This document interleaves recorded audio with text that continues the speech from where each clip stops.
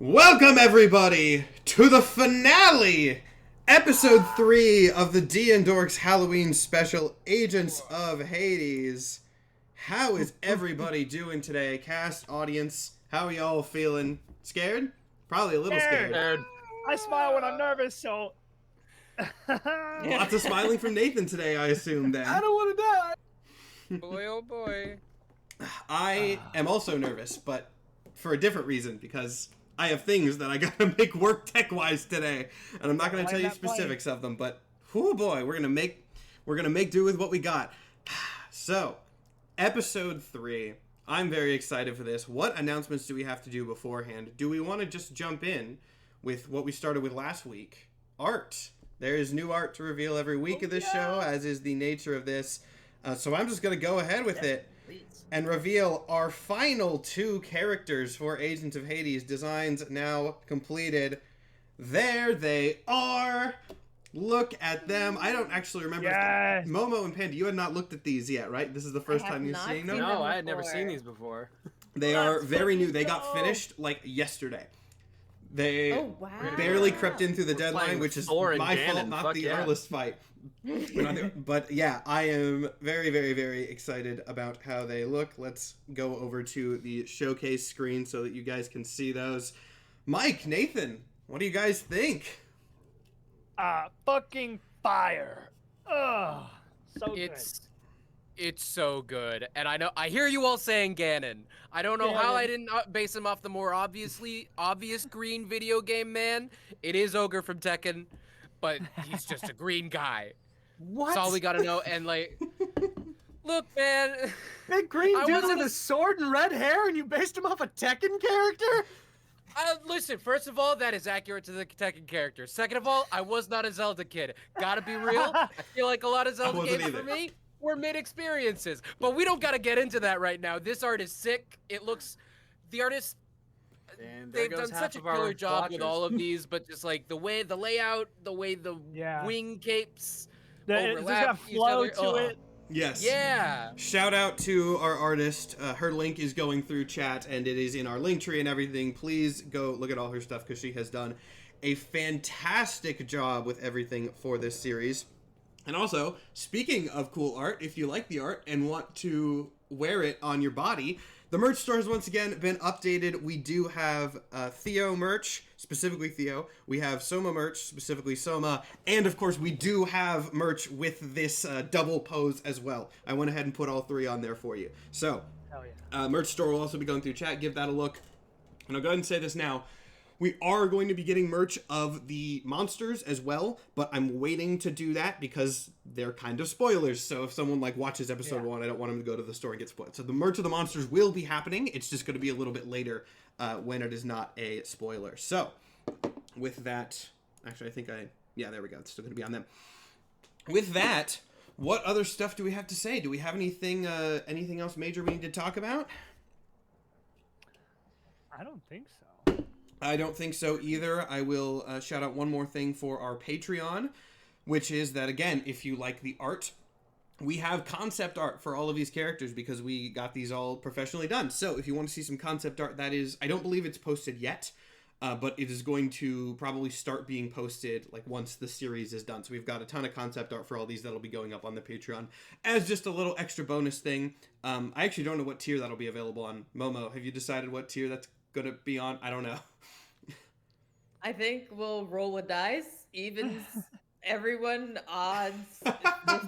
Yeah, we will determine how much it costs you with sheer luck, which this is a D&D show, so you can't complain about it, and we'll decide that later. Point is, it's going to be up on the Patreon, so keep an eye out for that. Does anyone want to take the recap for last episode? Someone's drunk as hell. He didn't know what was going on. I feel like I'll take the recap. I was about to say, I feel like if anyone does it, it has to be Lord Cringe. All right, let me just as a person remember what happened last week. All right, I kind of got it. So last time on Dragon, no, that's the wrong show. Agents of Hades. Last time on Agents of Hades, we ran away from the angels that were attacking what's the name of this world again? Oh my god, I Urkala. just absolutely slipped my mind. No, it's a weird name, but I pulled it from it's actual mythology, so you can't blame me for it being weird. I literally had it in my mind, and then it just slipped as soon as I had to say anything. Arkala. And we escaped to the underworlds, where there was food and gambling. I looked for skee ball with my new friend Soma Kitaro, and there was none at this facility called the Nine Hell. No, the Nine Hells is the name of the group. The Nine Hells is the gang. Dante's Paradise was the club specifically.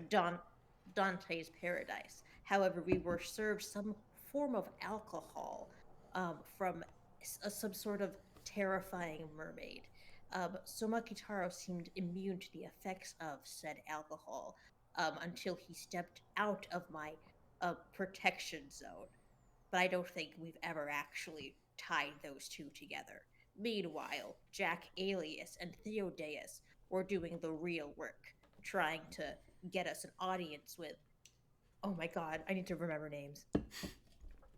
I mean, I feel like it's in character for Cringe to not remember the names of these weird things. So just throw something at the wall.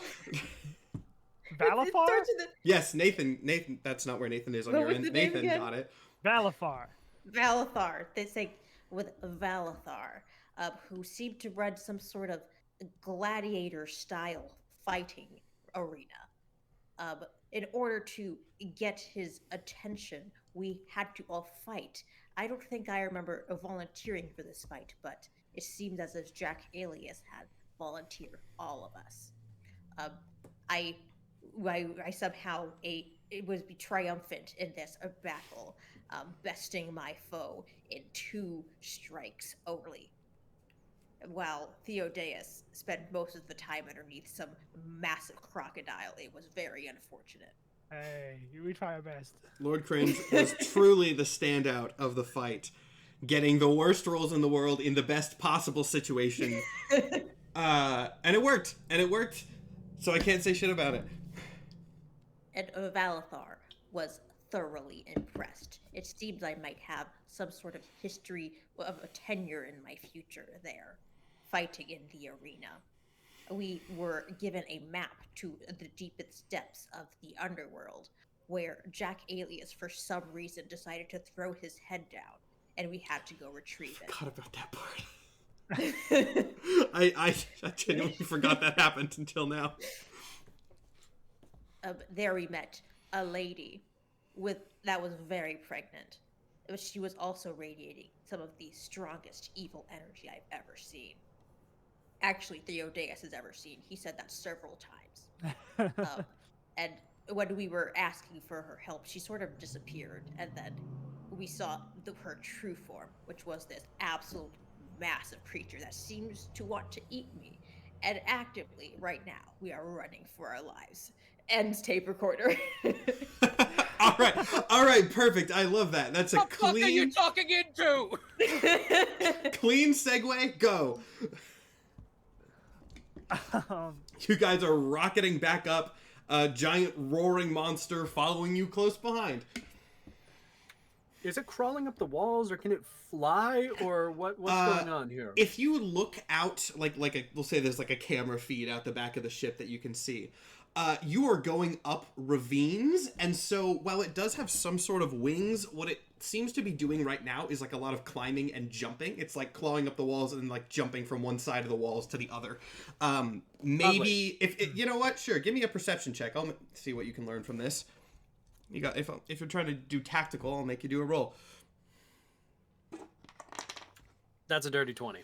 Dirty 20? Oh, yeah. You can see those wings flapping as it jumps, so presumably it has some use for them.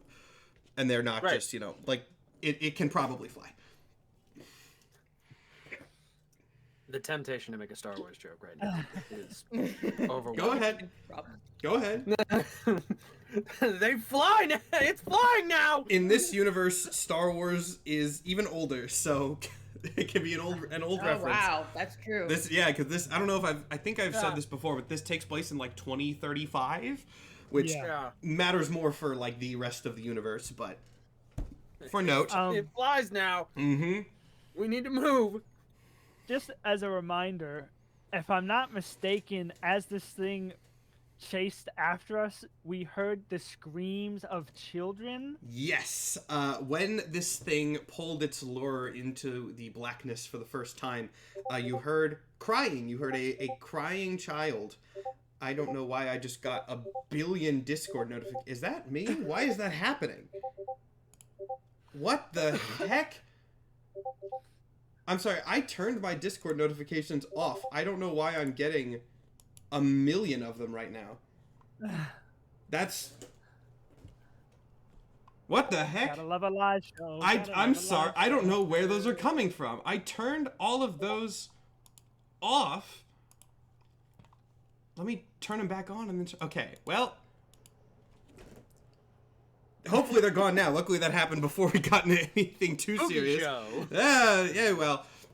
Anyway, time to get back to the spook. Yes, as this thing pulled its lure into the blackness, you heard a crying child, and then more, and then more, and then more joined a chorus of wails that all together sort of mimicked the sound of a howling wolf. So, yes, you were 100% so hearing as soon bad as stuff. Theo gets back onto like the main deck of the ship, he like basically collapses onto the ground, like hands on the ground, like on his hands and knees, and like is freaking out. He's like hyperventilating, like and just staring at the ground. He's really having a moment. I thought you were a mythical hero, man. Get up. He does not respond. He's just sort of down. All right, someone just saw their first demon. We need to move. H.A.D.E.S, did you die in some heroic way, or did you die of like something like polio? Heroic, Lord Cringe, please. Get away from him, child. I'm sorry, are we... does one of you have Discord notifications enabled right now? Are No. we Nope, and I don't hear anything. Yeah. I'm getting like a billion of them, and they're I off. They're hear him going. I've just unmuted the stream. I hear a bunch. They are off. I don't know what. Yeah, okay, I don't know let me where it's actively. coming from. I don't know why, because it's coming in bursts. It's like not doing it at all, and then it does like 30. I would rather this happen in the first 10 minutes of the episode rather than any other time, but I just messed with it again. Hope it's not happened in any previous episodes. I haven't touched anything. So also people are saying Nathan I don't think it's not Nathan fucking with Matt. Yeah, Come on now. I don't think Yeah, it's that- Nathan we all doing it have a in his soundboard. dramatic scene. Why would it be? Why would it be that anyway? Okay, I don't think it's Nathan. Continue. Yeah, he just goes, not now, not now, and sort of Give brushes him- you off. Give him a wide berth. The sounds continue, by the way, echoing on. Ronnie is back at the pilot seat, of course, going. Once again, as kind of happened in the first episode, he is zoned in. If you need to ask him anything, you can, but he is not going to initiate anything right now because Lamashtu is close enough that you don't want him to break focus. I'll put it that way. Yep. Overly casually, Jack's gonna walk up behind him and just like very, very casually lean on the side bit. Ronnie, you wouldn't happen to have like anything faster than our current speed? I'm fucking At working on it.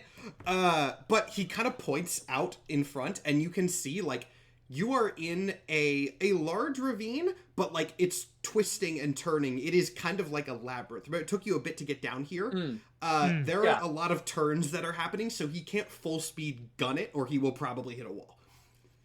Okay, do you have like a bomb we can drop out the back? Some big sort of gun? Anything heavy? He kind of turns over to you and glances at you. Again, you can't see his face through his helmet, but you get the sense that he's looking kind of sarcastically at you. He pushes a button on the board, and you hear an explosion behind you, followed by another howling wail that doesn't seem to be in pain as much as annoyed.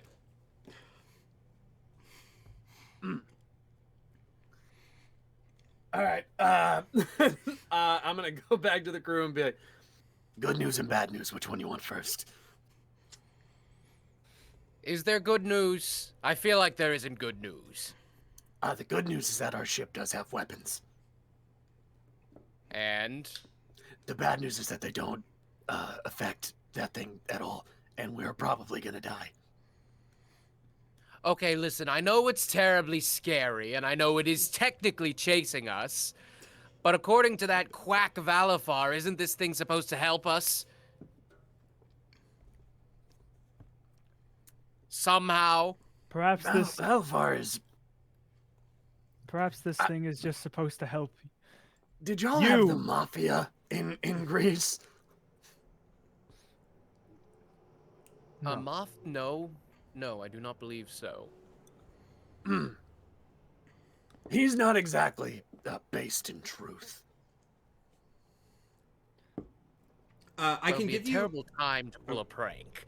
If you guys want to roll an insight check, I can give you some insight as to maybe what led you to this point. 23. All right. 23? Okay, that's enough. So, if you recall, Valafar and the Angels don't outright fight each other because of complicated contract stuff, but they're fine with indirect sabotage. And so you get the sense that Valafar maybe was like, oh, this thing might take out one of my enemies. Who cares about collateral damage? It will serve the purpose that it will, classic demon deal, serve the purpose they wanted, serve my purpose. Maybe it'll smash other shit, but... The secondary question. Do you guys have fishing in Greece? Fishing? Yes, Yes. we had fish. Great. What are you getting at? We're the worm. This ship is the hook. We now have this thing running up the tube. If we get eaten, it doesn't fucking matter. That guy was just making us a fucking bait. Once again, you get it directly on the head. Since you got that right, I'll give you another little piece of info. This is more of a lore drop than directly plot relevant, but people like those. As you're going through these networks of tunnels and caverns, they're very complicated and twisty. You get the sense Lamashu probably wasn't trapped here by any sort of magic or anything. It was just in a maze. And you are leading it out. Mm-hmm. So it was exactly that. I know something you're gonna get. You know that big fucking the Minotaur in the maze? Yes. Yeah, we're the yarn. We're the string. Could I have a moment with my cousin, please? Sure. And looking to Theodus, who is presumably still on the ground. Yes. He's gonna get onto his knees and say, "Now I heard you say, oh, maybe it's just here to help you. What makes you think I am remotely helped by one of the most capable warriors on this vessel being reduced to a puddle of feelings? I understand this is a pretty fucking weighty topic, and I understand I had a hand in that. A very intended hand, because you are a warrior, Theodus. You walked the path of the warrior all the way into Elysium. I knew you in life, for better or worse, and you were not flimsy. This is one more battle. Everyone you have fought, you have had people screaming in your ears in anguish. This is no different.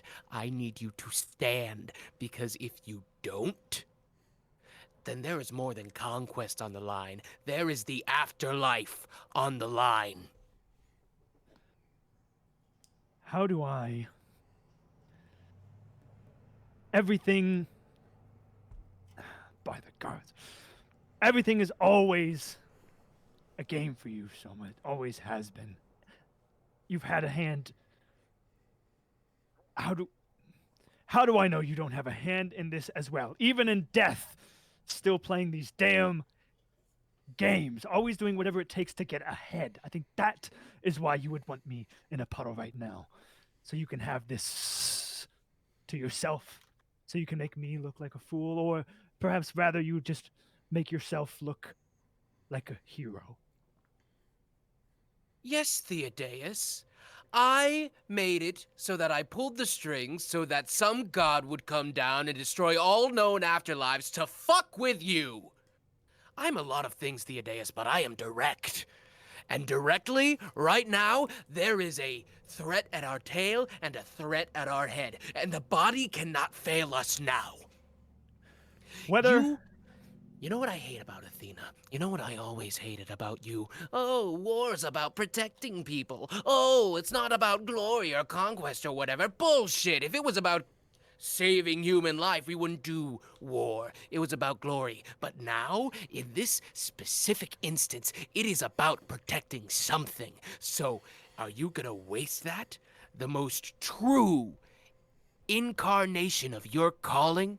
And you're just gonna lay here and miss it? I already lost everything I wanted to protect, Soma, because of you. And where did they end up, Theo? You lost it! Great! It was gone for a time. Where are they now? Somewhere here. And if somewhere here doesn't exist, neither do they. Forever. Forever. They already... Whether this is your doing or not, nothing changes the fact that when I hear the screams of that beast out there, I hear the screams of my boy. I hear Lucos. I hear the screams that he let out right before you struck him down, just to get an edge up. That's what I hear. And yes, they're here. But you know something? I tried to visit them. They weren't warriors when you killed them. Lucos and H.A.D.E.S, if you even know their names. They were my wife and my son. They died as civilians. They went to the fields of Asphodel. Do you know what happens to people when they go there? They're a husk of what they once were. They don't remember anything. I got sent to Elysium, but it might as well have been Tartarus without them there. And that's your fault.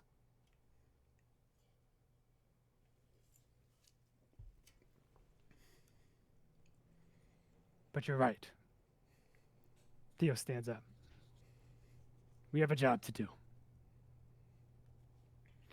And he walks away. And the pieces fall into place for the audience.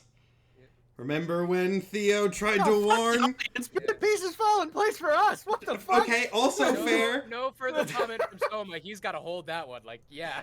Remember when Theo was warning Lord Cringe not to get too close?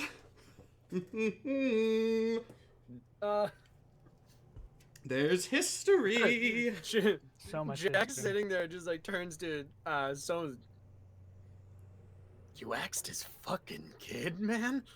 From the cockpit you hear, he fucking what? Oh, it was Greece! It was normal! It was great.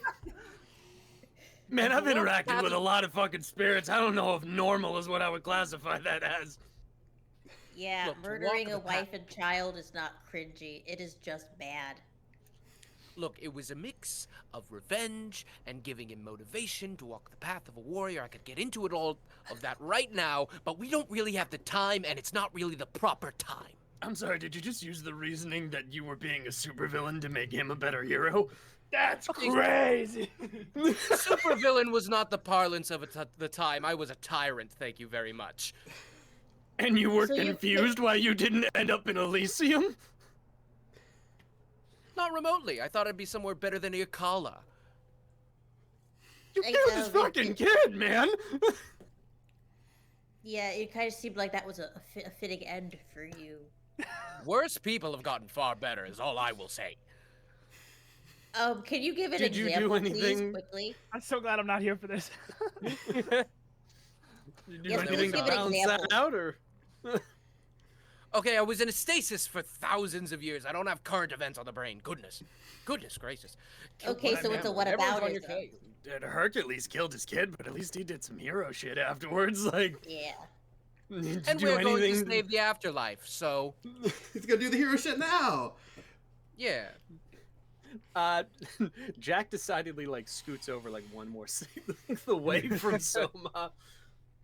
Well, it seems we, gentlemen, we are about to go into a battle with an archangel and whatever that is actively chasing us.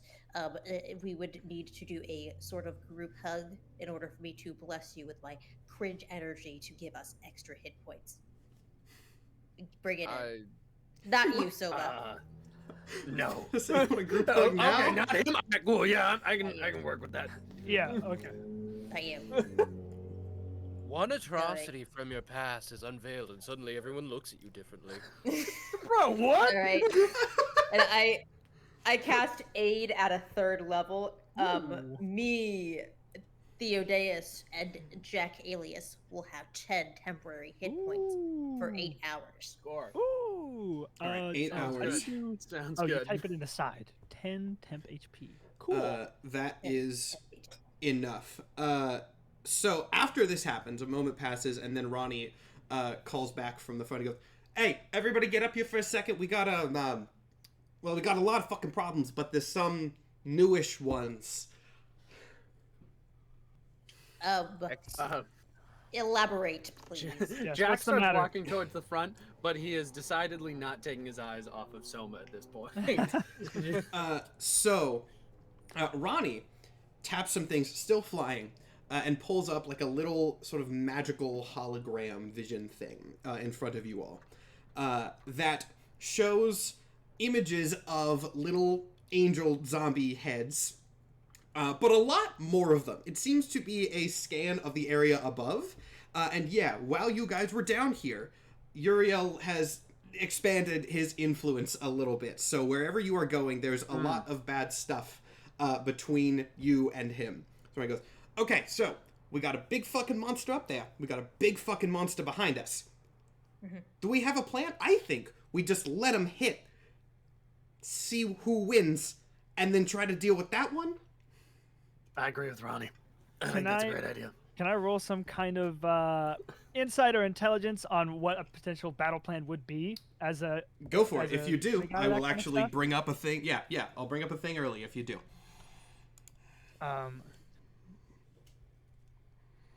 I got... Am I doing insight? Also, someone in chat said angel zombie heads. Is this the same as the mutant ophanim? Yes.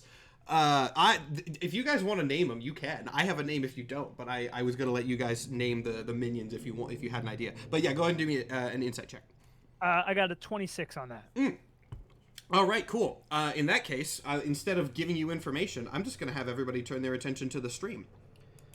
So here's a little bit of extra info for you. That's the Soma Theo art. But on Ronnie's layout, you see this. You see a map of Urkala with several sort of hot spots of activity on it. And above, there's Uriel. And below, there's Lamashtu. So this is your battle plan for the episode. There are hot spots, there's a boss, and there's a boss. This is what you guys are working with, and you guys get to decide the specifics of your plan from here. So right now you are probably around here, around approaching the area from the bottom. There's a lot of things happening. There's a lot of collateral damage that could happen if you guys don't step in. But from here, this is the information that you've got. If you have more specific questions, feel free to ask me. But this is what you're working with. So are we fully able to just let the two big ones start fighting while we hit the hot spots? I mean, it certainly seems like that. You're gonna have to find that out for yourself. But there's this is literally the readout that Ronnie is showing you. There are hot spots of enemy activity. There is a monster approaching from the bottom, and then there is Uriel at the top.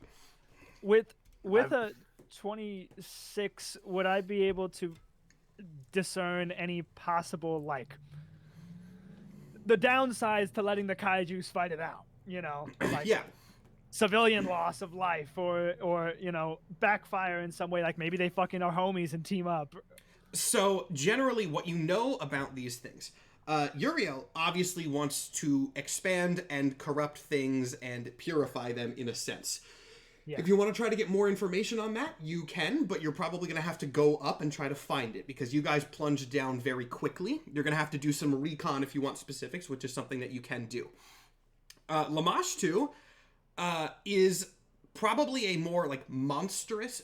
think of it like Uriel is going to be corrupting the civilians and attacking the populace directly. Lamash 2 is going to probably smash through as much shit as she wants until she gets her way. So there's loss of life both ways, but they're probably not in the same way because Uriel wants conversion and Lamash 2 wants to eat shit. So that's what you've got. Let's send this foul beast to eat this foul angel. Sounds like a plan to me. Yeah, that kind of sounds like the best course of action if I'm going to be real. All right, so Ronnie kind of looks up at the map and goes, okay, so yeah, I mean, I don't disagree with that, but then points at all the sort of danger zones. What are we going to do about this shit? Because there are people getting fucked up in all levels of this. I would say let's just exit stage left as soon as we can. Yeah. Take a hard left, get as far as we can, take a hard left so it goes straight up and attacks what's ever on top of it, and we'll handle what's over there and hope that this thing doesn't follow us. Yeah. Okay, second I get a straight shot, I'll gun the engines. And he goes back to piloting. Can I do like some sort of, I don't know what role it would be to see if, because I know that this thing apparently really likes children. Is there any way I could roll to be like, if we leave with me, is it literally tracking me as a child? Mm-hmm. You can make a roll to find out. I would probably do an Arcana roll, if anything. Oh, right. I have a +1 to Arcana. That is a 10. Actually, are you... Okay, important. Are you saying this out loud? Because there's some insight that Ronnie might provide, but... Yeah, I mean, yeah, I'll say it out loud. All right, sir. So Ronnie goes, I wouldn't worry about that. I have been running this ship for thousands of years. I have put every fucking magical protection I could get my hands on it. That's the only reason that we have not gotten blown up by those angels and that weird song thing that corrupts them is because no one can get in this ship. I don't think you're going to be able to track through it either. And also, that is another fact. The riverboat, super heavily locked down on magic. It is a safe zone, essentially. They did see us get in the ship, though. They did get in, but not magical tracking. Right. Okay. In that case, we can probably lose it. Like, if we are crafty enough with how we maneuver, we could probably lose it in the ravines and let it just shoot up while it's attempting to follow us. Yeah. That could work. So is that maybe the plan can be get it to a level where the only place it can go is the exit, and then we'll exit to the nearest place where we can go and help some people. Yeah. Because we don't want it to get lost in the tunnels and then the angels become more of a problem. Get it to the last possible place that we can pull off, and it will go as far as up. we can. Yeah. Gotcha. Sounds good to me. Yeah. All right. So hearing that, Ronnie starts piloting you, presumably with that in mind. But as he does, it's going to be a couple more minutes before he gets there. He kind of turns his head. If there's going to be a few more minutes, can I spend 10 minutes to cast Find Steed? Find. Sure. We'll do what Ronnie was going to say, and then we'll say you're casting it at that time. So in 10 minutes, you'll have a steed. Oh, wait. I was going to have... Mike has stepped away. But what Ronnie was going to say was...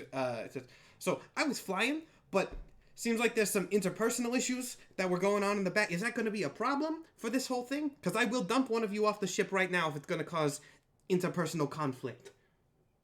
No. Let's handle this. Are you sure? We can do any dumping after we save lives. Look, I'm no stranger to murder. I would not fault you for dumping that guy. It's usually not something that people can handle without emotions getting involved. Emotions getting involved, for lack of a better word, is how I got dumped by Soma in the first place. So I'd rather just handle it later. Okay. Okay. He kind of, Ronnie, like, turns around and his gaze kind of lingers on Jack for a second as if to say, like, I agree with you in this situation, but we'll see what happens. We'll watch. Yeah. I give him a slight, like... As much as it pains me to say, he is powerful. He did slay me. So that's But what's up. Mike, while you were gone, Ronnie basically asked if there were going to be any interpersonal issues that could distract from the task at hand due to the conversation he half heard earlier. Both him and me, we both voted you off the island, but we got overturned. Anyway, Sorry, I zoned out. I'm staying. we can jump forward to Momo. You said find steed. How exactly is that gonna play out? I've been trying to look up stats because it says you could have like two, either like what is it? You could have a war horse, some sort of mastiff, or let me see if I can find it. Yeah, a war horse, a pony, a camel, an elk, or a mastiff. And I wanted to flavor one of those as either Charlie the Unicorn or Nyan Cat, but I could not find stats for. You couldn't find stats for Nyan Cat, really? I'm sorry, what? Really? Gasp! I'm That's not I just tried. online. Listen, there was Nyan Cat 3.5e, but not 5e. So those are similar enough. did Just exist use at a that time. one. Just use that one. It's most of it'll probably work. So I think I'll use Nyan Cat as my Okay. steed. So, does that just sort of manifest? I can read it. It says, you summon a spirit that assumes the form of an unusually intelligent, strong, and loyal steed, creating a long-lasting bond with it. Appearing in an unoccupied space within range, a steed takes a form that you choose. Your GM might allow other animals to be summoned as steeds. The steed has the statistics of the chosen form, though it is a celestial, fiend, fey instead of its normal type. Additionally, if your steed has an intelligence of 5 or less, its intelligence becomes 6, and it gains the ability to understand one language of your choice that you speak. Your steed serves you as a mount, both in combat and out, and you have an instinctive bond with it and allows you to fight as a seamless unit. While mounted on your steed, you can make any spell you cast that targets only you also target your steed.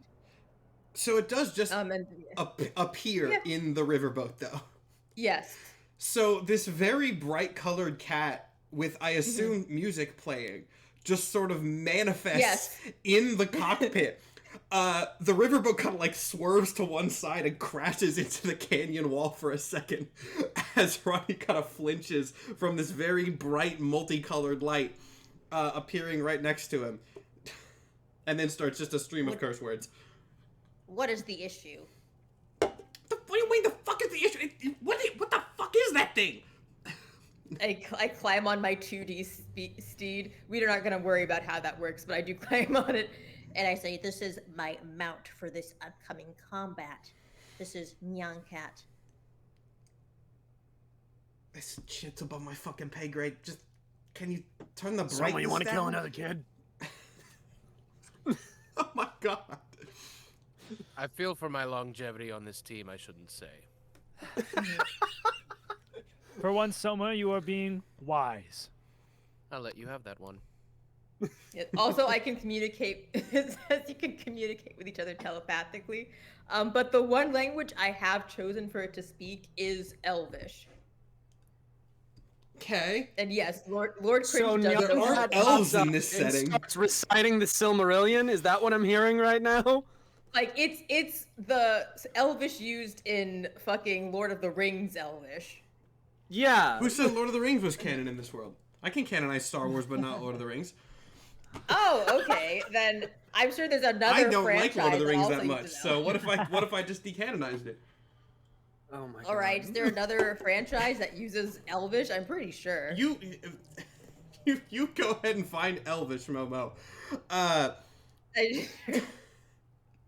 Yeah, Overlord there's at it. Elvish that exists in some IP I am unaware of. I'm sure. They must use Elvish in Game of Thrones, right? No, I don't think they have elves. There's no elves in Game of Thrones. I They know have nothing about that Targaryens, but franchise. that's the closest. Absolutely. Okay, you know what? I've decided, and then we need to move on to the monsters. But Dungeons and Dragons exist in this setting, and it is explicitly a fully fleshed out Elvish language from Dungeons and Dragons, which is in universe a tabletop game.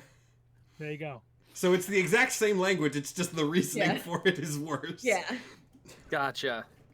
Perfect. that's exactly what it is. Perfect. Okay, so after a little bit more flying, without any warning, Ronnie suddenly shouts, "Okay, everybody brace yourselves!" And then hard right turns the riverboat with, again, not enough warning for that warning that he gave you to ever actually mean something, diverting very quickly into a side canyon that Lamashtu then passes by, continuing going up to the surface. By the way, if you look out the windows, it has gotten a little bit lighter outside, which is concerning because of how far down you are. So, after a moment on the smaller canyon, you do pop out in the more civilized area of Urkala. So you are out of this labyrinth of tunnels at the very bottom, though you are still in the old section. And yeah, you can see things are very bad out there. It is not the super, super, super bright sky that is at the top, but you can tell that that is coming. You can see a lot of activity above you. There are angel monsters flying around, corrupting people, the whole deal. So, with that in mind, this is basically a sort of... This is how the episode is going to be structured, is the monsters are going towards each other. You guys have a certain amount of time that I will not say until they collide. You have until they collide to prepare for this collision as best you can. If you want to try to figure out things that will raise the odds of you inevitably coming out successful in this victory, you can do that. If you want to try to rescue civilians and do superhero shit, you can do that. You have time now to... This is like the video game thing where it's like, you know, there's no turning back if you start this mission. You have time before you do that. Use it wisely. So what are you guys thinking is the plan? And if you want to ask Ronnie or get any insight checks as for your plan, feel free to ask and I will provide some insight there. I'm going to call my mom. You're going to call your mom. It is a new day. I can try a divine intervention. You can request your deity's aid, roll percentile dice. If your percentile is equal or less than 10, your deity intervenes, and your DM chooses the nature of the intervention. This could actually be helpful. I know already what the answer to this will be if you get it, so good luck. Hopefully you get it. Come on, Nathan, I hope Mom. you know, I feel so bad for making fun of your character so much up I until hope you this feel like point. shit, man. Yeah, I feel like shit. This poor traumatized man, he's Yep. Very traumatized man. calling him a mama's boy this entire time, and I'm like, oh, Because that's fuck, the his only living family member he has left. Oh, In my God. defense, Oh, it is a no. good thing to be a mama's boy. And Don't worry, I made fun of the mama's boy thing way before I killed his family. it's fair. Don't game. worry, he was like that beforehand. Don't blame it on the trauma. He's just weird. The call does not go through. I got a 66. Unfortunate. Dang Do you have any other ways of contacting? Or if you I come have up with... augury that Yeah. I could also ritual cast if we have like the time. Actually... If we It only may, takes 1 minute. I would like to posit something. Mm-hmm. Lord Cringe's whole thing is to be cringy. I don't know if there's anything cringier than calling your friend's mom for help. That's wild, but because this could actually be helpful and there is some information that you could gain here, I will allow you to essentially cast the same thing that Nathan just did. If you want to try again, which is basically just roll a percentile, or I guess it's really just a D10, and if you get a 10. That is true. Well, it technically is a D100. Well, it's a 'Cause 10%. 10 or It's a less. 10% chance, so it's it evens Yeah. out to the same mathematically. Okay, so then I'll just roll a D10. Yeah, that's easier. And I just have to roll a 10 or a 1? 10. We'll say 10. All right. Nah, damn it! I rolled a 1. Another 1. God, damn it! No.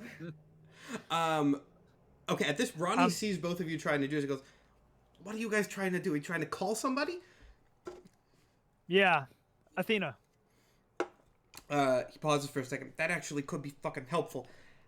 What are you doing to do that? I can try to route it through the riverboat systems. It's not going to be as fast, but I might be able to set something up so that we can get a message out and then a response in a bit.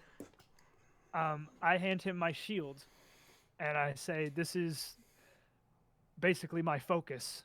My connection through Athena is through this. So I don't know how you can. It's an arcane object. You might be able to plug it in somewhere. I don't know how this works." I've never used a fucking shield as a phone before, but he just kind of like looks at it for a second, and then takes one hand away from an oar, summons some like dark murky water, and kind of just like makes like a watery sort of wire from the shield to a port in the console. It goes, "Okay, I'm gonna try to amplify the communications. Give whatever message you want, and maybe we'll get an answer in a bit." Basically, I'm saying you might get a delayed answer later. Is this like another shot at straight up divine intervention, or No, I can do like augury here? Ronnie is sending out a message and is going to try to route that through the riverboat system so that it can get through the block that Uriel has placed on the area. Yes. But that will take time, so you have a message that you can send out. The message will basically be, "Hello, Mother. It is I, Theodus, your favorite son. We have a lot of people that need saving right now. Could use your counsel or guidance. Call me back."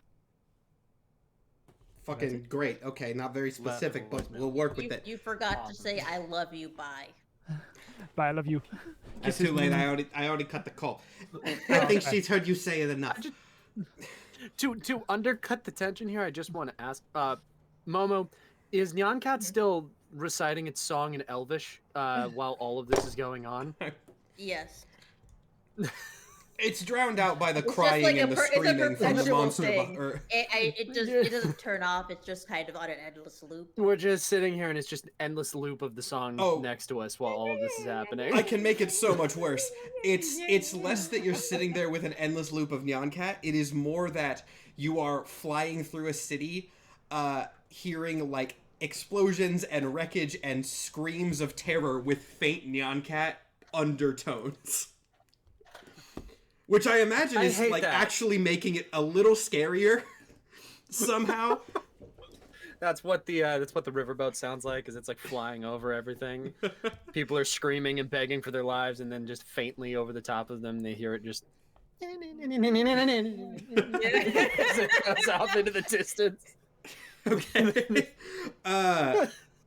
Anyway, so you guys might get a message from Athena in a bit if Ronnie is able to successfully do this call, which I am going to have him make rolls for as we go. Do you guys want to try to get any more information from anywhere? I should also say, the riverboat is fast enough that you don't necessarily have to go bottom to top. You can go and you could go to the wreckage of the agency if you wanted to check stuff there. You can go back to Dante's Paradise. You can check anywhere. And again, if you don't have ideas, I can provide some as the DM, but you guys have first call. Thing is following us, though, right? Not anymore. No, you diverted, and it is now going straight up. Yes, it is now going straight up. We already did it. Got it.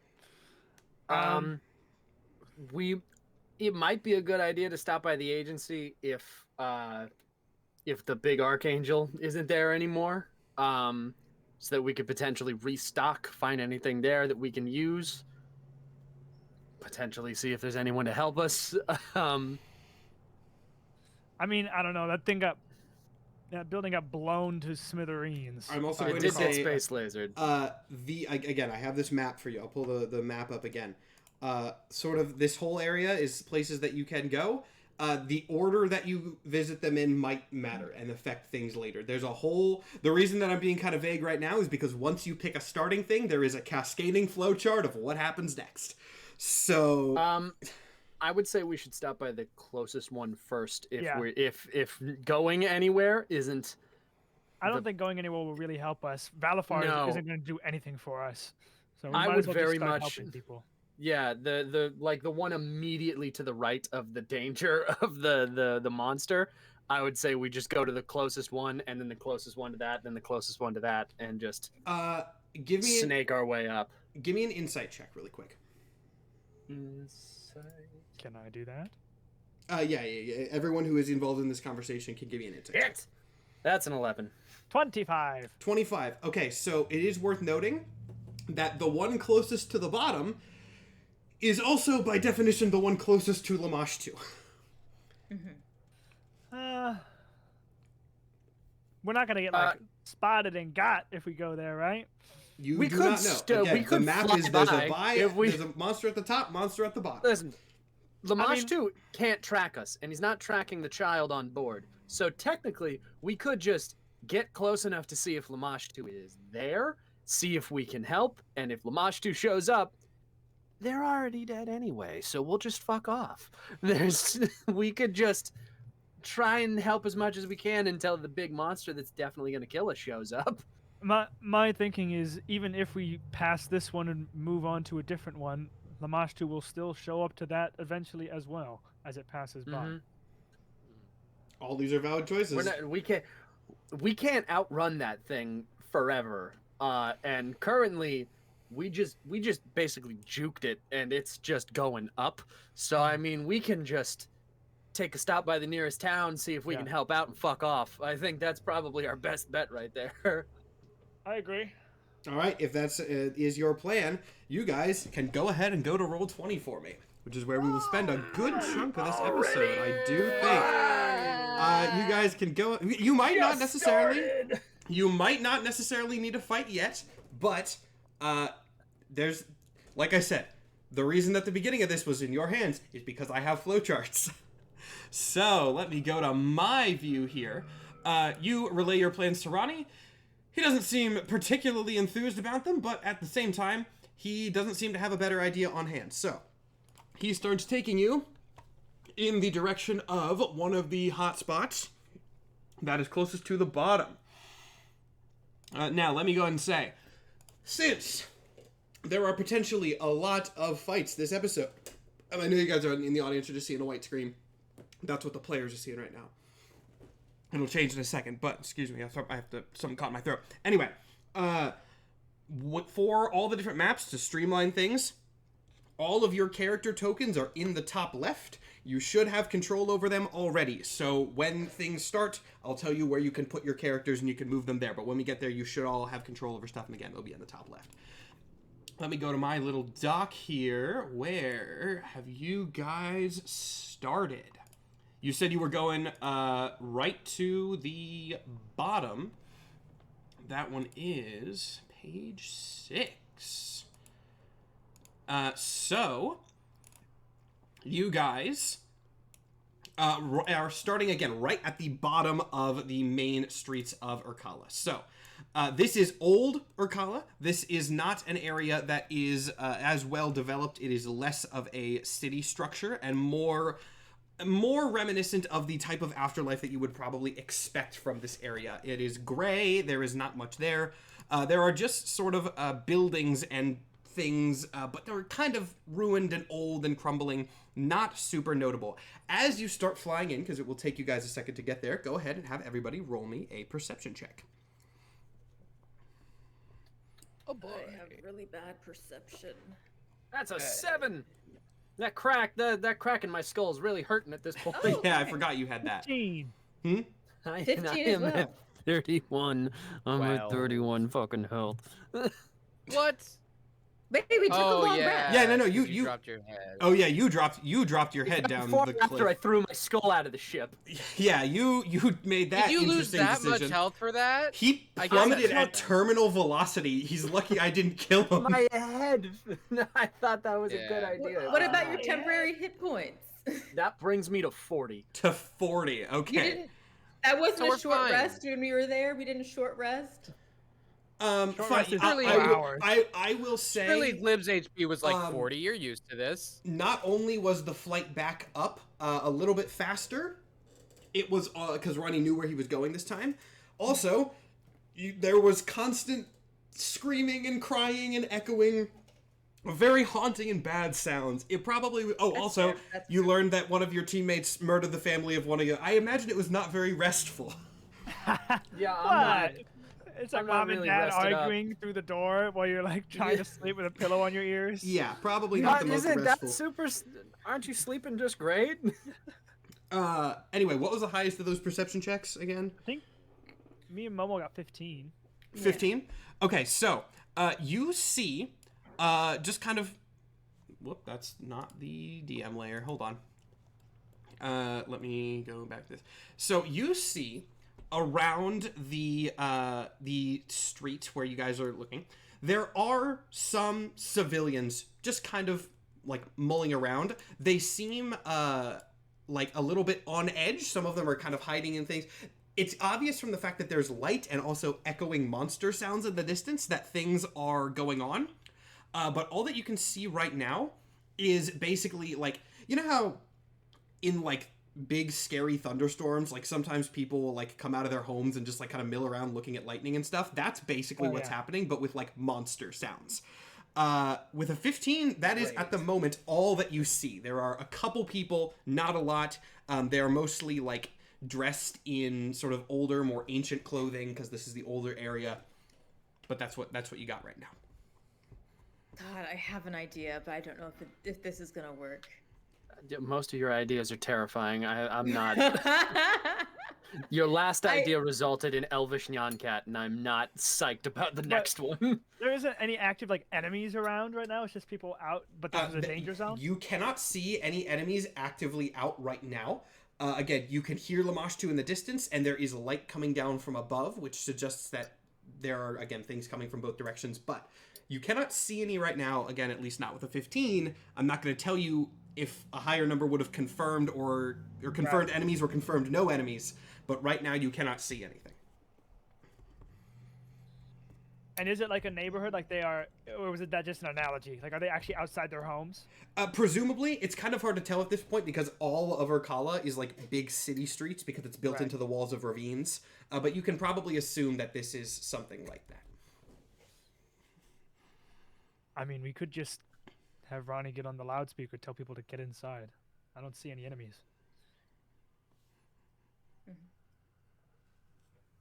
That's your call. Isn't it the song that changes them? That's also true. Ronnie did say that. Is it this one? Ronnie said that. I believe it was very casually mentioned. Yeah.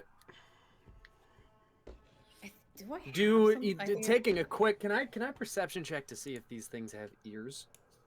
These things Like being the these- civilians? The civilians, are these like mostly humans or You don't even need to perception check that. All of these do seem to be humans. These are probably Mesopotamians. Like, these are some of maybe the first residents of this place. You are very I absolutely have an idea. My idea is going to like put wax in your ears like the sirens and get inside so that you can't hear them. What's your idea? Because I'm terrified to know. I wanted to bring Nyankat right by the speaker so it's just super fucking loud. So even if the sound of the angels was going on, they couldn't hear it over the Nyankat theme song. Does Lord Cringe say that? Yeah, well, yes. Does that pretend I did that on the Lord Cringe voice? Not a terrible idea, but that would require us to. What are you talking about? Hold on. That would require us to stay here, and we have other people to help. Well, at least they would be very annoyed by the sound, and they would go inside. If they're inside or outside, it doesn't change anything. If they can hear that, they're fucked. But if they are also Mesopotamian, they would understand our commands in the common tongue of English. I wouldn't understand ancient Greece. I can talk to him. Have you learned English, Theodus? That's a question for Matt. No. As far as you know, it kind of just sounds like everyone's speaking Greek. I didn't learn English. I've been talking Greek this whole time. Oh. I thought you guys How just do I knew s- Greece. Surely, We're Is that dead. I don't know what era you guys are Everybody from, but surely understands each everyone other when they're dead. speaks Greece, right? We were like a major empire. Everyone speaks the same fucking language down here. It was a spell somebody cast a long fucking time ago. Makes shit a whole lot easier. Oh, let's see. I can only use Uh, command on one person. Can I like look down and see if there's anything like? Since these are ancient people, I'm like, sirens, wax, anything that you can put in your ears. Like, is there clay, wax, cotton anywhere around, like in the fields or anything down there? This is again not like a field. This is still like a city. Right. Everything in Urkala is these sheer cliffs.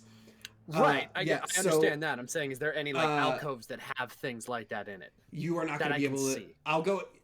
You're not going to be able to tell. Presumably, because people are living down here. But that said, everyone, give me a perception check again. Oh boy. Shit. Ooh, bad rolls. I don't like 13. that. Motherfuck. 10. 12. 11. Let me do a roll here. Okay, well, that's good at least. Without any warning, Ronnie suddenly jerks the ship to the left as you guys are just sort of hovering. And off to the side of the ship, you see a black, red, and white form rocket downwards. That it was definitely going to hit you if Ronnie had not rolled high enough on that perception check. Is that what I think it was? And looking outside, yeah, that was 100% one of Uriel's minions. Which I do have not like custom art, but I made a quick model for them. Well, Look at them. Look at them. that's a shame. Biblically accurate angel in combat tech gear. Yep. Yeah, Poor actually, if bastards you down if there. you look more specifically, this was probably an agent.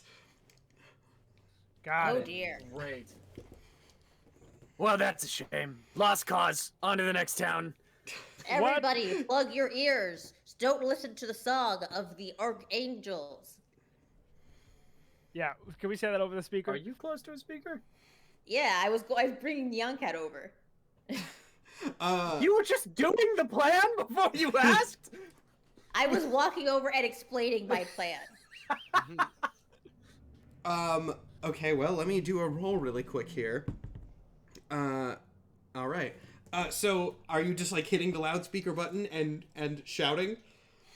Yes. I'm saying, plug your ears. The sound of the angels will change you. And then I also put the neon cat over it so that if they decide, oh, I'm not going to do that, now they have to listen to the neon cat. And hopefully that encourages them to plug their ears. Okay, well, you know, It's a well-engineered play. You know- you can't deny that. you know how people make that joke where it's like, I think if I went back in time and gave a Red Bull to a Victorian child, it would kill them. You are playing Nyan Cat at max volume for a bunch of Mesopotamians. And it kills them? They're not. It doesn't kill them. But Oh, okay. they're like, everyone starts panicking. Everyone starts panicking. That did make the situation far worse. As these very ancient beings start hearing this, like, this angel shoots down from the sky, and then they start hearing Hatsune Miku, essentially. Very loudly, and everyone just starts running around in panic. Jack's But gonna look can they over hear the at Lord talking? Grange and just, good job. That really seemed to calm him down. I want Can I everybody ask- else to make a perception check, by the way. Again, Hey. Another. Oh, that's good. That's 21. 21 is enough. Looking around, through the large front windshield of the riverboat, you can see some brighter dots in the sky rapidly approaching that have turned towards the ship, seemingly at the onset of the very loud sound. So did we not consider the fact that lighting off a loud-ass noise might be a beacon? Ronnie, No, we were just trying to make sure that nobody got changed. after a moment of dodging these rapidly approaching monsters, Ronnie slaps a hand down on the console, turning off the loudspeaker, turns around to all of you. You guys aren't very fucking good at this superhero shit. Well, was anybody changed? Exactly. We all died. Of course we're not good at it. We failed, every single one of us. That's why we're here. Well, technically, Soma Kitaro did not die because he was bad at being a hero. That one died Right, and we went got to fucking 3 failed Elysium. heroes and a supervillain. It's true, I died. Yes.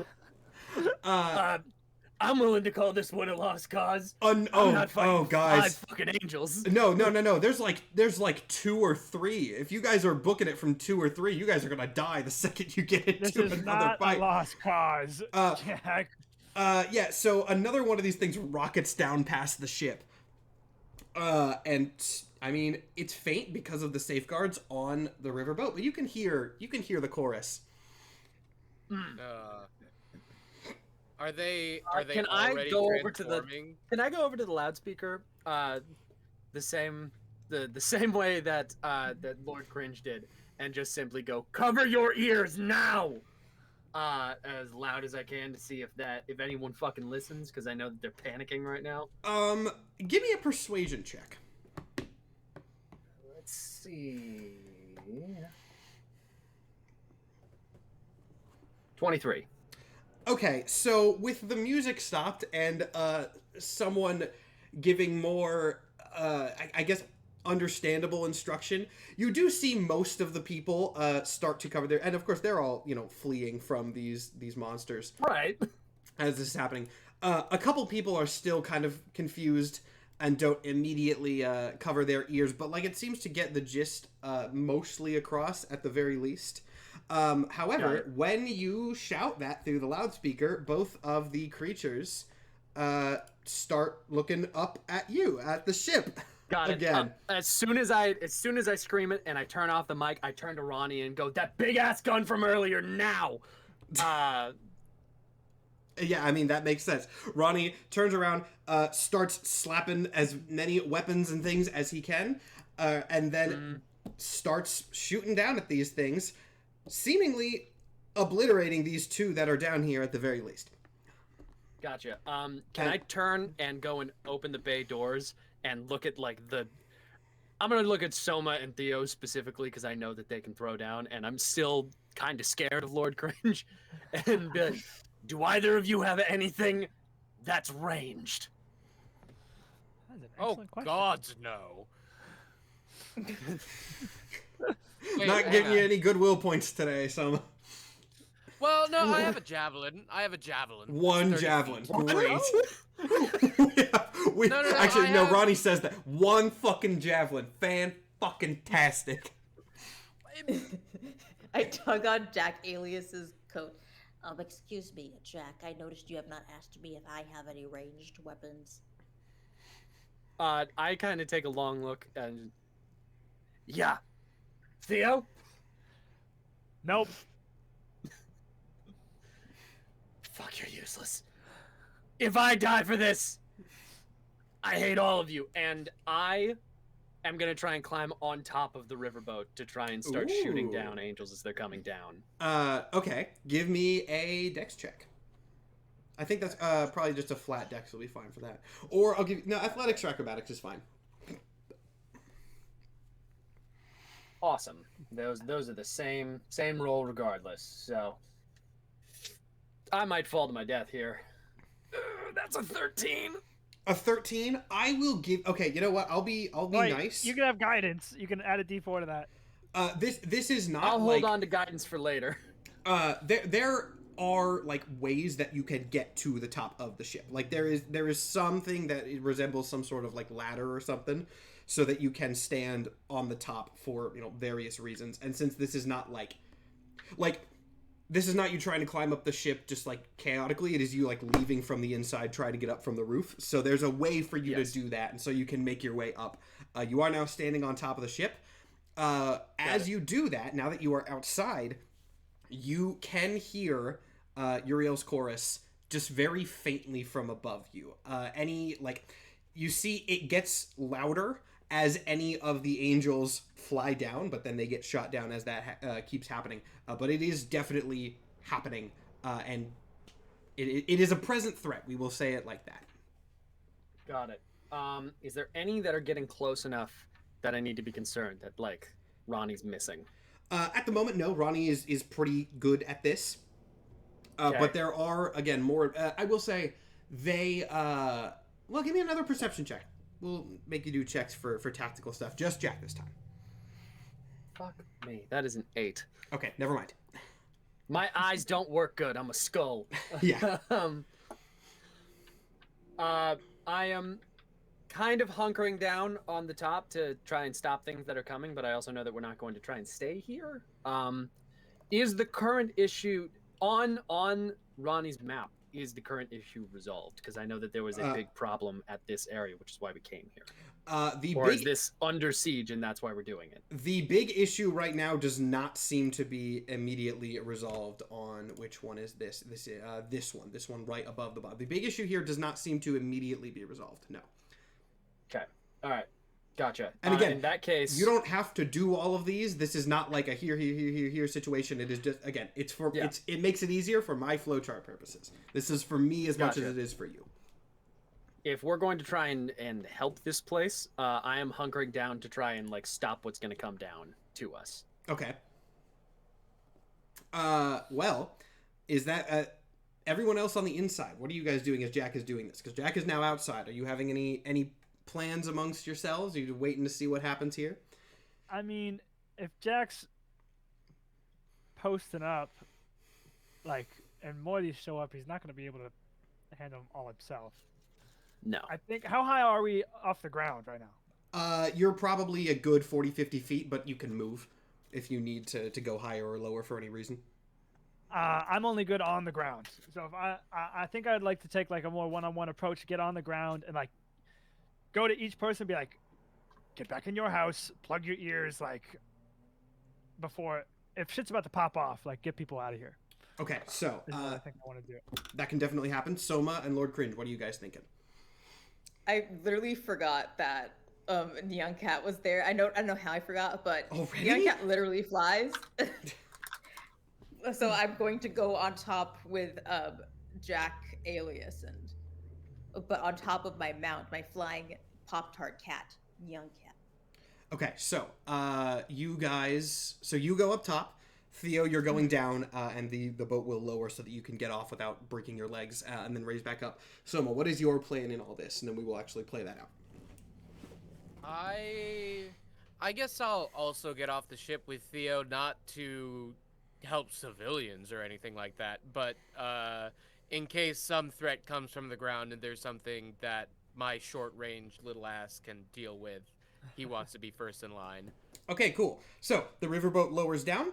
You guys hop off. I will go. You can move yourself, within this range where you would like, but I will go ahead and put you two on the actual ground in this map. Where is the player view? I lost the player view. There it is. So you guys come down here, and yeah, feel free to put a little marker on your guy if you would like to make it a little bit more noticeable on the map. I know the background is also gray. However, Theo, make me a charisma save. Charisma save? A charisma save. That's crazy. Well, that's a nat 1. God damn it. Oh, shit. Son of a bitch! Oh, shit. I'm kind of going through it right now. Okay, so, oh boy, okay. Well, I wasn't expecting to have to do this, but with a nat 1, everyone but Theo, take your headphones off. Wow. I wasn't even expecting that. You can just, I think you can mute. Or you guys can deafen yourselves as the yeah. point. I forget that we have that as a tool. Don't listen. That's the point. Where is the deafen? If you... Oh, no, I see it. Sorry. Yeah, there you go. Okay, so, Theo. Soma charges off the ship. You see him kind of charge, just seems normal. He leaps down, starts going. However, when you get off, you realize it is very, very bright outside. It is notably brighter than you thought it was. And in the sky above you, which again is like a sort of narrow window of sky because you're at the bottom of this, you see looming in this sort of horizon, Uriel. Have you seen Eternals, the movie? Yeah. You know that scene at the end where like the celestial is like looming in the sky? That in like the skyline, you see Uriel. Love that. Do you have a it doesn't say anything immediately, but you do see him there. Do you have a response to that first, or he wasn't there before? Like I know he wasn't there before, but you now did. he is. You did not see him while you were inside the ship. You stepped out, and it is brighter, and you can see the form of Uriel up there. Like really far away, or like fucking up in my. He is large and in the sky. Again, it's the scene like in Eternals, where there's the celestial up out there. I mean, I see that, and I go to. As far as I know, nothing's wrong. So I go to help the people still. That's what I want to do if I can. Okay, so you walk out to start helping the people. Notably, the people no longer seem panicked. They are also looking up at Uriel in the sky and seem remarkably calm. Do I also feel very calm? I would say right now you feel the same. Okay. I approach the closest person and say, like, you need to get inside. It's dangerous. Cover your ears. Get inside. The person laughs, not in like a creepy way, like you would laugh at a joke, like, oh yeah, right, it's dangerous, like seemingly genuinely. Yeah, it's dangerous. At that, the person kind of turns and looks at you quizzically, just sort of unconcerned before gazing back up at the form in the sky. Don't look at that, look at me. It is dangerous. Cover your ears and get inside.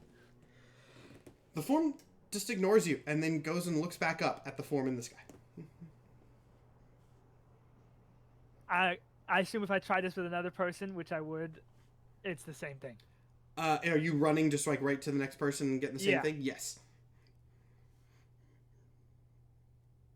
I look at the thing in the sky. Mm-hmm. And go, why are you doing all this? It repeats the thing that that it said at the end of the first episode in a very ominous sort of angelic chorus of voices that I wish I could replicate but cannot. It says, every knee shall bow and every tongue shall confess. And after that, you hear a scream of pain from beside you. Is it the person that I was just talking to? Not the person. It is Soma.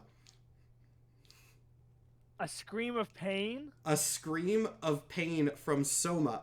And if you look over, you see a beam of light, like a holy golden spotlight, beaming down from the sky, hitting Soma and seemingly burning him away. You can see red glows start to cover his form. Fuck. Ah, son of a bitch! And I would like to place my shield in between this light from the sky, like overhead of Soma, or like, yeah. You want to? Okay, so you're going to defend him from this. Yeah. Okay. You go and you place your shield over Soma, blocking the light, which ceases the burning. Notably, Soma does not like react to this; just kind of like freezes once the burning is done. However, at this, the light all around you becomes brighter.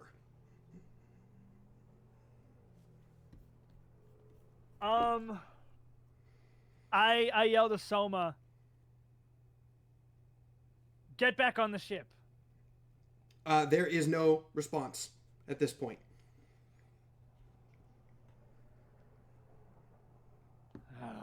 Son of a bitch. Also, the chorus gets a little bit louder. When, as the light gets brighter, the chorus gets louder. I can still move about freely though, and nobody else is screaming. Just Soma was. Just Soma right now. Yes. However, I need you to make a check for that. You start to feel a slight burning as the light gets better or brighter. And I'm still blocking a majority of it with my shield. You are still blocking a majority of it with your shield. It continues to get brighter, and as it gets brighter, you hear the voice from on high speak once again, saying, this time, only one who does the will of my father shall enter the kingdom of heaven.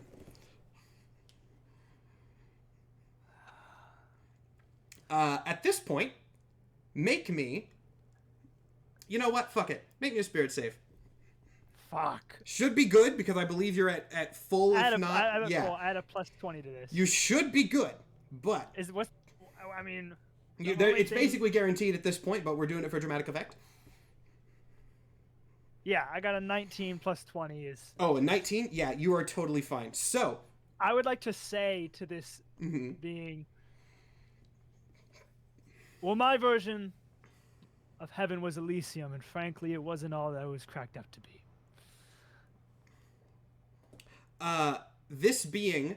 Actually, it does not speak... you, with your 39 spirit save, you can hear the chorus twist a little bit, becoming slightly less angelic singing and get a little bit more sort of tormented scream in it. And with that, you see your vision go entirely white. But not as if the brightness has consumed everything, because it quickly fades, and you see a vision. A vision of the people from Urkala who have been sort of corrupted into these angel things, suddenly appearing in various a place that you don't really recognize, but it reminds you a little bit of Elysium. It seems good. There is light pouring down from above. The streets are paved with gold. You have a pretty decent idea of what this is, even not knowing the nature of angels. And when these people appear, their heads go back to normal, and their wings return. Make me an insight check. Is Soma with me still? No, just you. That is a 30. A 30. Okay, so you see, as you're looking around, a family. You see what seems to be a father, a mother, a child, all manifest in this place at the same time. And then look around in confusion, and then look at each other with confusion. And you can tell, by looking at them and their appearance, while they clearly came from the same place, they are dressed similarly, they arrived at the same time, you can tell from the way they're acting, they do not remember each other. They are strangers that have just appeared next to each other. So, I'm now in at least a place that looks like Elysium. And there's now what is a failed attempt at looking like the family I once had in front of me. Not you, necessarily. This is a family that you do not recognize, that once they have appeared here, they have gotten uncorrupted, but don't... Like, again, the reason that you know this, you have seen your family in Asphodel. You can recognize the signs of people who have lost their memory. That is what you are seeing right now.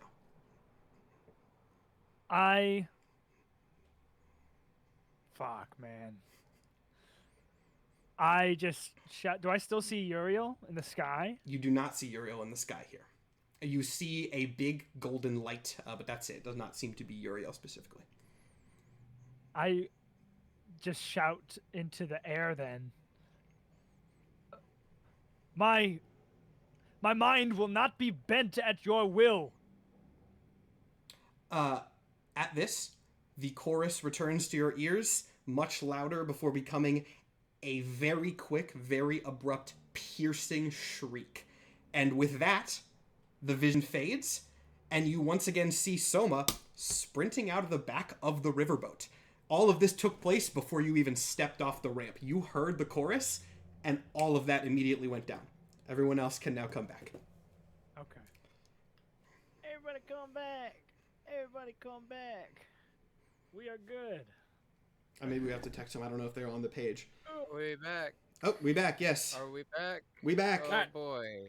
I'm back. That was a minute. I'm sure everything went well, and the status quo is just as it was when we took off our headphones. Everything's Everything fine. is Yes, I'm sure actually nothing fine. has happened. Uh, Nothing of yeah. import. No time has passed.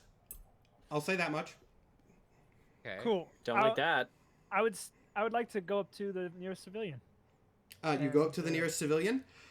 They are clearly confused, seeing this Momo's armored. not back yet. Huh? Momo's still deafened. Oh, is Momo still deafened? Yeah.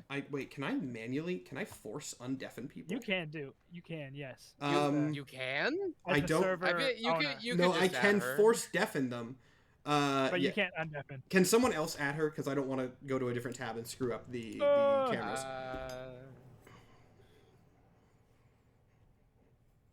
We back. You can add her on Discord too, if that also does anything. But she's actually up on the top of the ship anyway, so we'll go ahead and say that as we're waiting to not have huge delays. You go up to the person. They seem a bit freaked out by this large armored figure that is approaching them. They step back a little bit, nervously, clearly unsettled by this whole situation. Yeah, I say, it's dangerous to be outside. Plug your ears. Get indoors. With a sort of nervous nod, they run inside. Cool. I just go down to the next person and do the same thing. And just All do right. that to everyone I can. If Okay. you'll let me. Cool. With Lord Cringe and the riverboat and Jack shooting down any approaching monsters, you and Soma let the people know, and that is this thing. You look around the streets; they seem abandoned. Obviously, these little fights are like snapshots of larger things. This, you go around the streets, the riverboat follows you. This level seems relatively clear, and nothing happened. Cool. And nothing happened. Yay. I walked past someone who explicitly probably didn't help anyone get inside. Yeah, I didn't think so. But I shout up to Lord Cringe and Jack, say, "That's all we can do here. Let's roll out to the next one," and just walk back up the ramp. All right, cool. It's a terrible stat for me, but can I roll insight on Theodus Go to for get it. his vibe? Because we did air out all that laundry anyway. Go for it. Yeah, no, that's an 8.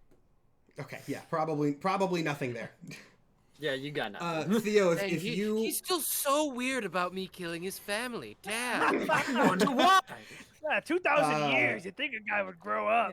if you are visibly shaken at all, that is up to you. But I think with an 8, what you just realize is exactly what Theo told you at the end of our conversation, where he sort of has steeled himself. He has packed away whatever that was, and that's where it is. And we have a job to do right now, so let's do our job. Can I go up to Sumokitaro when we're on the ship? yeah, you are more than welcome to have any character interactions between or during these. This is an episode that's going to take place a lot in Roll20, so please interrupt with any character moments you want. You have free reign to do that. Yeah. So, you murdered your cousin's whole family because Very much so. why? Yes. Why? Theodus was a practitioner of war, but never really understood it. War is about taking life and proving worth. We wouldn't do war for any other reason. You know why, kid? 'Cause you don't get that much out of it. Territory? So, did killing his family start a war? No, but it set him on the path of a warrior, one that he never strayed from. He did end up in Elysium. Me killing his family was a form of motivation for the lad, and perhaps, in some way, revenge for besting me in 1 or 2 trials that I really shouldn't have won. But mostly, it was about the motivation to make him a truly great warrior. None of this strategy business. You need to have your eyes set on some goal and never stray from it. That is how you become the best at violence, at destruction, at domination. So much of what you said made no sense at all, and I think some part of you really does know that. But I have a much more pressing question. Why are you green? That is a good question. I also don't know. Why are you some lizard fuck? Well, I asked to be, but you were just a person, but you were somehow green. Okay, you know this pursuit of power business we've been talking about? That takes you to some weird fucking places and will do some weird fucking things to your body. So I am green. That doesn't seem true. Are you sure you didn't? It was a die cursed of, like, sword, sepsis? okay? It was a cursed sword I wielded that made me green, among other things, but it made me green. Is it because you wanted things that Theodus had, so it made you green with envy? Watch your fucking tongue. We were boys when I was drunk, but I am sober now, and I am more than willing to kill children. We have established I this. understand that. However, I give him the cubic stare. I will not be murdered by the likes of you.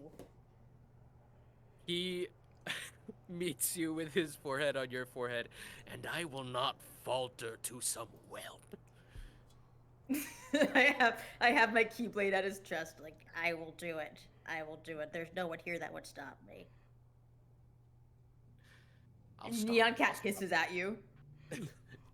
Are they just still going back and forth in the back, like as getting on the ship? I held my tongue for that entire bit for the TikTok because I know we got to post that. But we were boys when I was sober or when I was drunk, but now I'm sober and I am not above killing children. It's one of the wildest lines.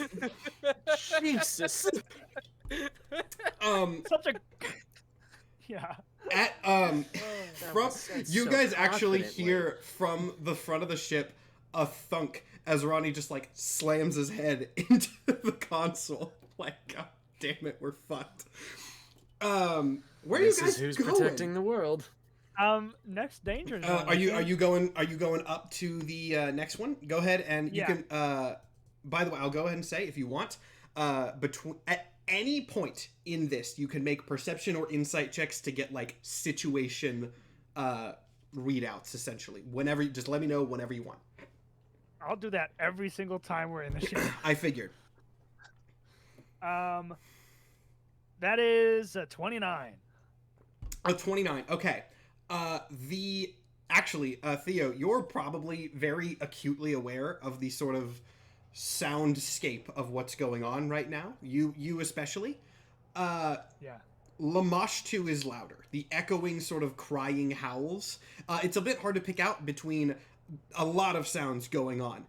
There's, screams of the populace. There's the angelic chorus. There's Lamashtu's wails. There's a little bit of Nyan Cat. But you can tell that the wails are louder now than they were in this area. So he is definitely approaching.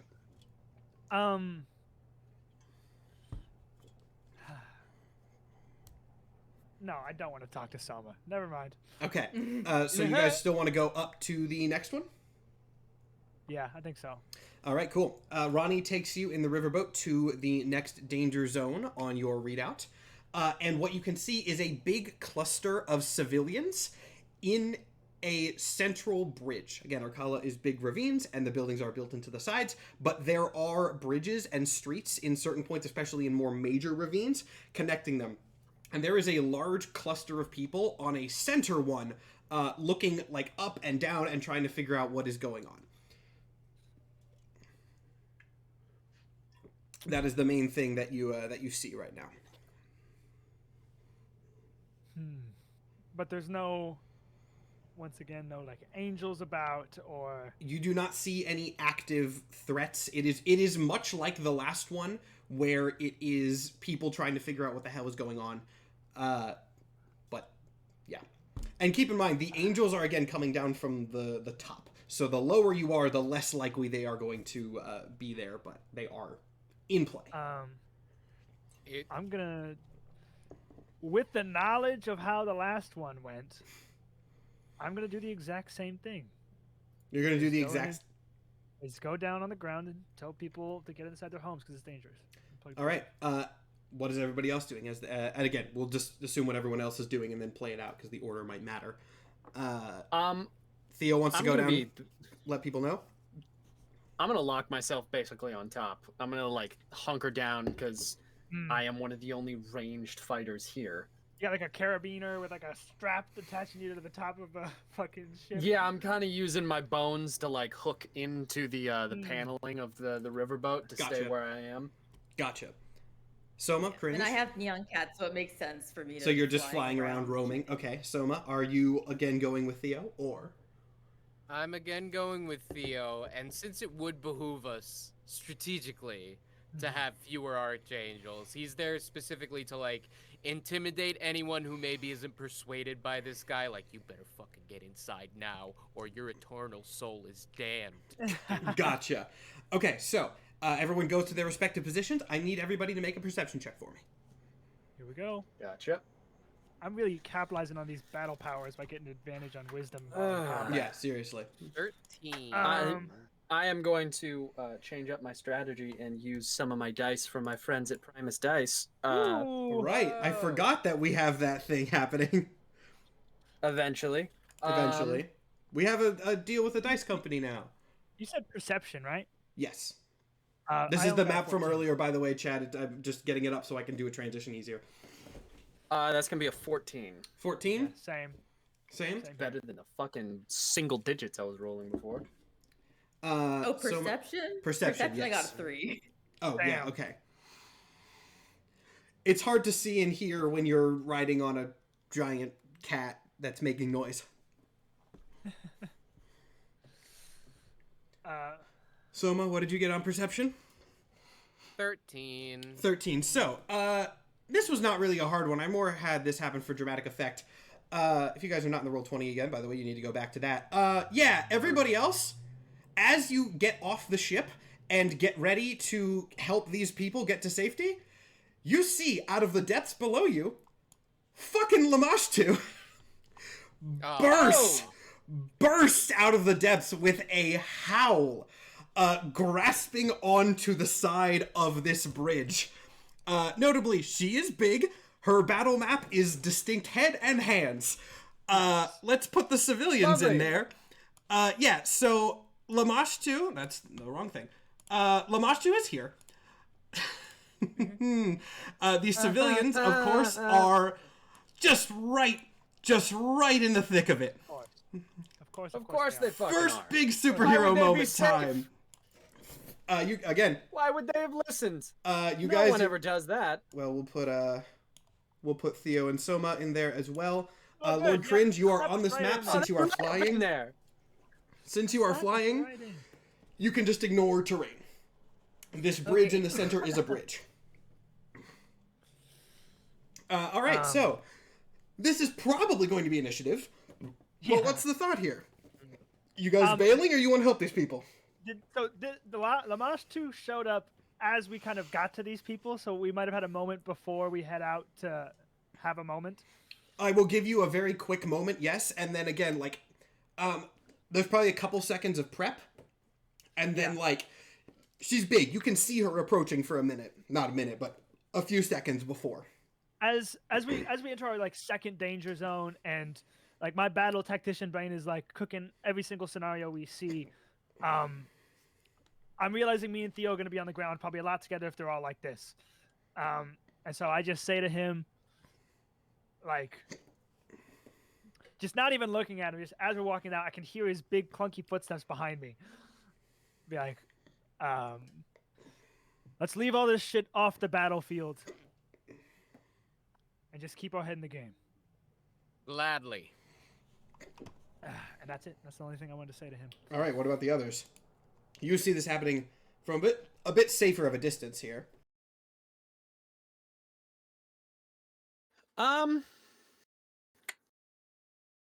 You know, I think I look down and I see Theo and Soma like preparing to go in. And I'm like, motherfucker, they're gonna try and fight that, aren't they? Mm-hmm. Seems like it. I look over to see if Lord Cringe goes in too. I don't think we should fight these guys, but I do think we should take as many civilians away from here as possible. I'm going to bring up something real quick for note. And actually, Ronnie will say this so that it's not metagaming. If you guys want, with the way that this is set up, if you feel confident, you can attempt to split the party and have some people rescuing people in other zones while some people stall or delay a monster. This is, again, like, this whole episode is, like, the end game fight scene where, like, stuff is happening. You guys have to survive and maybe mitigate damage if you want to. If you want to tell Ronnie to fly off and you guys go rescue civilians while Theo and Soma try their best to hold back Lamashtu, that is an option. Can I? I am desperately trying to. I have message. I'm gonna point at Theo from the top of the ship, and just go. There's no way we're killing that. But, me and Cringe will try and get civilians distracted. Can I respond with message, or do I just hear that? I believe you can. We've played it like that before, so I'll just say, I will say for the sake of plot convenience either way, you totally can. Just for... and can reply in a whisper that only you can hear. Okay.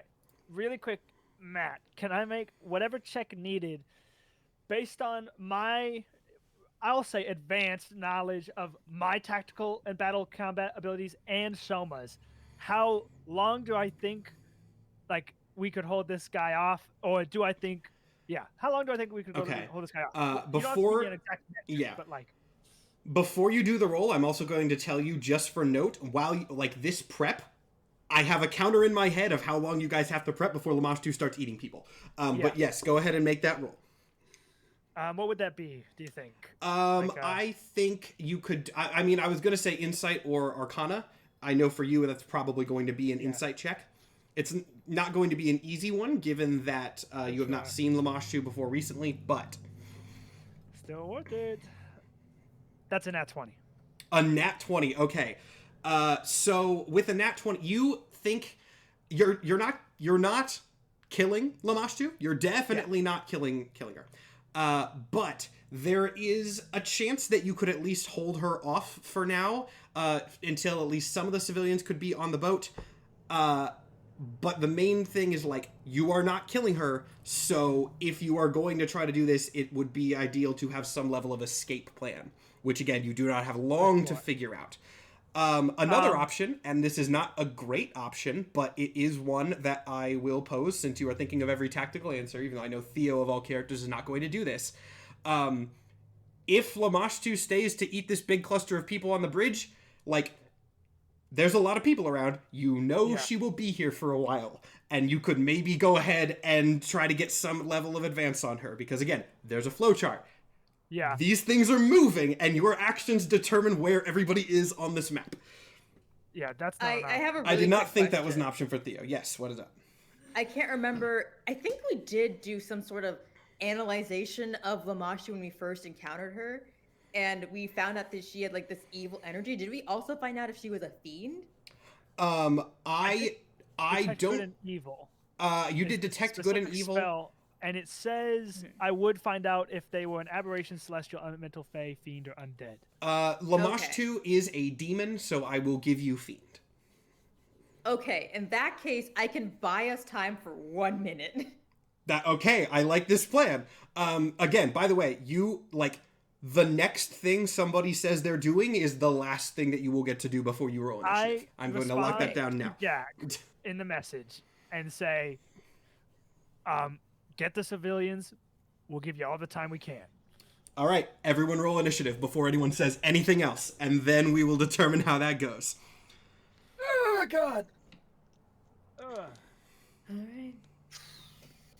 That's a 10. That is another nat 20. Another nat 20. Stop using them so early, man. I'm sorry. I what got do you think those? I got a 16. Got a 16. Okay, let me go ahead and... Got a 19. I'm sorry, you're gonna have to say that again because I didn't have my Google Doc up on my phone to watch this. But I know Theo's going first, so that's good. Let me actually, unless Lamashtu also gets a 20, which would be kind of crazy if that happened.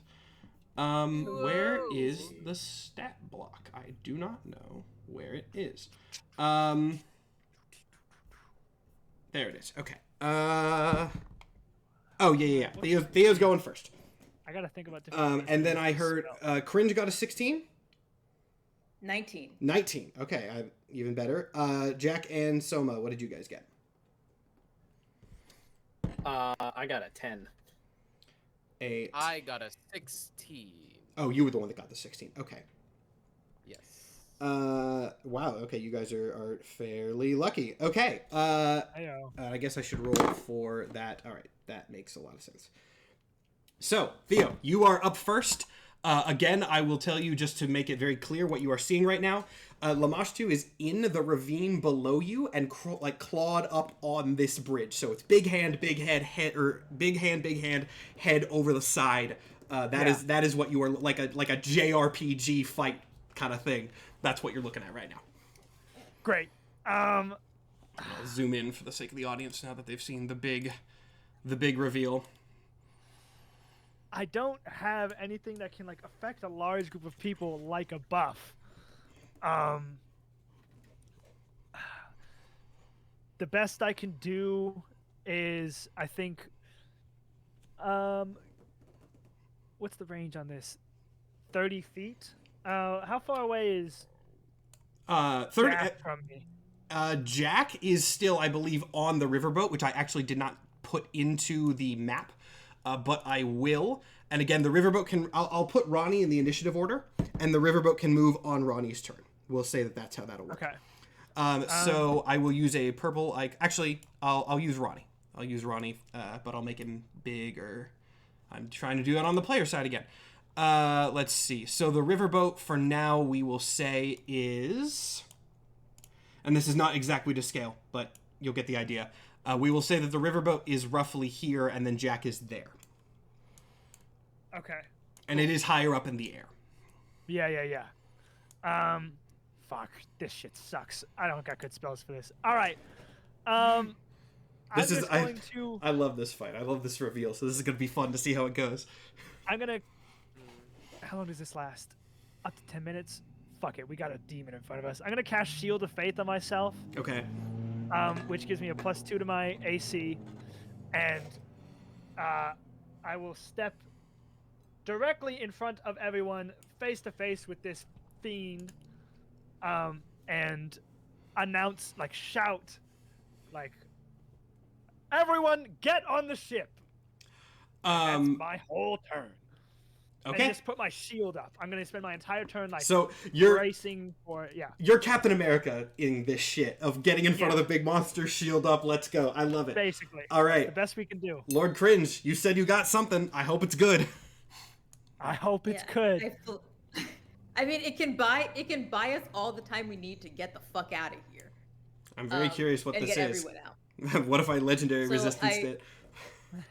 Oh my god. I don't think you can. We'll see. Actually, you guys have no idea what... Can you? Fun fact about Lamashtu, you guys don't know what her stats are. Ability. You have not fought her. No. You have no idea what she does. But let's see. Yeah. So I was going to fly up and within, let's see. Oh my gosh, I can't remember my spells. A real quick note, someone said what shield it's on the boat. I am not a mean enough DM that I assumed Theo would walk off the ship into possible battle without his shield. I assumed that he took it. Whether the message is still going through in that case, you don't know, but I assumed he took it because that's obvious. Continue. Yeah. I'm assuming I'm up in the air, within yes, 30 feet you, of Lamashtu. I have put yourself there. You can move yourself wherever, and we will assume that you are in the air. Again, Lamashtu's huge. If you want to be within range, assume you probably are, because her whole body is below this as well. I have just put this part on for convenience. But yeah, she's taken up this whole canyon. Okay, so I draw my key saber. That's That's Yeah. that's Whatever we good, call it. right? It's Yeah. funny if we say a different Okay. one every Yeah. time, actually. So sure. All right. Yeah. we I work draw that. my key saber, and it glows with my crit energy, and I say, "Shut the non-believers!" And it's essentially turned undead. So she has to make a DC 15 Wisdom saving throw, or is turned for 1 minute. Okay. Whoops. DC 15 Wisdom save. Yes. I have some bad news for everyone involved. She Damn. got a 15 on the Yeah. die, so Damn it. That's tough. Oh well. Looks like we're doing this the Oh. old gritty way. It was worth a shot. it was very much worth a shot. But yeah, it looks like you're going to be doing this the tough way. Do you have anything? Again, you can move. Since this is going to be a fight, since it seems like this is going to be a fight more than just to get on the ship and run, Momo, just for note, I am going to make you like track where you are. So if you do want to move from this spot, please do. But It is with that, so hard to it's really hard to navigate Roll20 on a laptop. It's so hard. yeah, yeah. Oh, But again, no rush on that. We'll move to Soma's turn because it's not Lamashtu's yet. We'll move to Soma's. Meat shields. I think I have a bonus action though. Oh, if you have a bonus action, then go ahead. Anything you need to do. Yeah, bonus action. Come on, bonus action. Just kidding. I think those are all spells, and I need those spell slots for smites. So I'm not going to do it. Sorry, go ahead. Mike, you're up. All right, let's do it. We will have to. I have 4 rages, so we can use a rage on this. Hell yeah. Yeah. I want to fight this fucking thing. Makes sense. And we will also use reckless attack to get advantage on it, but any attacks done on me will have advantage as well until my next turn, just for note. Okay. Why does advantage hate me? It was a fine roll. Plus 14.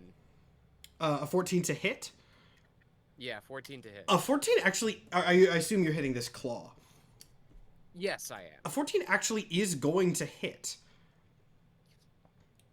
Oh, that's fucking... It's kind of hard to miss. She's huge. That's fair. That's fair. That's fair. Plus 3 melee damage.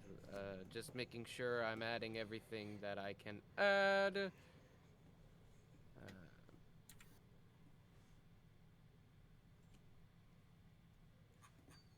Yes, Ooh. I get a 1d8 plus 3.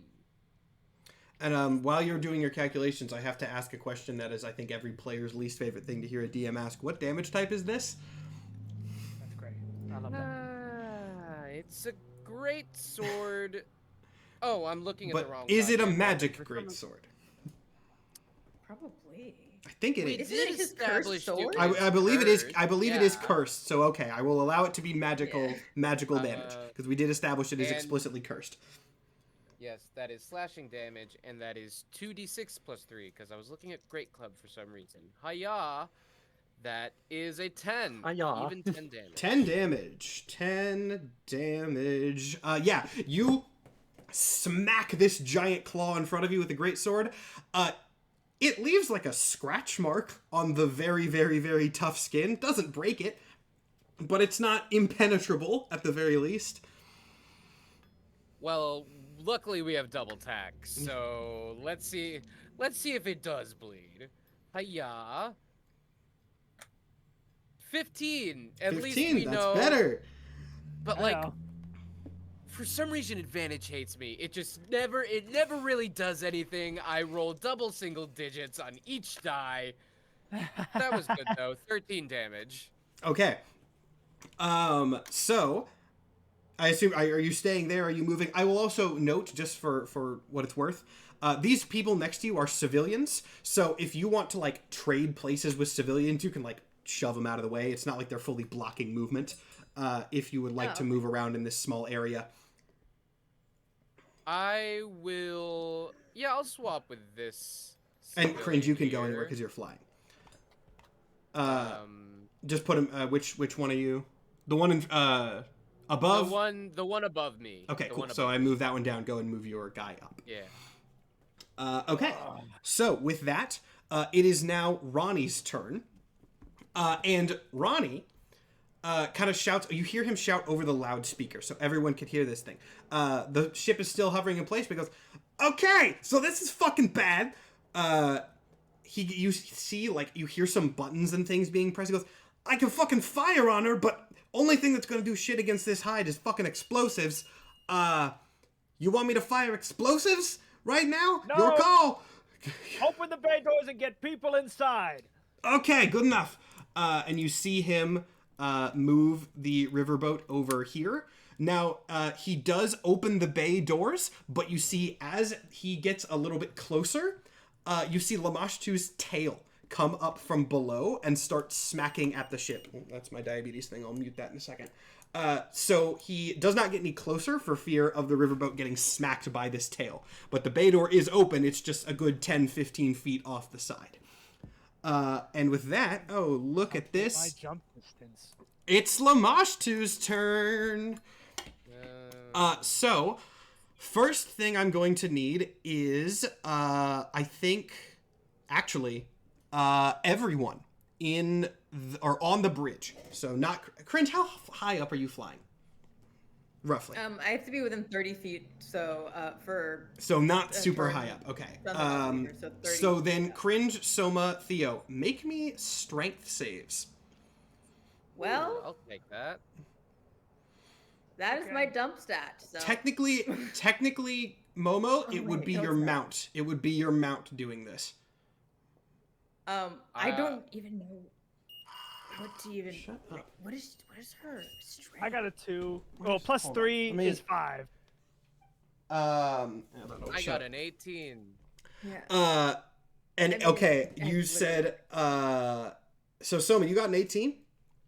Yeah. You're fine. This does make sense that Soma would fail this. Let me do a couple other rolls here before that Yeah, I matters. failed. Oh, nope. Boy, Oh god. do you mean Oh fail? god.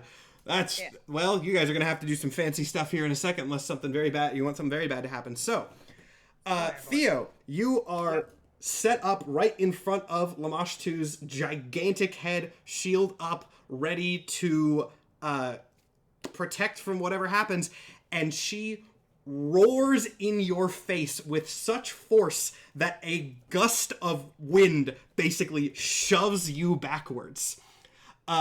Everybody except for Soma, you are actually pretty locked down. But yeah, Theo, you get so you just go ahead. You're under Lamashtu's head, so just move yourself 2 spaces back so that I don't have to do it. Here's the bad thing that you guys are gonna have to figure out. One of the civilians falls off the bridge. So that's something that you're gonna have to maybe figure out. Unfortunately for everybody involved, this is also not Lamashtu's only thing. Soma, what's your AC? My AC. Let me tell you about it. It's 15. It's 15? Okay. You, Yeah. Soma, you see this. You are able to stabilize yourself with your massive size. You brace yourself and kind of lean into the wind, and you're good. And out of the corner of your eye, as you're looking at this gigantic head in front of you, you see movement and are able to quickly swing your sword around and deflect the gigantic claw as it attempts to smack you off the ledge. Jack, you're up.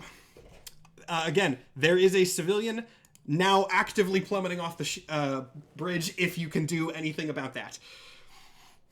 Oh, Christ. Can I do anything about that? How far are they off the bridge?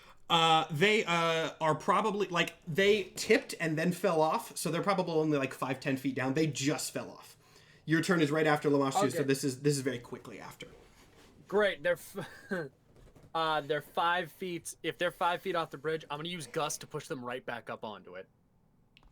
Shouldn't have said 5 feet, but that's very funny. I will totally allow it, because I pulled that same bullshit in Outlaws of the Seven. So yeah, you see this, quickly cast a spell, and a gust of wind from the other direction just bounces them right back onto the bridge. Great job, problem solved.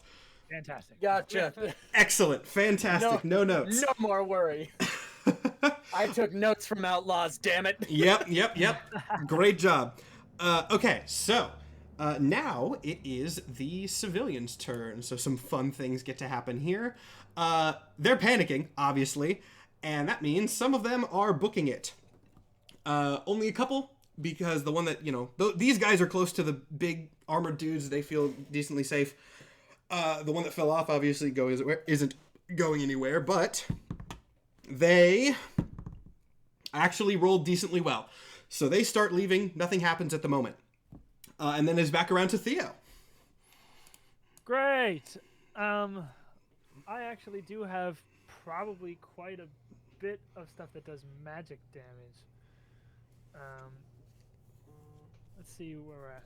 That's 10 foot. What's Give me like 2 radius seconds. on I'm gonna go grab my diabetes thing really quick. I'm looking through spells anyway. Yeah, I'm not gonna throw the pause screen. So I'll be gone for 10 seconds.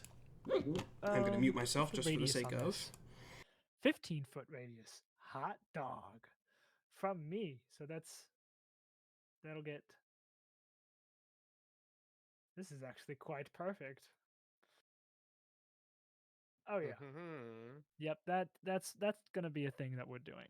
I'll have to ask Matt a question on if his claws in his head or her or it have this area of effect, and I wonder if the damage applies to each of those parts or if it is all just like it's in it once sort of thing. Yeah, if it is a singular being or if it is or pieces if I of can a do being. damage to multiple parts, because that'll make a difference. Yeah. I assume they each had health bars because that's Paper Mario rules. Yeah, baby. that's that's classic. Can I destroy just fight. one? Destroy the limbs, and then it switches its attack style, and then Yeah. You can't do damage on the head until the hands are gone, and then you have to attack it as it's biting Yeah. or something. And Guys, you have to let's- get the goddamn cricket badge that makes you make a cricket noise, or else you can't proceed because you fucking bullshit. oh god, all my spells need concentration. I have to be so focused. Oh my gosh. Okay, sorry, I didn't remember where I put it, but I found it. What's going on? A question for you. Ask away. I have an area of effect spell. Okay. That does damage, but how does this do? Does each of these arms and the head have different health bars? Like, will it be beneficial to get all of it in the area of effect? 'Cause I can, or is it all just like one thing? Make me an insight check. You're gonna have to do a roll for that. Well, that's insight's what I'm here for. That is another nat 20. Man, I mean, it's in character after what happened when you got off the ship the first time. Like, if you're honed into dealing with this, yeah, you get like, if you hit a hand enough, it will probably let go. You know. Will I be able to like sort of triple dip on damage? Like, if I have a 15-foot radius on this spell that does damage, would I be able to damage the hand, damage the head? I'm sorry, I took my headphones off really briefly. What was the spell you were gonna say? I think it will depend on spell. It's going to be not that one. Where did it go? It's going to be Spirit Guardians. So it's a 15-foot radius out from myself. I will say that works. My ruling on this, just going forward, will be if it is like a psychic or mind affecting thing, or like inflict wounds.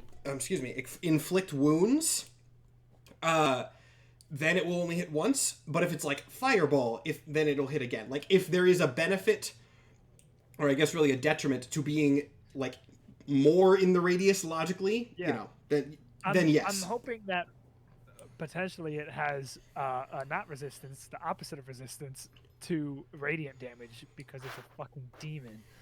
But we'll see. So yeah, I'll cast that, and that circle. Drawing a circle in this game is always fun. Is like, I fucked that up. You gotta move that. It's like that, and so it gets. Oh yeah, you'll hit everybody. And this only hits enemies, yes. This only hits enemies. Good. I'll read the exact thing for you. Spirit Guardians. You call forth spirits to protect you. They flit around you in a distance of 15 feet. Cool. They do radiant damage if you are a good person. You can designate any number of creatures you can see to be unaffected by it. Cool. And Great spell for affected this situation. creature's speed is halved in the area.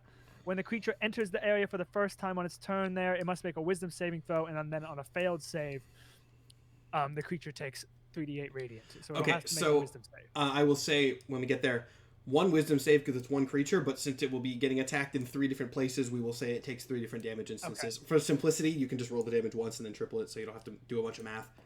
Cool. And yeah, you just see, again, similar to Spirit Guardian, or the other Guardian of Faith, it's just a bunch more of like these golden auras of Greek soldiers, probably people that were originally in like my battalion that I had led, come to my aid and sort of just attack at the hands and the face. They're here. They're about that action. That's just why whenever I call about them, they are about that action. All right, sick.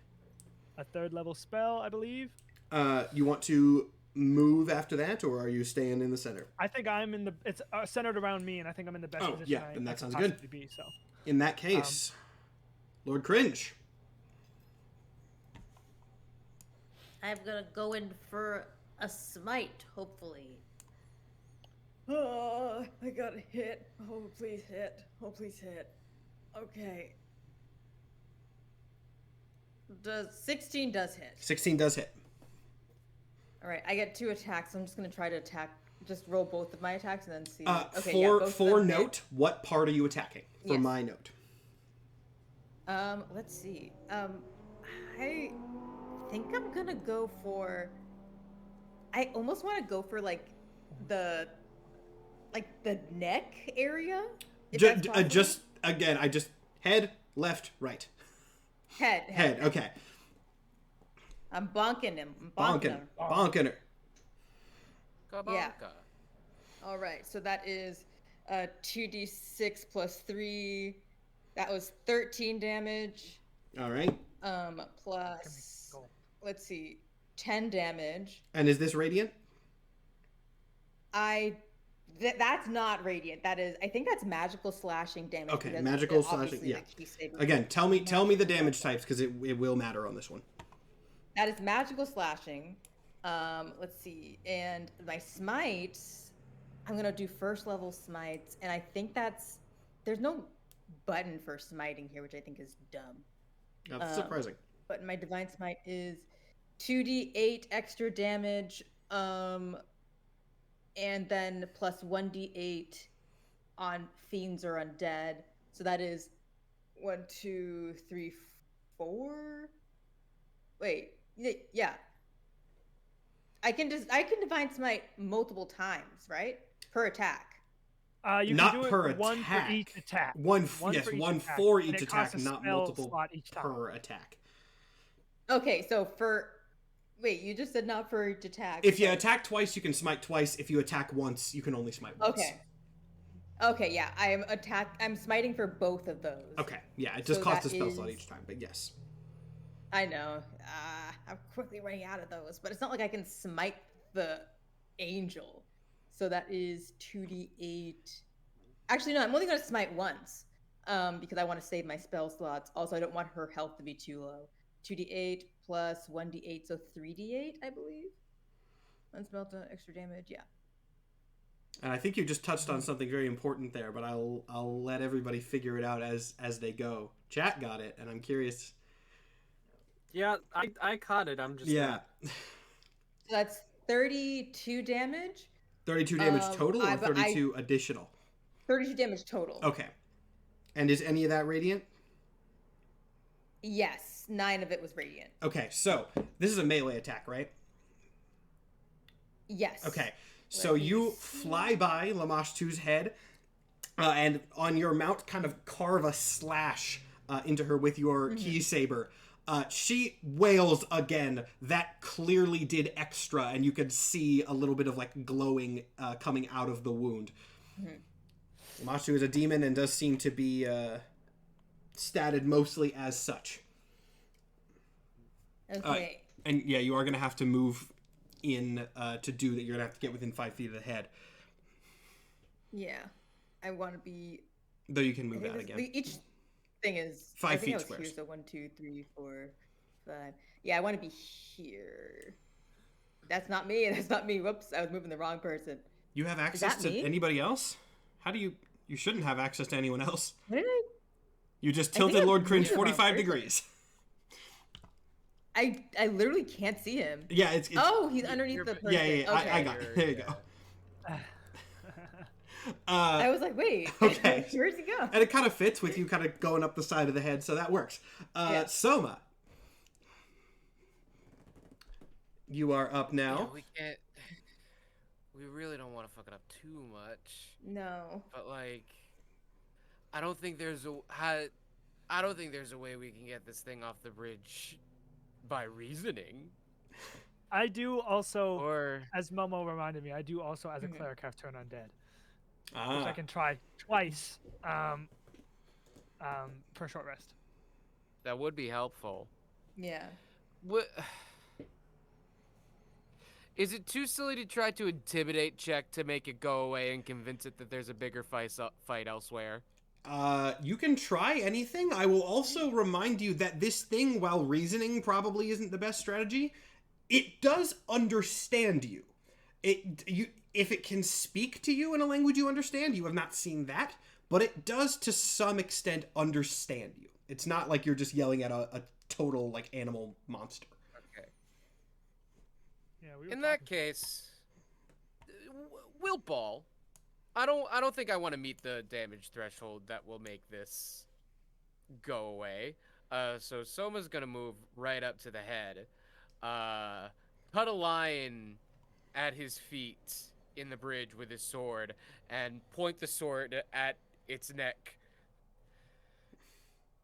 I know you speak animal, so this is our territory. There's a bigger fight for you up there, so go away from here, or there is more steel where that came from. And that will be an intimidate check if we could do that. I'm going to actually give you advantage on this intimidate. It's going to be a hard roll, but I'm going to give you advantage because she did explicitly just get hit by something that did hurt her. I'm giving you guidance as you pass by me. Very nice. And my fucking advantages are so cool. That You can add a D4. I can add a D4, and I think I will because just with my bonus, that was a 14. So I add a D4. Lord. Right. With Come on, advantage. man. With it being That's my supposed good to shit. help you. I know. You would think it would. And I got a 1. So I got a God fucking damn it! I mean, I'm going to roll against it, but intimidation check. yeah, no. There's another roar in your face. Actually, I'll make this even scarier. I haven't done too much horror this episode. Let's do another scary. The thing kind of cocks its head at you as you're yelling, opens its mouth, and the woman lure that you saw down in the abyss drifts out on its tongue right like 5 feet in front of you. And there's a brief pause, and then it wails again right in your face. Great. Lovely. Sense of humor. Seems unconcerned. I will not make that take up your whole turn, so you can do something else if you would like, but yeah, that didn't work. If we can count that as a bonus action, then yeah, I'm gonna slash at the fucking Lord, just put in my face and then wailed, because fuck you. Yeah. Fuck you, buddy. And so Reckless Attack isn't registered as any kind of action or anything. It's just a feature. Nah, it's just something you choose to do. Yeah. So yeah, I'll Reckless Attack again, because I'm certainly angry now. Yeah.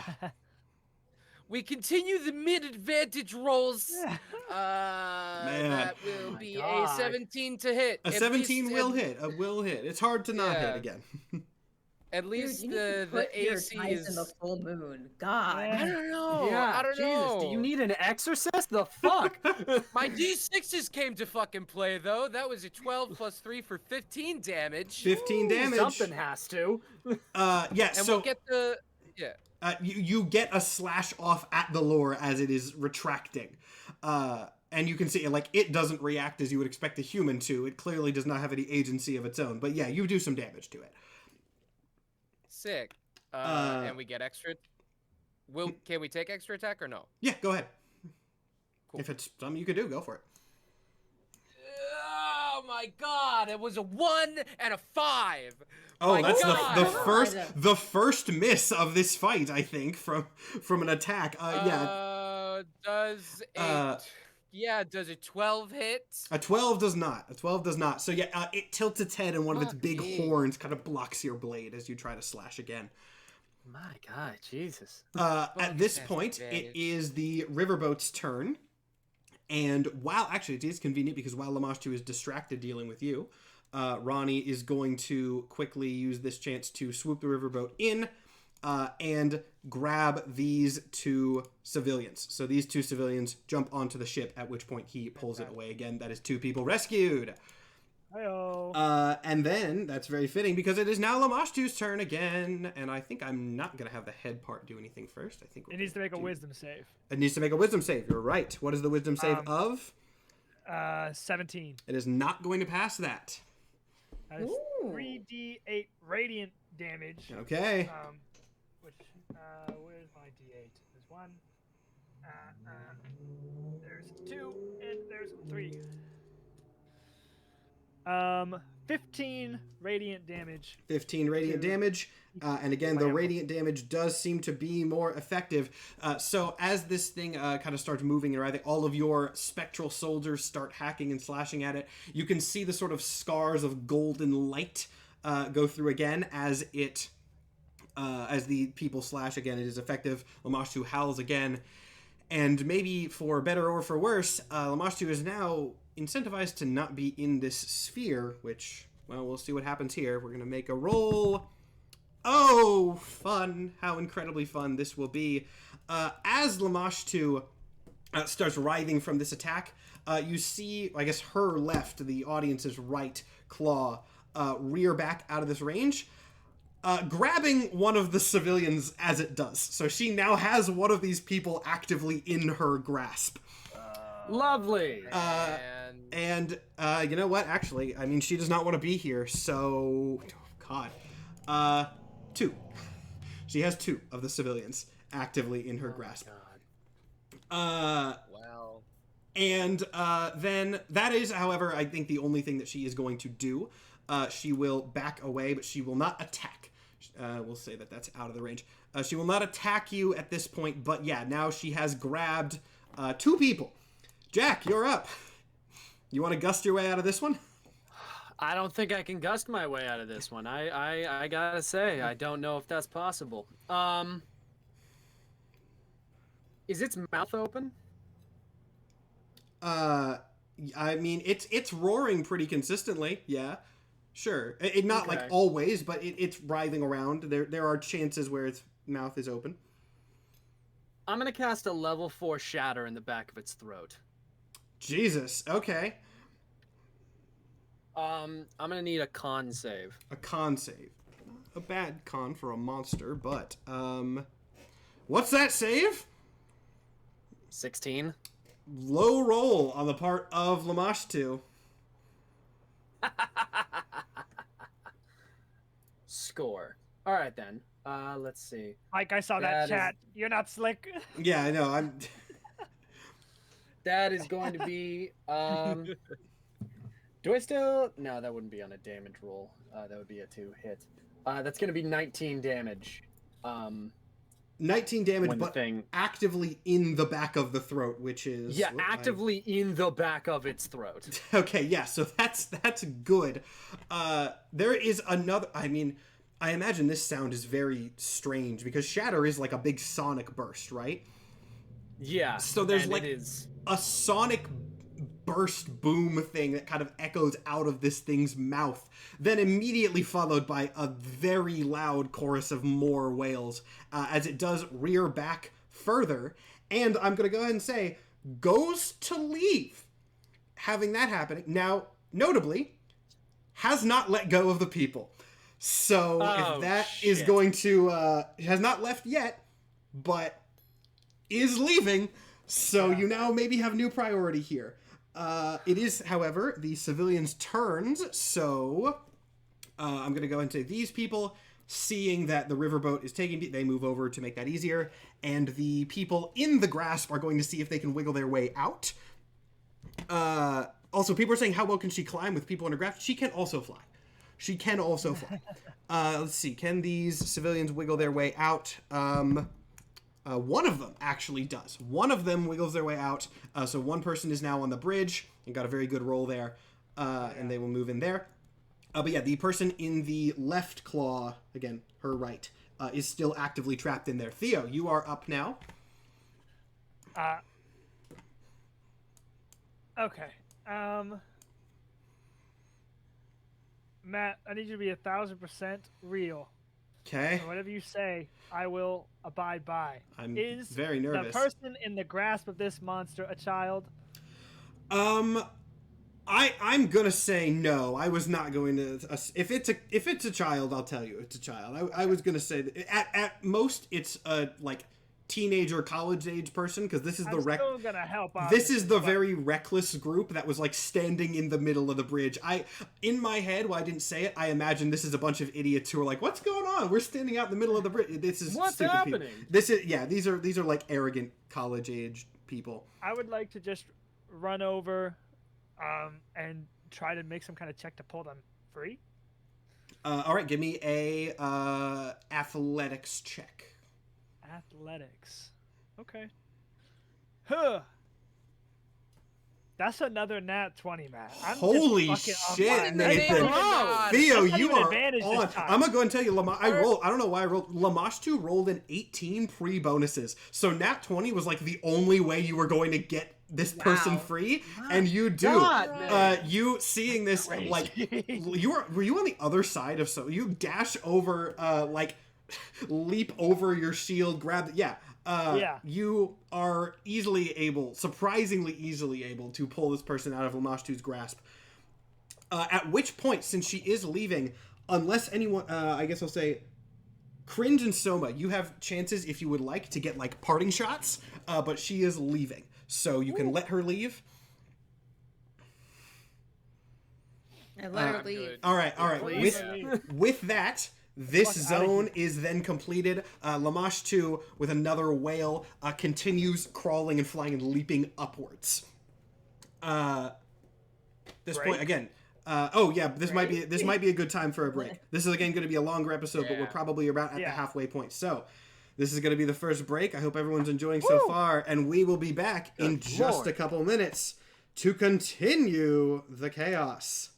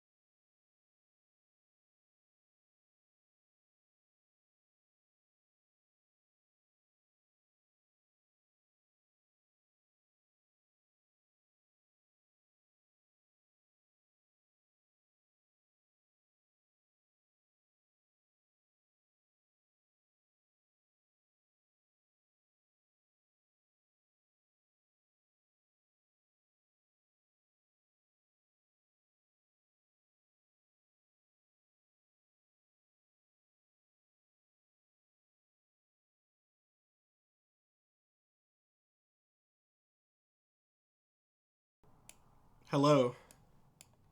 As people sometimes say when I do this, the voice of God has entered the chat.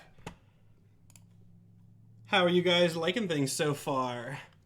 What'd you guys think of that fight? This is obviously a big fighty episode, but hey, we've had some good character reveals as well, I think. And there's more to come. What do you guys think so far? It's Uriel. God, no. I'm cooler than that. You still terrify me? Good, good, good, good, good. Yeah, I really like this world, man. I think it's a very fun one.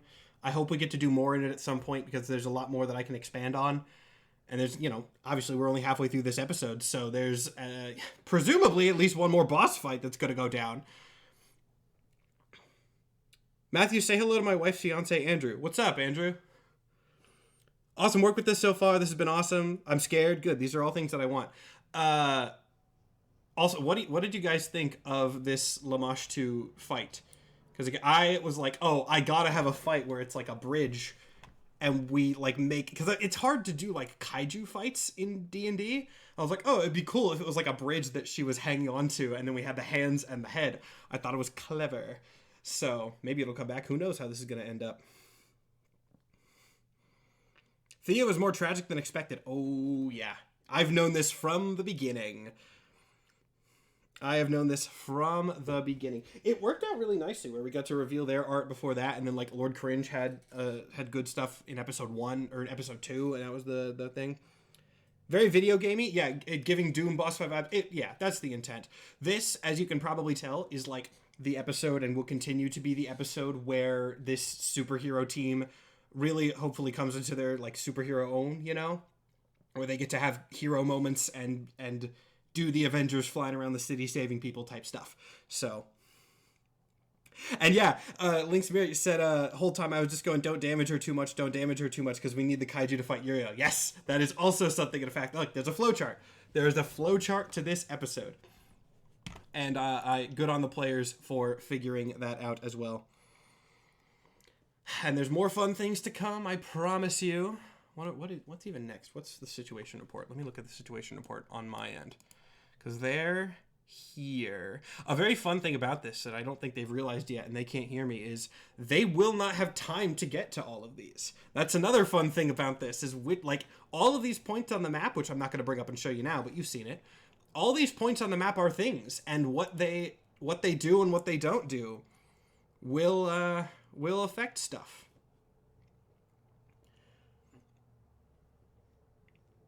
I'm very interested in the world of this. I'm glad you are. There's a lot more to say. Having some coffee at 2:30 so I can stay up to watch the finale. Hell yeah. I've enjoyed this even more than Symmetry War, which is crazy because Symmetry is my favorite thing ever. You have absolutely no idea how happy that makes me. I know Symmetry obviously has like a lot to it because there was a lot more, but like this was something where I knew what I was doing. And like I knew what the end, as I've said a million times, I knew what the end point was. And so I've tried to do a lot of things with that in mind. And like, again, there's more. I know we're in like the last few hours of this, but there's a lot more cool things that I get to reveal. And I am excited for that prospect. Are you still doing stuff after this? Yes. As I've said, we're not entirely ready to reveal it. We're going to reveal it soon. But like some things need to happen before we can. Obviously, there's a lot of moving parts. But yes, this is not the last D&Dorks thing. Keep your eyes peeled. There will be an announcement. Dare I say very soon. There will be an announcement for the next D&Dorks thing very soon. I promise that much. D&Dorks might be the best thing in my life right now, and I don't know whether that's happy or sad. Happy. Happy, because you've got a cool thing to watch. I won't know, need more in this, as I've said many times. I would love to do more in the world of Agents of Hades. I have fleshed it out more than you will see in this, and I am very excited to, like, at the prospect of revealing more. Symmetry was also y'all knowing how to, getting to know how you play together. This is a great next thing. Hey, I hope so.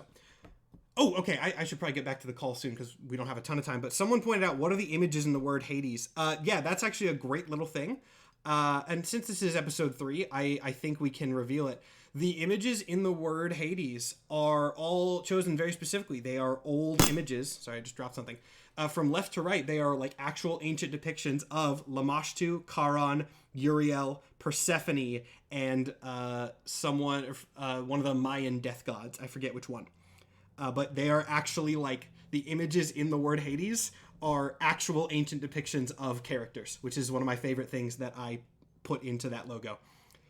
I put a lot of work into this. There's foreshadowing in the logo with the angel head and then Uriel in there. Like I did some neat stuff. Anyway, people are getting back to the call now, so Matt, chat over. But I mean, we'll be back for real in mere seconds. Well, moments, but we'll figure it out.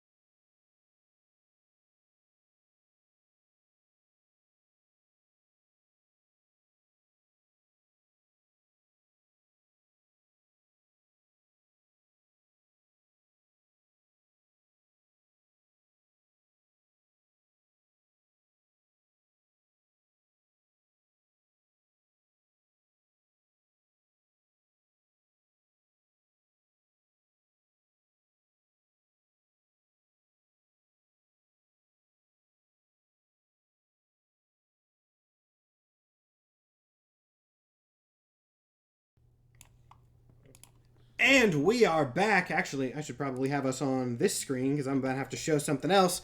We are back. Lamashtu has fled back up. Well, maybe fled's not the right term. Continued her advance. Continued her advance back up to the surface. Ronnie is going to be moving the riverboat back into position to grab the rest of these civilians. What are you guys doing as that is happening? And I will bring up our little situation report as we go.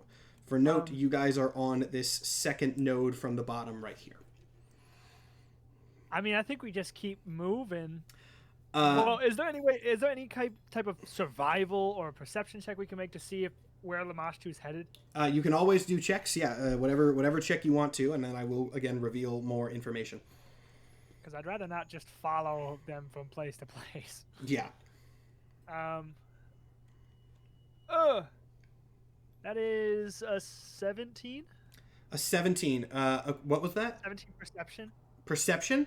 Back up, but again, if you want to give me an insight check, which I know you'll nail, but if you want to give me, I've got something for that too. That's what I thought you were rolling, so forgive me for that. But that is a 24. 24. Okay, so Lamashtu is going up, but at this point, I gotta reveal, not a huge reveal, but just something here. This episode obviously has some level of time constraints because this is a live show, and that has been baked directly into this system. There are people meeting. Presumably, these two forces are going to be meeting in the middle in some capacity. Yeah. You know where Lamashtu is. You don't know where exactly Uriel and his forces are, but if they are converging, he is no longer on the top, you can assume. Again, there's a timer baked into this for the sake of plot reasons, so just for note, actually, I don't even have to make you roll for this. Some of the danger zones at the top of Ronnie's readout aren't there anymore. I was gonna say, yeah. I was just about to ask, as he passes those go away? This top one is gone. So, here we are playing God. We can either. We're really deciding who lives and dies here. It's superhero horror. I'm gonna make you guys do some tough choices. I mean, Theo has probably had to make choices like this fucking before, but it doesn't make it any easier.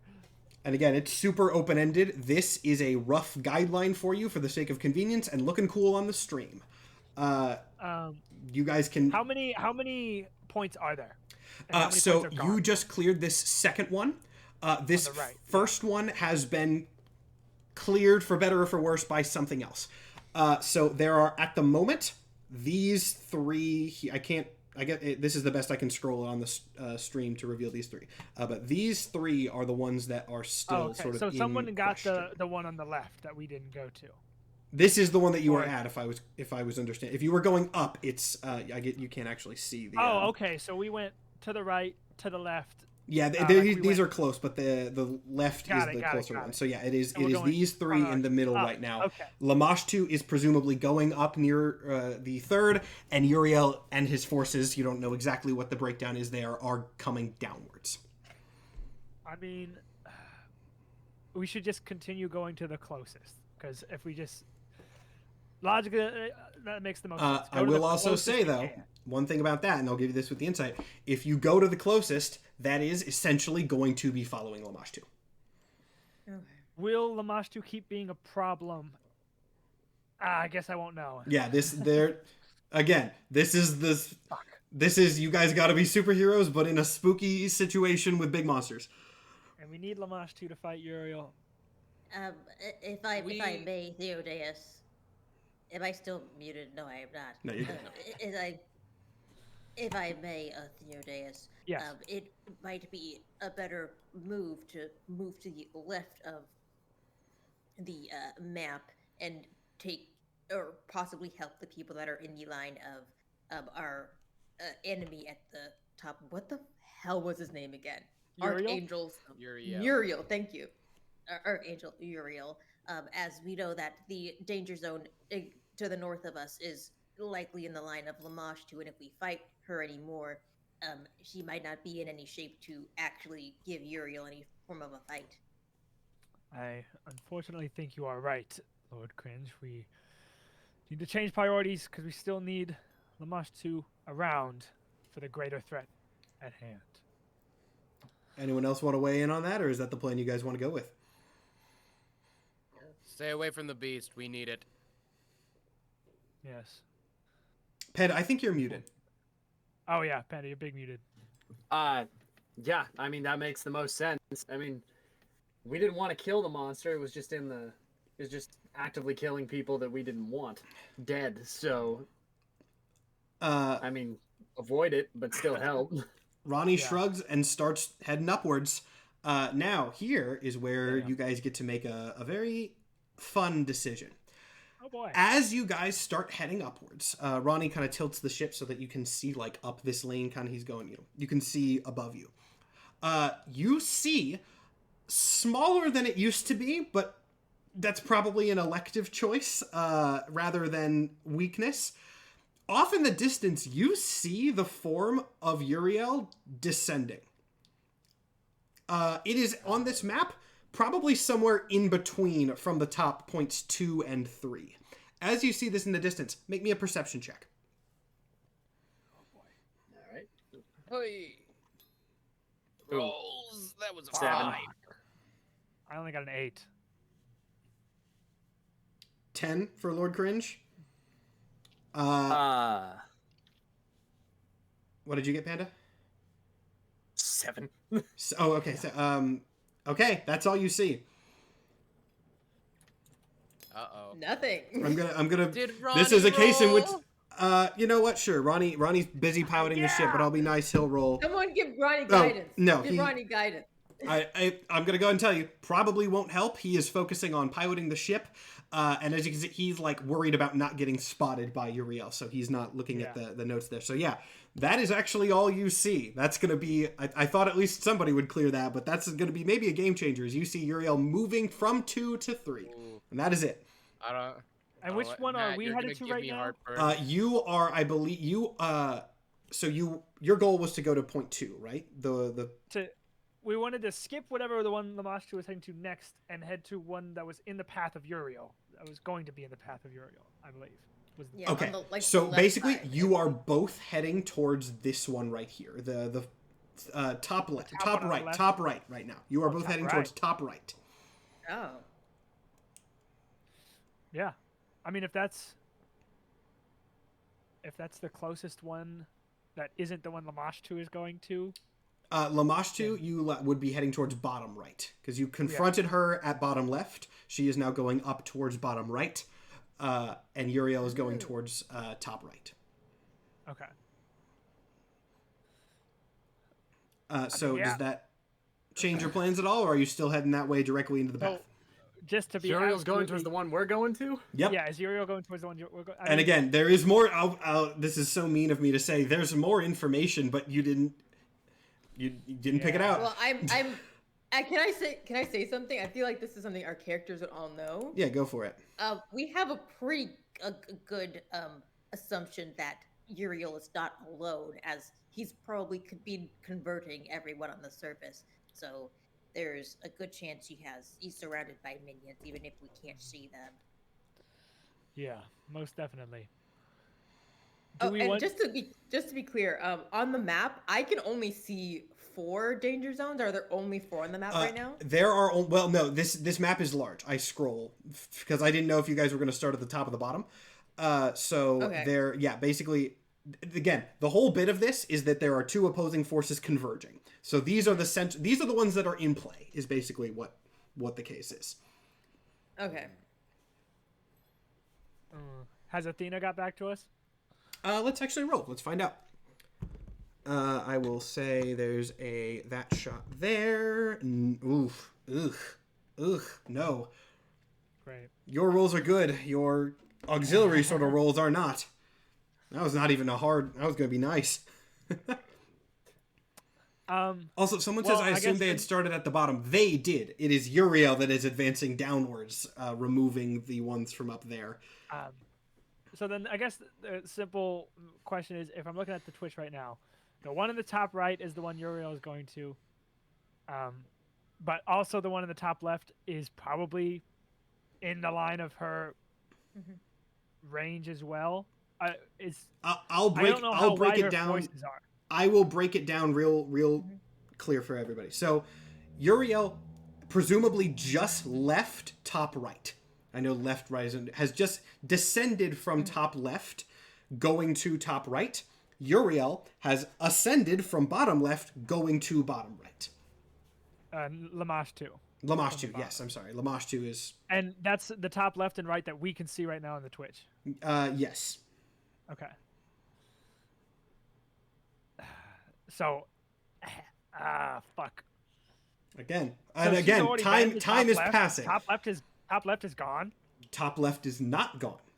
Uriel has passed it clearly because you can see that Uriel is going by, but it is not gone.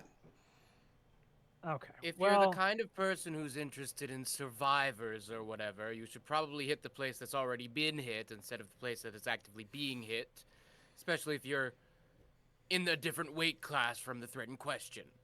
That's true. We could just hope that Uriel runs into Lamash 2 in the meantime. Precisely, as was the plan. Then let's go to the one he is already struck. Top See if left? there's anyone left. All right. Ronnie kind of grunts and heads towards top left. As you guys go through, I'm going to tell you this is the thing that you did not get perception. But you can tell from looking through and kind of going past these areas, it seems like Uriel's approach is not necessarily as bad. That is one of the biggest differences between these two. When Lamash 2 gets to an area, Lamash 2 leaves it wrecked. When Uriel gets past, Uriel starts the conversion process and moves on. So what you are approaching right now is an area that is actively mid-conversion as Uriel continues advance like a wave sort of sweeping outwards. Let's take you back to Roll20. Here we go. Let's see which map is it going to be? Ah, yes, this one. This one. Oh yes, this one. That doesn't make me feel good. No, it's not that crazy. Excuse me. At least there's no enemies there yet. A less destructive approach, you say? So yes, what you can see here, all of these big pieces, these things seem to be parts of the agency. Remember, the agency was the only thing that was above ground, and it collapsed. And you haven't been there since the collapse. But it does seem like chunks of that tower have fallen down into the canyons. So you guys are looking at these chunks here in the larger canyons. And yeah, there's a fuck ton of monsters. Let me put those on the map for you guys. Great. Let me put those on the map for you guys. Hold on. There we go. And you guys are in the top left. You can put your things down. And there are civilians. Oh, I'm sad there are civilians. If there were no civilians, I would have been like, let's just leave. No. Of course, you think I was going to make this decision that easy? No, there's a ton of civilians around. Right.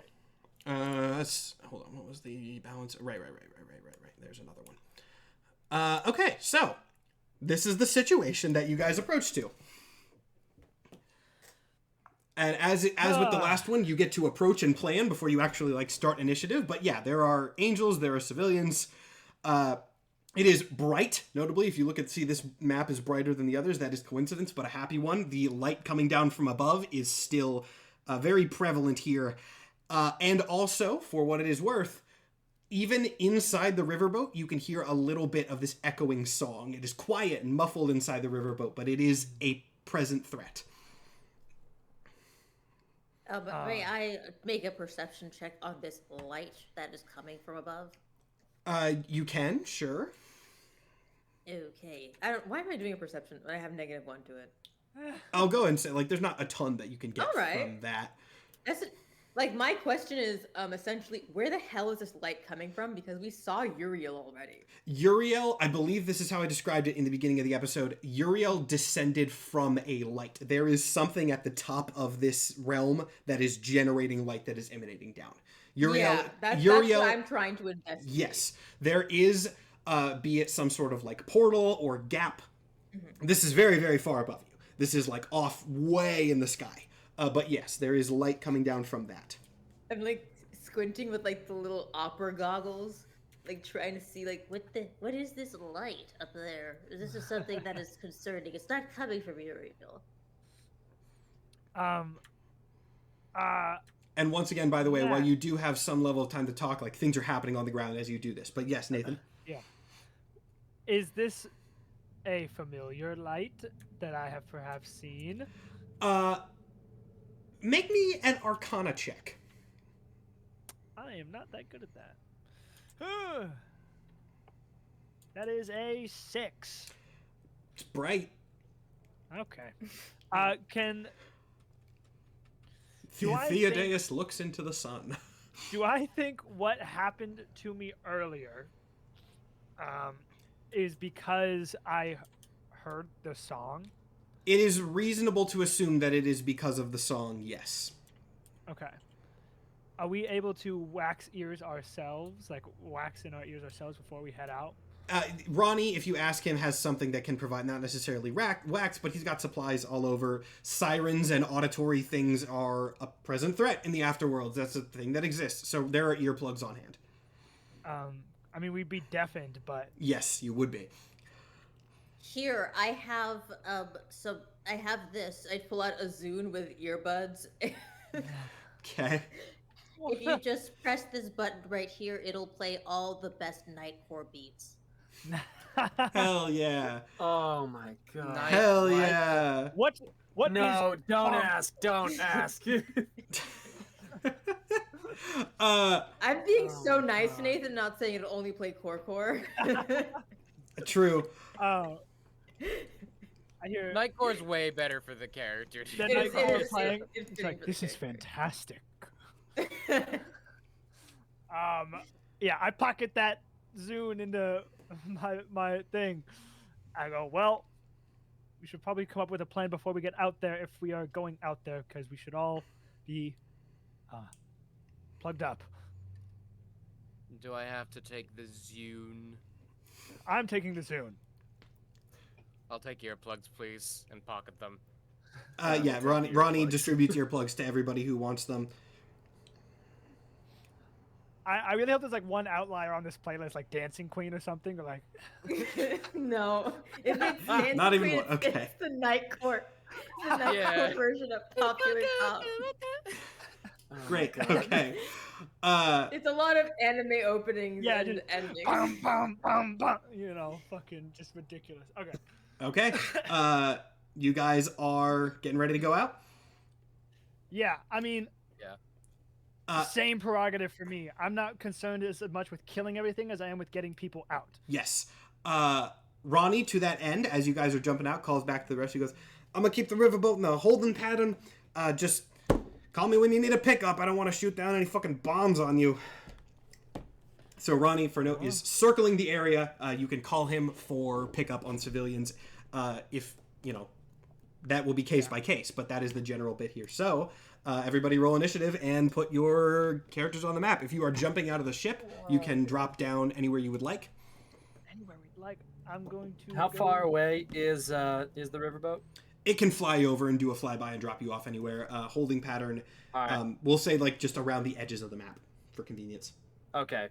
I'm gonna do my usual hanging out on top of the riverboat because I want the protection of it. Okay. I don't even know how I would put earplugs in, if I'm being perfectly honest. I am a skull That with no is ears. a valid point, actually. And will be noted. Unless you can come up with a way, that Gotcha. will be noted. You got earmuffs anywhere? You got... There's nothing there. I got a 15 for initiative. Okay, but let me put all your I am now posted initiatives up. down. I hooked. My Oh, and that's foot rough because into you're on the, lower health too. Oh, this might be bad. Yeah. This could be bad. Oh wait, can I just give him a little tug on the whatchamacallit, what is his trench coat, to say, to be fair, you're looking a little rough there, and there's still a crack in your skull, so can I lay on hands him at all? If you have something to heal him, you can heal him. Everyone else do roll have initiative healing. while that's going on, by the way, for the sake of time. But I only got an 11. okay. Fun fact. How much are you down, Panda? I haven't taken any damage since your 10 temporary hit points, so 21. Ooh. Okay, so I can give you 21 healing if That's that would get you good. to full. That would get me to full. Oh, yeah. Counting your 10 temporary, yes. Without the 10, how much would you need to get to your regular 31. max health? I can give you 31. 31. Okay, then yes, 31 would get me up to full. Cool. Fun fact about I haven't my taken damage. initiative, I get Oh, yeah. advantage on it. And Oh, you know what no. the problem might be? I might be only allowed to roll 2 fucking digits per turn. 2 fucking digits per roll. I got a 7. I got an 8. It's not My initiative pret- is 10. Okay, well, 10 is at least better than it could be. Yeah. Cringe, what is your Incredible. initiative? Well, let's try that one more fucking time!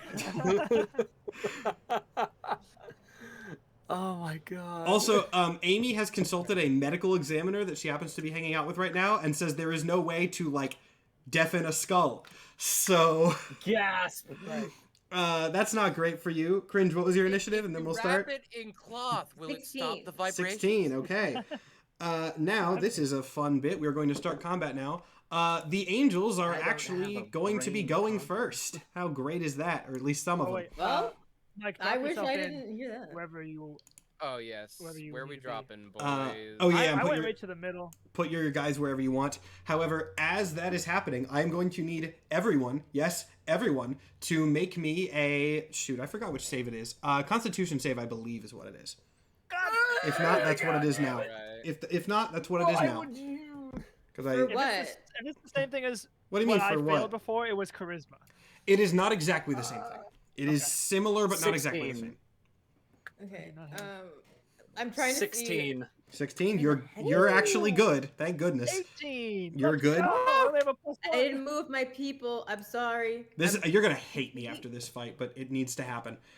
I'm going to be here. I got a to pick up- 15. Okay, you're good. Sorry, no. I'm going to be here to pick up the civilian that's all the way over here. And Cringe, what is your con save? I have not made my save yet. It's gonna be so pissed at me in My about 5 minutes. save is an 18. You're good. As is mine. Yeah. I need everyone to make me another Constitution save. Again? Again. I can only roll good so many times. Say Another 18.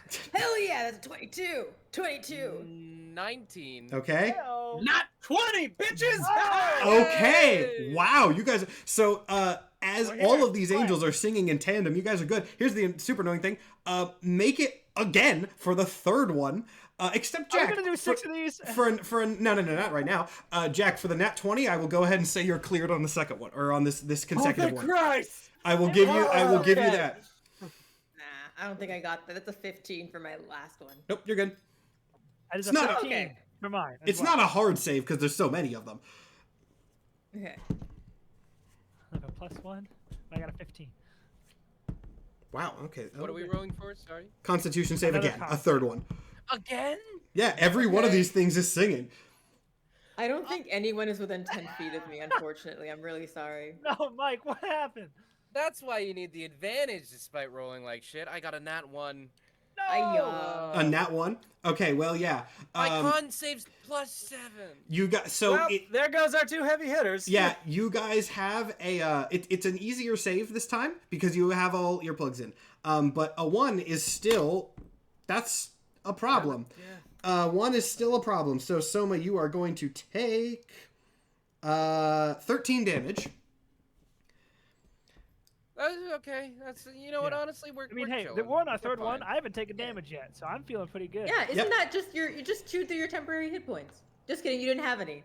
Yeah, you didn't give me any because I kind of killed that Yeah, guy's family. explicitly you did not have any. Fucking You time did ago. murder that child. All right, Cringe, you are up next. Oh goodness, I do something. I took a bite of cake. You got cake? Yeah. Love that. Let's see. Can I pick up this civilian on my neon cat? You're gonna have to probably give me a strength check to get them on, but yes. I say, come with me if you wish not to die. That seems like it was pretty convincing. That's a 19 as a strength save.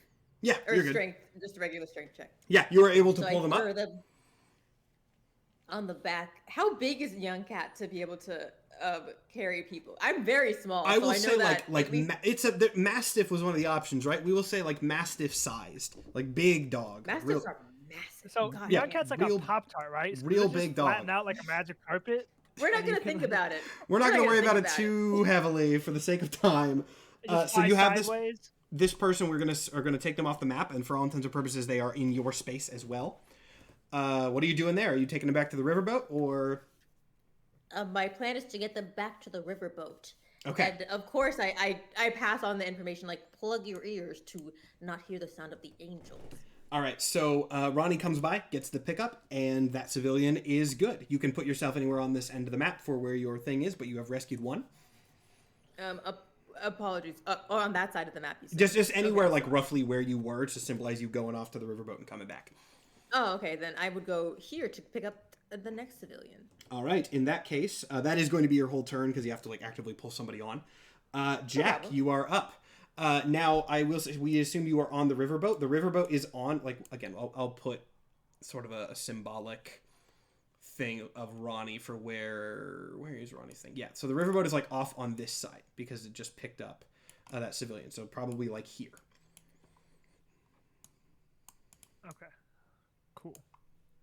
So what's your plan?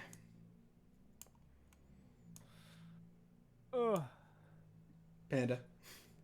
Oh, that was me. Yeah, I you're thought up. you were talking to, You're up. Sorry.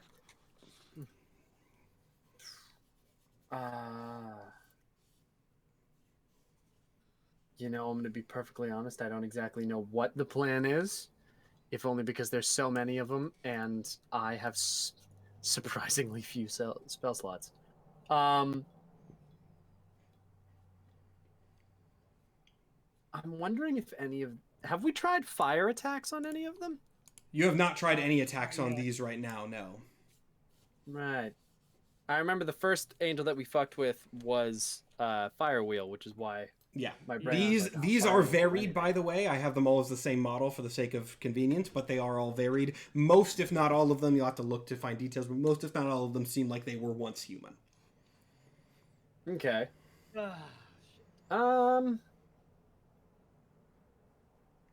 Yeah, fuck it. Let's see. Which one is the closest to me? That would be this much one distance over do I have? here. Yeah. 30 feet. Will that work?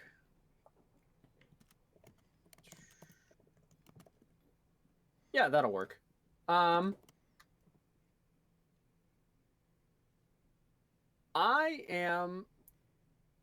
gonna try create bonfire where this closest one is to me. I'm just going to light a fire under him to see if it's yeah, it catches on fire and it starts screaming. The song that it's singing kind of takes a higher, more whining pitch. Does not seem to like the fire.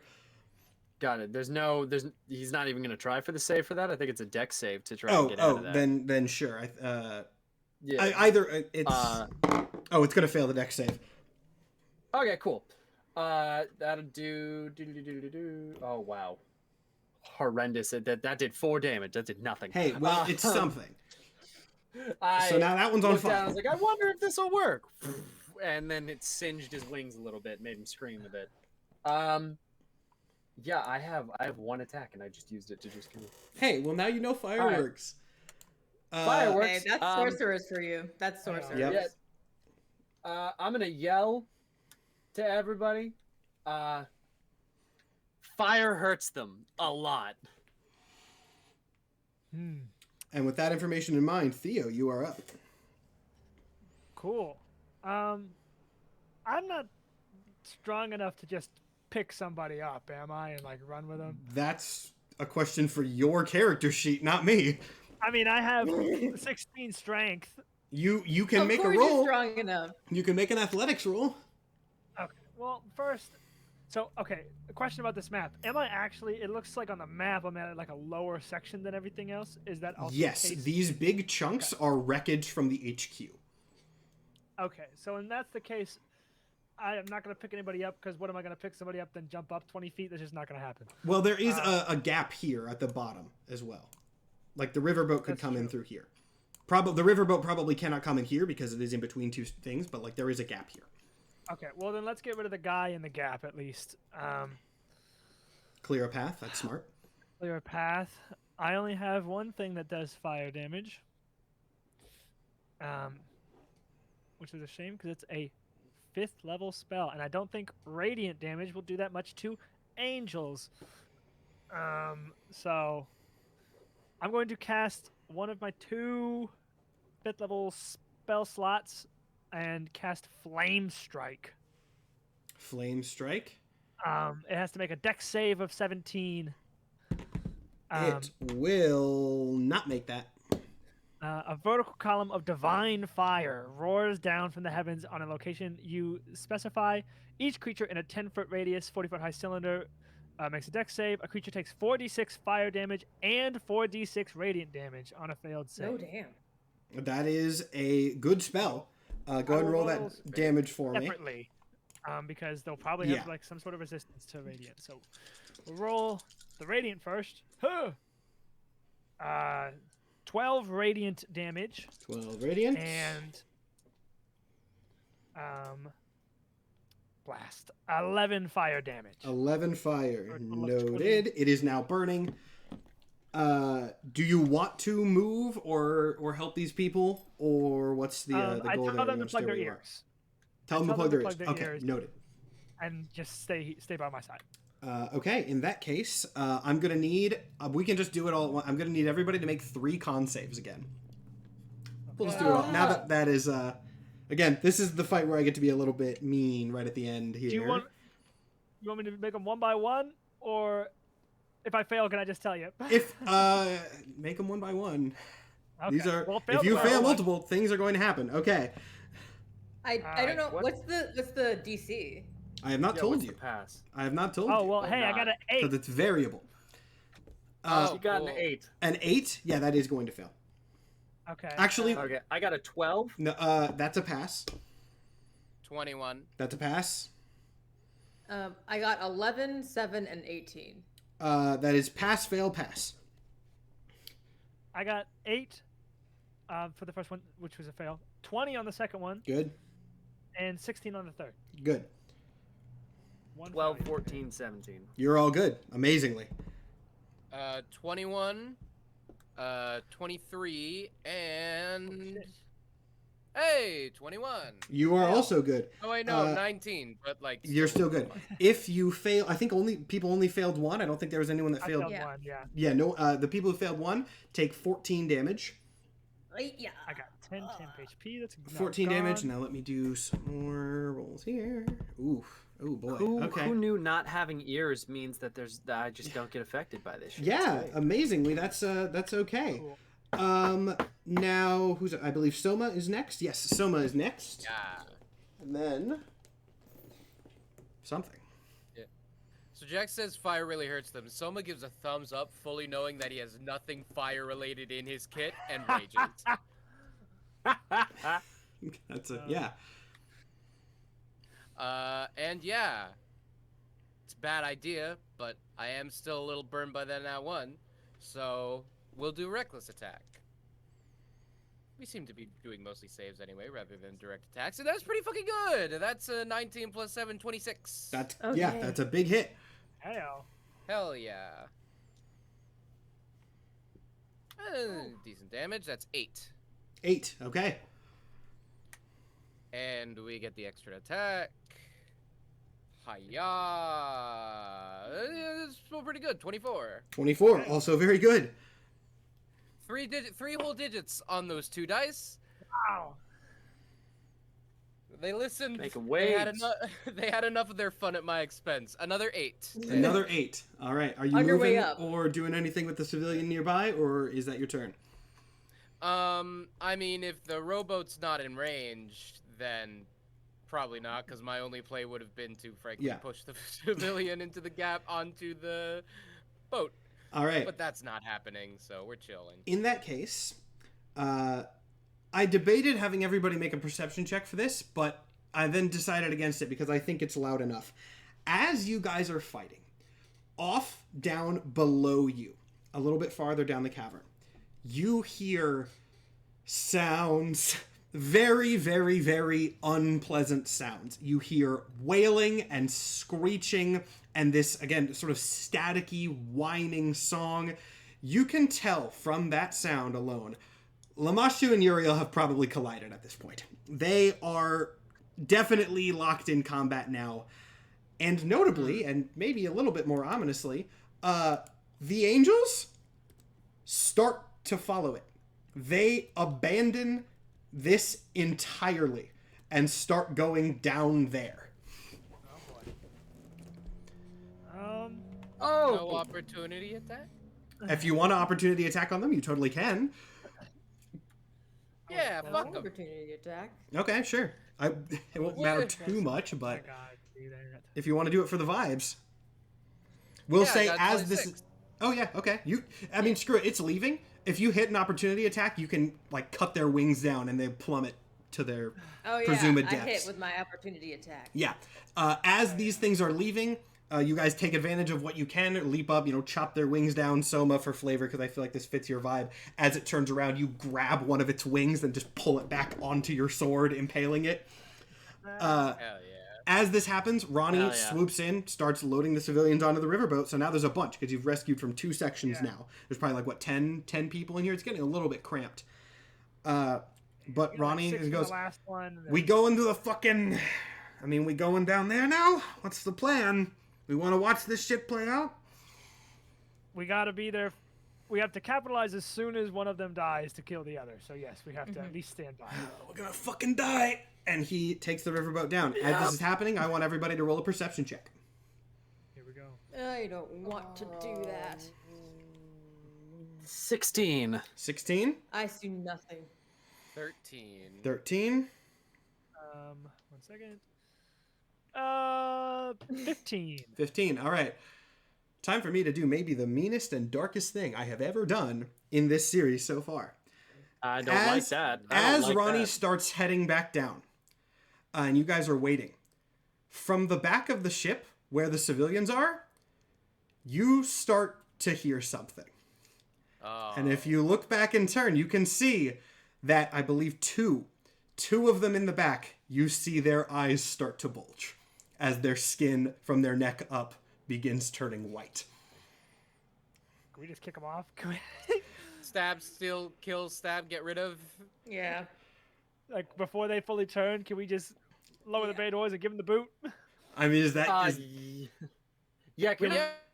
we know how hit the to bay stop this doors? shit. And I want to use Gust at as wide a range as I can to get as many of them away from me as possible. Do you want to do that? There's 2 out of like Wait, 10. there's only 2 Yeah, it's just infected. 2 Yeah, that we I'm just saying. gotta get rid of the 2. Are you sure it's just 2? Just 2 right That's the thing, now, you're and then not. we'll deal with the rest. You're not sure necessarily. No, you know what? I'm not listening to anybody. Jack does that. Jack uses Gust on all of them. All right, On fine. all of them? There's 10 in there. 2 of them are switching. Yep. Yeah, I don't trust it.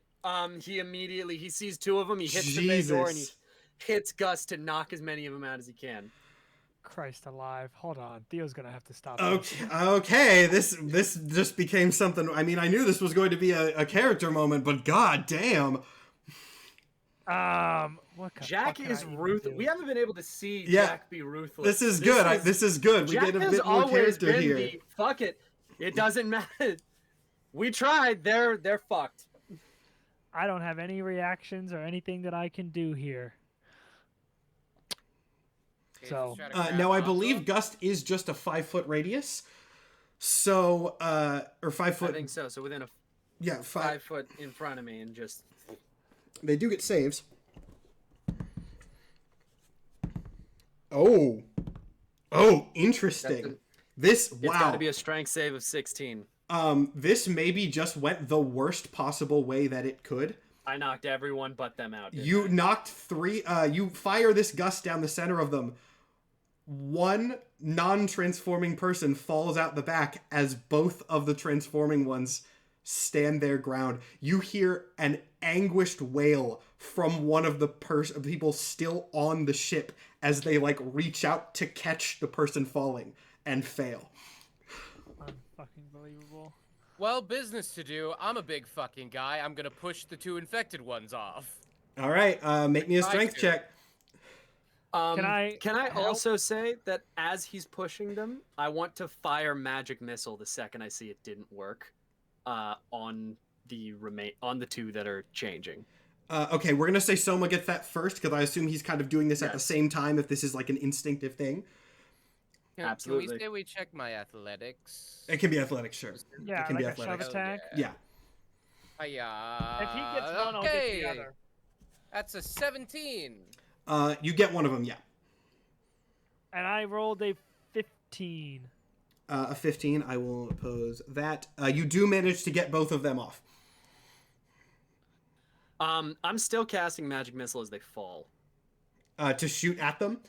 I will say you can. I'm not going to unlocking make 2 you missiles mechanics on it. Their wings have not formed yet. They are falling out of range.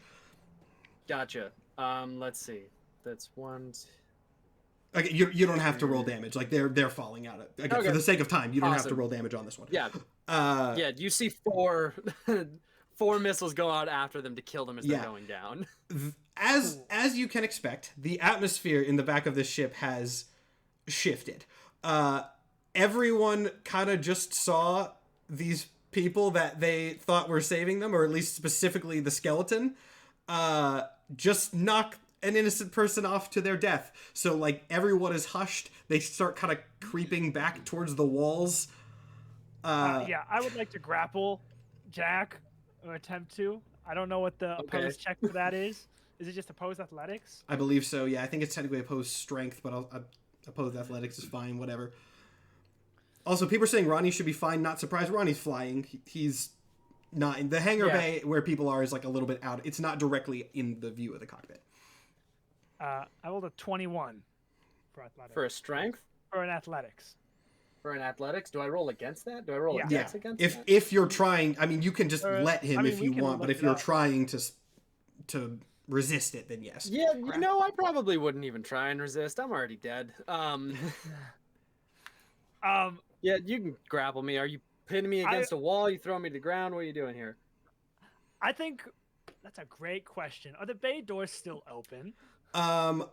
This has taken place over the course of like seconds, so probably yes. If anything, maybe they're just starting to close. With my shield, like pressing you into the wall, and just being Okay. like, "What are you doing?" Saving everyone in this ship's lives By killing an innocent? by killing someone who could potentially be fucking changing. Well, then go ahead and mow down all of them, why don't you, huh? What the fuck did you think I was trying to do? Is that what you're trying to do? That's your plan. 2 of them changed. Were you able to tell beforehand? That doesn't mean kill everyone. That means that there's a potential that all of them could be infected. I know the 4 people on this ship aren't. I don't know about them. I knocked the people. I tried to knock the 2 people that were changing, and just because everyone else was around them, that's not the fucking problem. They're already dead. Worst case scenario, their legs are fucking busted when they hit the floor.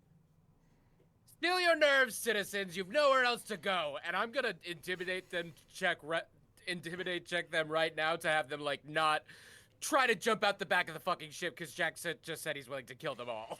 I gotcha. Absolutely, Yeah, I go am. ahead and do that intimidation check I for didn't me. ask for them to be on the ship. I said, let's stop the angels. Not my most convincing. That's a 15. Not a hard check given the scenario. Yeah, everyone's frozen in place right now. Mm-hmm. I'm just going to...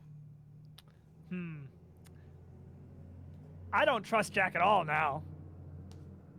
Lots So- of Shouldn't reveals have from about the the start. nature of this party in this My episode, name which is is Jack Alias. You trusted me at any point? If it'll steal your nerves, then I suggest you, Golden Boy, guard them, and you, Skeleton Man, get as far away from them as possible, and take Gladly. solace. that this innocent death had some kind of reason behind it, unlike my display, apparently. My duty is to protect the civilians. If you are a danger to these civilians, it won't be angels going out of the bay doors. If your job is to protect the civilians, then you should be checking if any of these guys are infected. Because given 3 more seconds, if I had hit that fucking door, they'd all be dead anyway. We'll get to that if we get to that. Looks like we already did. And I start walking the other way. Yeah. That's that. Yeah. I would like to speak to the crowd of various civilians and be like, I will not let anybody lay harm to you. You are safe on this ship. While they don't necessarily seem super comforted given the situation, like they seem to trust you at least. How do I phrase this? They trust you, if not the situation, is what you kind of see. Like, they can tell from pretty much all of your actions so far that you have some of the most pure motivations in this group, but everyone's still on edge. They trust you. Everyone is still a little bit on edge, understandably. And I will be beside them, watching if they turn, but beside them indefinitely until we get to where we need to go. No one else turns. It was just those two. And if anyone's curious, I was rolling saves in that last encounter to say that encounter wasn't for fights. It was to see how many people turned on the ship afterwards. But yes, so only 2 of them turn. Fairly quickly after this happened, I would imagine. You guys haven't traveled too far. Ronnie calls everybody up. You hear over the loudspeaker, you are approaching the big area of confrontation. I assume everybody's going up, but I could be wrong. Someone might stay. What's the deal? Going up to the cockpit? Yeah. I'll go up. For sure. I mean, as long as I'm sure that Jack is there, then yeah, I'll be there. Okay, I was kind of assuming I was sitting up there. That's probably where I walked to go sit down, was just to sit in, like, the back seats. Actually, if you walked up first, Ronnie's going to turn to you and be like, what the fuck happened back there? I heard sounds, but didn't want to step away from them. 2 of them changed. Shit! Do you fucking deal with that? Tried to. Tried to? They're Are they not still fucking on the ship anymore. Jesus, okay. And then as everyone else come up, a few minutes later, I assume? Excuse me again? Yeah, I assume so, yeah. Okay, so, out the window of the ship, in the distance, but these figures are large enough that, excuse me, I'm hiccuping again. These figures are large enough that you can see them from a great distance away. You see the battle that you assumed would go down. Floating, kind of just oddly statically, in the center of the ravine is the form of Uriel. Once again, not really like moving as much as just translating from place to place as he tends to do. However, contrasting that is Lamashtu, who is extremely mobile in this fight, jumping from wall to wall, slashing at attacks. It makes a very disturbing scene, almost like they're moving at different frame rates. It is also loud. It is extremely loud, even in the ship, with the song and the screams and the wails. It is bad. There's also loud crashing and rumbling sounds as Lamashtu is slamming into the walls, cracking things. This is what you see as you approach. Does anyone want to do anything, or are you just going to let this play out? I think, we just wait for one of them to be dead, and then... All right, here's the fun part. Yeah, just watching. I'm going to roll. This could go. Things have happened to set this up, but I'm rolling. This is up to fate right now. Okay. Oh, as you guys watch, you see Uriel's movement especially become faster. Again, Uriel does not really move. His muscles just sort of floats back and forth statically. But his movements become faster and a little bit more erratic. And after a while in the fight, you see, for the first time you've ever seen it, Uriel's muscles move. After floating around for a while, Uriel stops in place and extremely abruptly, but oddly fluidly, slam an arm forward at which point from the sky above, a massive beam crashes down and splits Lamashtu in half. Sheesh. Oh, That's bad. Fuck you. I need everybody lay on hands to that? make me a RQ. let's see, Constitution save again, I think. Sorry for that, but another Constitution save probably needs to happen here. 24. 24? 10? 25. Natural 20. Okay, so the My only one... first time in this entire campaign. Yeah. Lord Cringe don't want to Honorary change. nat 1, which acted as a nat 20 in. Yeah, out of that weird right. circumstance. Yeah. So, from the... that's pretty lucky, actually. Oh, that was the wrong die. Well... Oh, Jesus Christ. That... Wow. Okay. I can take it. Everybody except Theo, you're going to take 15 damage. Theo, you're going to take 30. That's tough. From Theo, did you add your plus three? sheer sound of Lamashtu's screech, the ship almost crashes. It is a sonic boom force going through the entire canyon. Every window shatters. It is the loudest thing you have heard in your life. Did you add the plus 3, Theo? You got I a did 10? not. It won't help. Yeah. Oh, okay. But that's okay. I'll just heal myself again. Speaking right of now. ungodly acts, what is the status? What's the sit rep on calling Theo's mom? Yeah. I will roll again for it, but it didn't work last time. This time it is going to work. Good for you. Not Can that we hear it after that? Well, yeah, I mean that's fair. It is a message back. It is not a Message live goes in call. your head. It is not a live Okay. call. But essentially, what this means, this actually worked out in your favor because what Athena tells you essentially, I won't do the full voice for it, but what Athena tells you essentially is that everything in and out of Urkala has been blocked, presumably by Uriel. She does not know the details of what's going on, but it is Uriel that is causing the block. Now, word of this has gotten out, and Ereshkigal especially is pissed. Athena actually sounds worried at how mad Ereshkigal is at this. But she can't get in because of the block. However, you do know that block is being generated by Uriel. So, stopping Uriel is probably the key here. At least that is when Ereshkigal will come back. What happens from there, you don't know. But that is the main info that you get. Would have been more helpful earlier, but now you've got your challenge in mind. I'm going to healing word myself really quick at a 4th level. I cannot see what these say. What? Before you do that, I probably should do. Let me try Beacon of Hope. I'm gonna cast Beacon of Hope Hell yeah. because that means. Let's see. Yeah, max healing. The spell bestows hope and vitality. Choose any number of creatures within range during the duration. Each target has advantage on wisdom saving throws and death saving throws and regains the maximum number of hit points possible from any healing.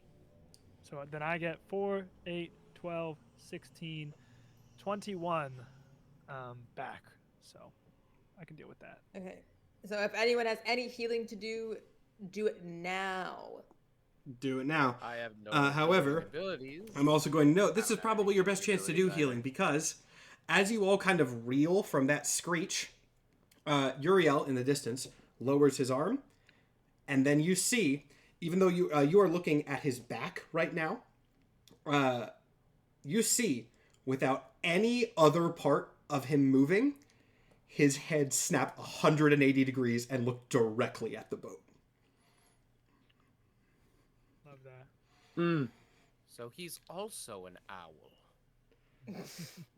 So, what are you guys doing? What's your Tell plan? the civilians. Who's gonna tell the civilians that they have about 5 minutes to live? Are we so? Does it look like there is a battlefield that we can go down onto, or is Uriel just floating in the air and we are in the air and everything's in the air? Next to Uriel, there is a large collapsed section of cliff wall from where Lamash 2 slammed into it that could function as a place for you to do battle.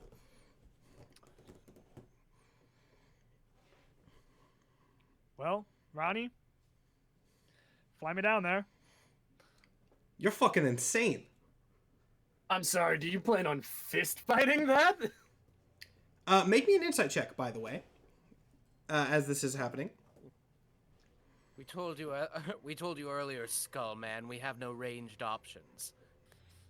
That is going to be holy smokes, 31. 31. That's plenty. That's better than anyone else is going to get. After a moment looking out at this thing, the body aligns itself with the head. And I phrase it like that because you don't see it move. It's just at one moment, the head is turned towards you and the body's facing away. And then the next, the body is facing you as well. And Uriel slowly starts to float towards you. But as he floats towards you for just a brief second, almost unnoticeable, unless you're a trained fighter like Theodus, he falters. He was hurt by whatever. Like, I say, dips a little bit in his flight. It does seem like whatever battle he had with Lamash 2 did have some effect. I just say, Lamashtu has weakened him. And if anybody can take him, it's, well, not me alone, but us. So yes, Ronnie, fly me down. Fuck you. There's no way I'm taking the boat down there. I can get you down there, but I'm not going anywhere near that thing. I got people in the back. You want to bring them down here too? And me? And mostly me? No. Drop me off is what I need. I'm not... Fine. Who else wants to go down there? I'm taking one load. I am going as well. I will also be joining. Jack. Everyone kind of looks... Fuck y'all. I'm not going down with you. I'm not going to die. My plan's to get the fuck out of here. Fuck you. I'm not going down there. Ronnie... Then you can die a coward. I just realized something. I already did. I just fucking realized something, that this was actually not my original plan. But I think this is gonna work. Ronnie kind of looks at Jack and goes, okay, well, here's a fucking thing, Jack. I know you, and I don't trust your ass for 2 fucking seconds, and I don't really want you being the only one on the boat with all the innocent people back there while I'm flagging. I want somebody else to keep you in check, and if everybody else is gone, I'm sending you the fuck with them.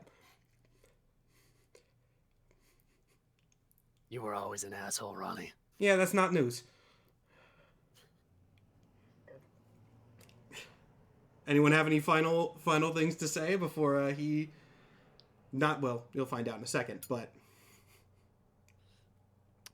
No. All right. I think Theo's just thinking in his head, if in the heat of battle, he'll have to cast Hold Person on Jack if he starts doing some fuck shit. Or maybe perhaps Hold Monster with the way he's going these days. Why does everybody assume that I'm going to be killing each other? I'm a coward, not a fucking psycho. I'm not going to be killing them team members. I just don't want to fucking be there. You gotta think about everything. So Ronnie at this point goes, okay, so I'm not taking the boat down there, but I got another thing. This might not be the most pleasant for you, but it's gonna work. He takes one of the oars out of the console and slams it downwards. And as he does, in sort of the wake of this, that black murky water, presumably from the river Styx that he can summon, emanates from it. And that expands to essentially cover all of you in bubbles of this dark, murky water that then rocket out the back of the ship and start going towards Uriel. He is not taking the boat in there, but he has other ways of getting you closer. That is unnecessary. I will use my steed. He 100% puts the steed in a bubble as well. Oh no! He 100% puts Neon Cat. He dampens your Pop-Tart. So yeah, you guys are in this. It is. You can't breathe in there, but luckily it is not an incredibly long journey. As you get closer, you see Uriel's gaze, again, only the head moving, nothing else, kind of drift to track your progress. stopping where he is, not advancing towards the boat anymore. And then, as you are moving, right before you get to the area, you see his gaze snap back to the boat.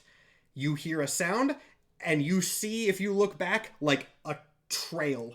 The boat, Ronnie has just fired all thrusters on the riverboat and dipped. Through the bubbles, you can hear kind of this echoing sort of, underwater voice say, "I'll come get you if you're fucking alive." Wow. And with that, That's probably a lie. let's go back to the Roll20. Which number map? Where's my yes, this one. This one, nothing there yet, of course, but there certainly will be. So, I should probably take my view over there as well. You guys are dropped off on this large sort of crater, essentially, where Lamash 2 crashed. Let me put you guys all there. You are all free. Oh, wait, I don't have to do that. You guys have your tokens in the top left. You can move them anywhere around here that you would like. Place yourselves first. Place myself. Where'd it go? Oh. This looks like a central point. I'm gonna. And again, height here is height on the map is height in the setting because it's crumbled areas.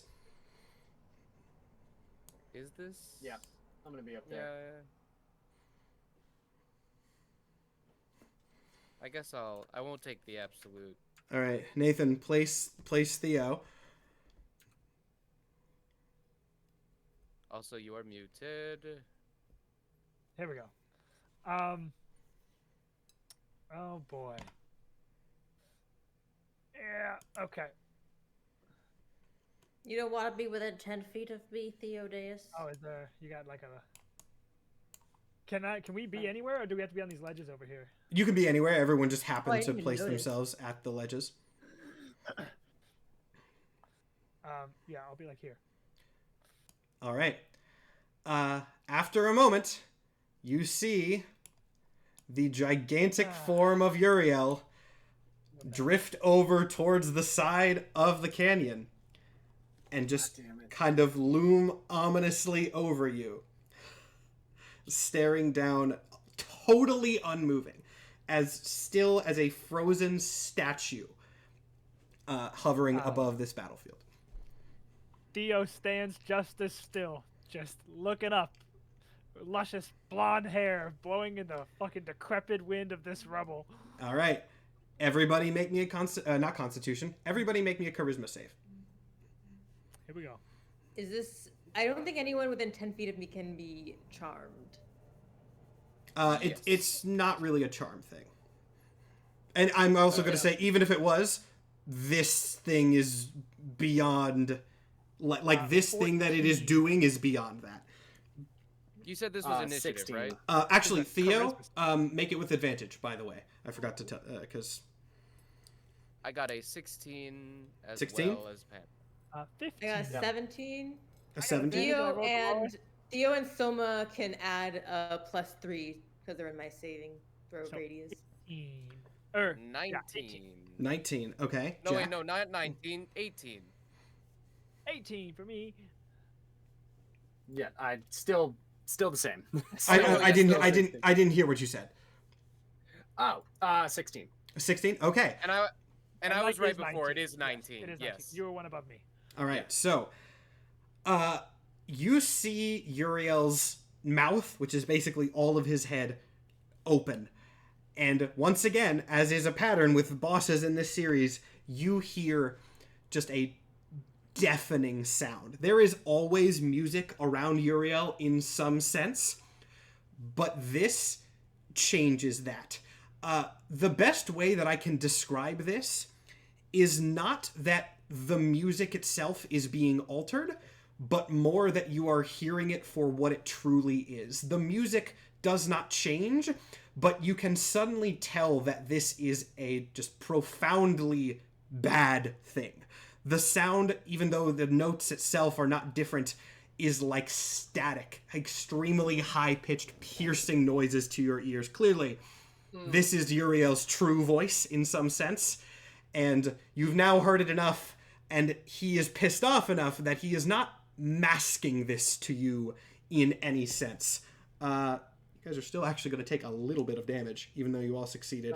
Though only a little tiny bit. Actually, horrible rolls, so you're only going to take 3 damage each. But hey, damage is damage. Oh, thank God. Of course, at this gigantic noise, some of his corrupted, or purified as it were, do start arriving from the canyons around.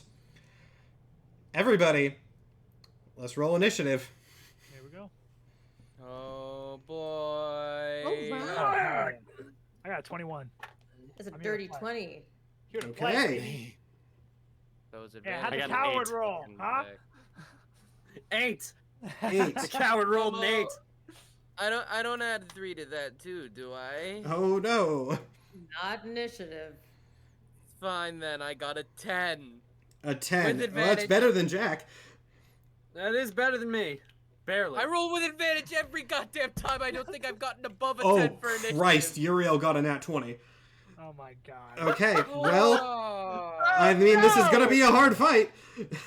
Here we go. And, okay, the minions did less good, so that's fun. Let's... Jack is just straight up moral support because I know you have like 1 spell slot. I have a couple, but like only 1 big spell slot. Yeah, this is a war of attrition type fight. So, just for my personal note, what's everybody's AC? Right now, mine is 19. 19, that's I very plead the good. fifth. So 5? So 5 is what I'm hearing. It's 16. 16, okay. Oh, that's Mine's even. 15. Mine's 13. I don't think Jack is going to survive this fight. I hope don't. he doesn't. I think Jack. And- I think and- Jack might die. And after that scene in the boat, I don't know how many people would be angry about that. There's only one person I care to make it out of here, and it's Lord Cringe.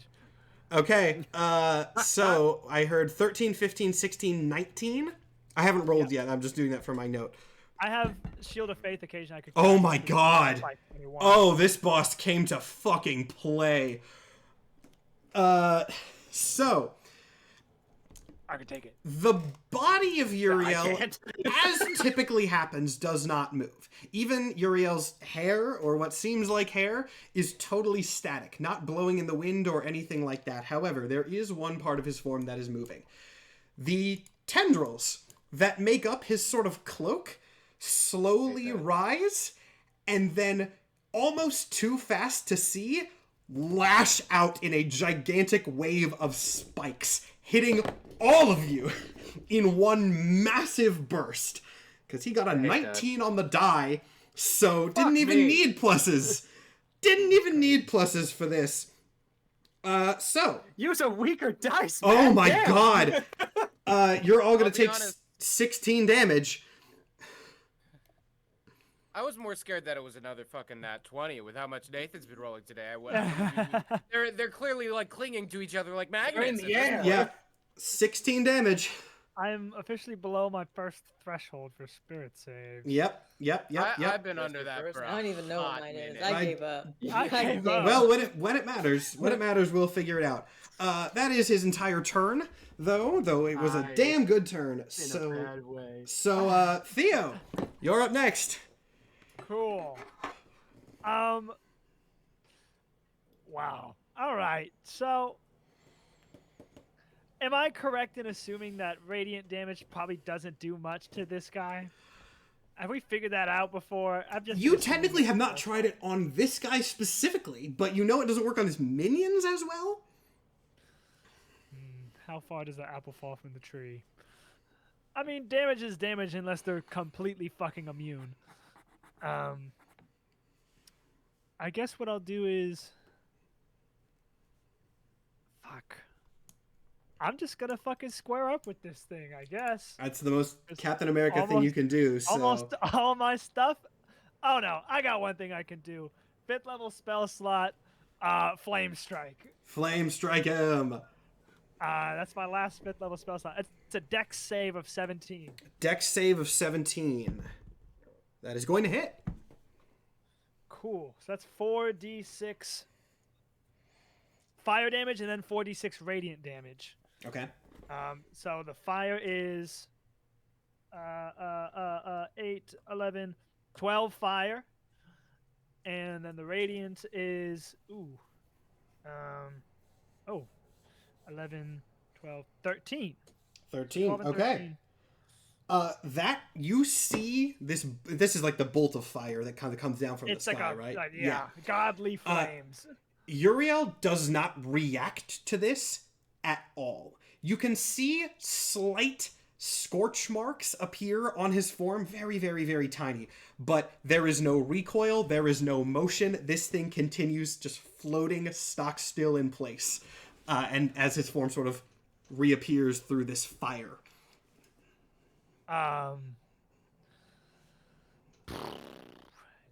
Damn, that's tough. I can't attack and do a spell at the same time. So, yeah, that's my turn. And that's it. That's me. All right. Lord Cringe, you are up next. I can't do much against him either because I'm a paladin, so all my divine smites are obviously radiant. I was mean to you guys saying that you were going to be doing stuff in the underworld and then making the bosses angels, but hey, this is a horror campaign. I get to be mean. It's okay. Let's see. Only thing I can do, because I think only me, Soma, and Jack can really hit him with attacks that might actually do damage. But if he takes half damage to literally everything, we're fucked. All right, I did not say he takes half damage to literally everything. I just he might. I just want to be clear. I have not said that. We don't know his resistances. Yeah, you do not. You do not at the moment know his resistances. Is there like a check I can do to? You can do. Give me an Arcana check. It's a 16. I will say the fire. You didn't get this. Like the fire did something. He did not move because he is big and strong and tough, and that was the first thing that you hit him with. It does not seem like he has any sort of resistance to the flame. Good thing I had a bunch of those. Okay, I'm gonna try to hit him with a thunderous smite. Yeah. The only other thing I go could do for it. is a command. But We gotta try. There force are damage, you might minions as on well. the field. If you want to try commanding one of them, that is something that you could do. There's no point in trying to go for the minions at this point, unless the minions are where he gets his power from. But Well, command is know like if you I- could. I don't know if command lets you like tell people who to attack. I forget the exact. I don't there's a think bunch of like so. mind control spells, and they all do stuff at different level, but have similar. Oh names. no, it doesn't let me do that. Okay, You then can tell them to flee. never mind. Yeah, I can tell them to run away, but I can't make them attack. Okay, then never mind. unfortunately. Less helpful. Yeah, I think I'll try my best to hit him. Is he standing? Do I see him standing, or is He he is stuck doing, like, the hovering. weird He is move? hovering a bit above the ground, but he is hovering. All right, my ball bearings will do nothing. Just throw a ball Fuck bearing that. at this thing. Okay. I was gonna do a Scooby-Doo move, but that's not gonna work. Yeah, I'm just gonna hit him. All right, let's try that with a greatsword. Does a 19 hit? A 19 will. Okay, I have Oh, yeah. 2 attacks, so I'm assuming a 26 will also hit. Yes. Right, so I hit both times. That's going to be a 10 from 1, and oh wait, I get to roll Oh, it's not even. 2 of those over again. I get to roll that 2 and 1 again, so that is 10 and 6 plus 3 is 9, so 19 damage. 19 I'm damage. going That's to not throw bad.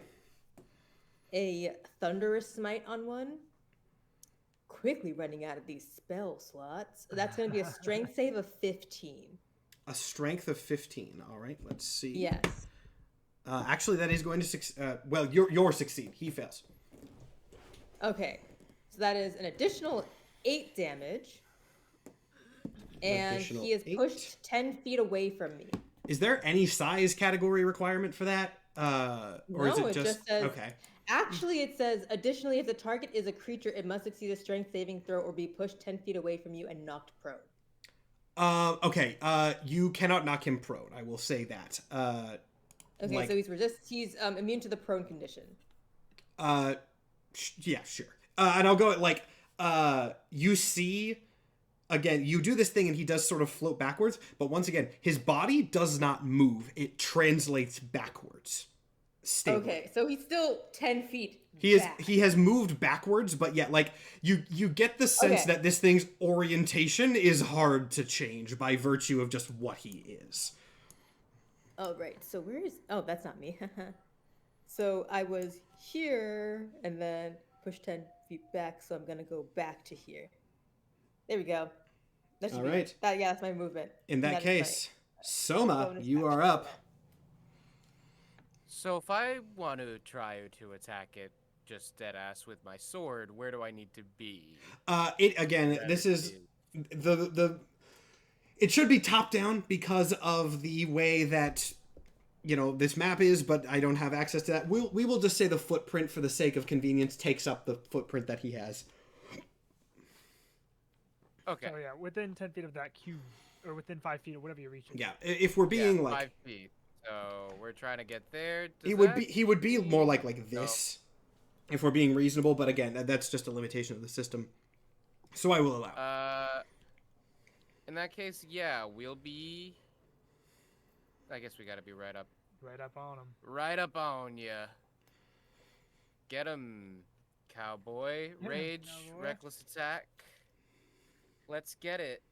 Oh, yeah. We can get it. That's, 23. 23 will do it. I know what I'm... 2d6 plus 3 is 9 damage. 9 damage. Yes. All right. And Noted. we have the... You guys are doing good We damage. have Joe. extra... Yeah, we have extra attack. Hey, that's gonna be very good. That's 25. That will also hit. Advantage is doing its job, and I am deeply thankful. Yeah, that's a bonus action. Finally. Okay. Hiya! Yeah, that's a 13 damage. 13. Okay. Good news, you did damage to him. Bad news, the head snaps down to look at you. It is Jack's turn, but just for note. Soma does whatever the ancient Greek version of flipping somebody off was. I doubt it was the middle finger. Someone Google that in chat. Yeah. Someone figure it out. Jack, out of curiosity, what health are you on right now? I plead the fifth. Okay. All right, I'll allow it in this case. Bad enough that hopefully it doesn't start looking at me. Okay, I'm going to cast Immolation on it, and it needs to pass a dex save. Immolate him. Whoa. Is not going to pass that save. He is not passing his saves. Awesome. Okay, so in that case, it takes this much on a failed. Burns for the spell's duration. Okay, so he takes 26 damage. Jesus, okay. You might have questionable emitting- morals, but you do not have questionable damage. Sheds a bright light in a 30-foot radius and a dim light in an additional 30 feet around it. It's so bright right now that does not matter, but That doesn't matter. yeah. At the end of each of its turns, the target repeats the saving throw, and it takes 4d6 fire damage on a failed save. Is And that then in a finally radius, or it's just if it hits, it does that? If it hits, it does that. Damn, It does okay. that until he passes the save. That is effective. So at the end of each of his turns, he takes an additional 4d6 fire damage until he passes. Now, I'd ask if you want to move, but you are pretty much as far out as you can be.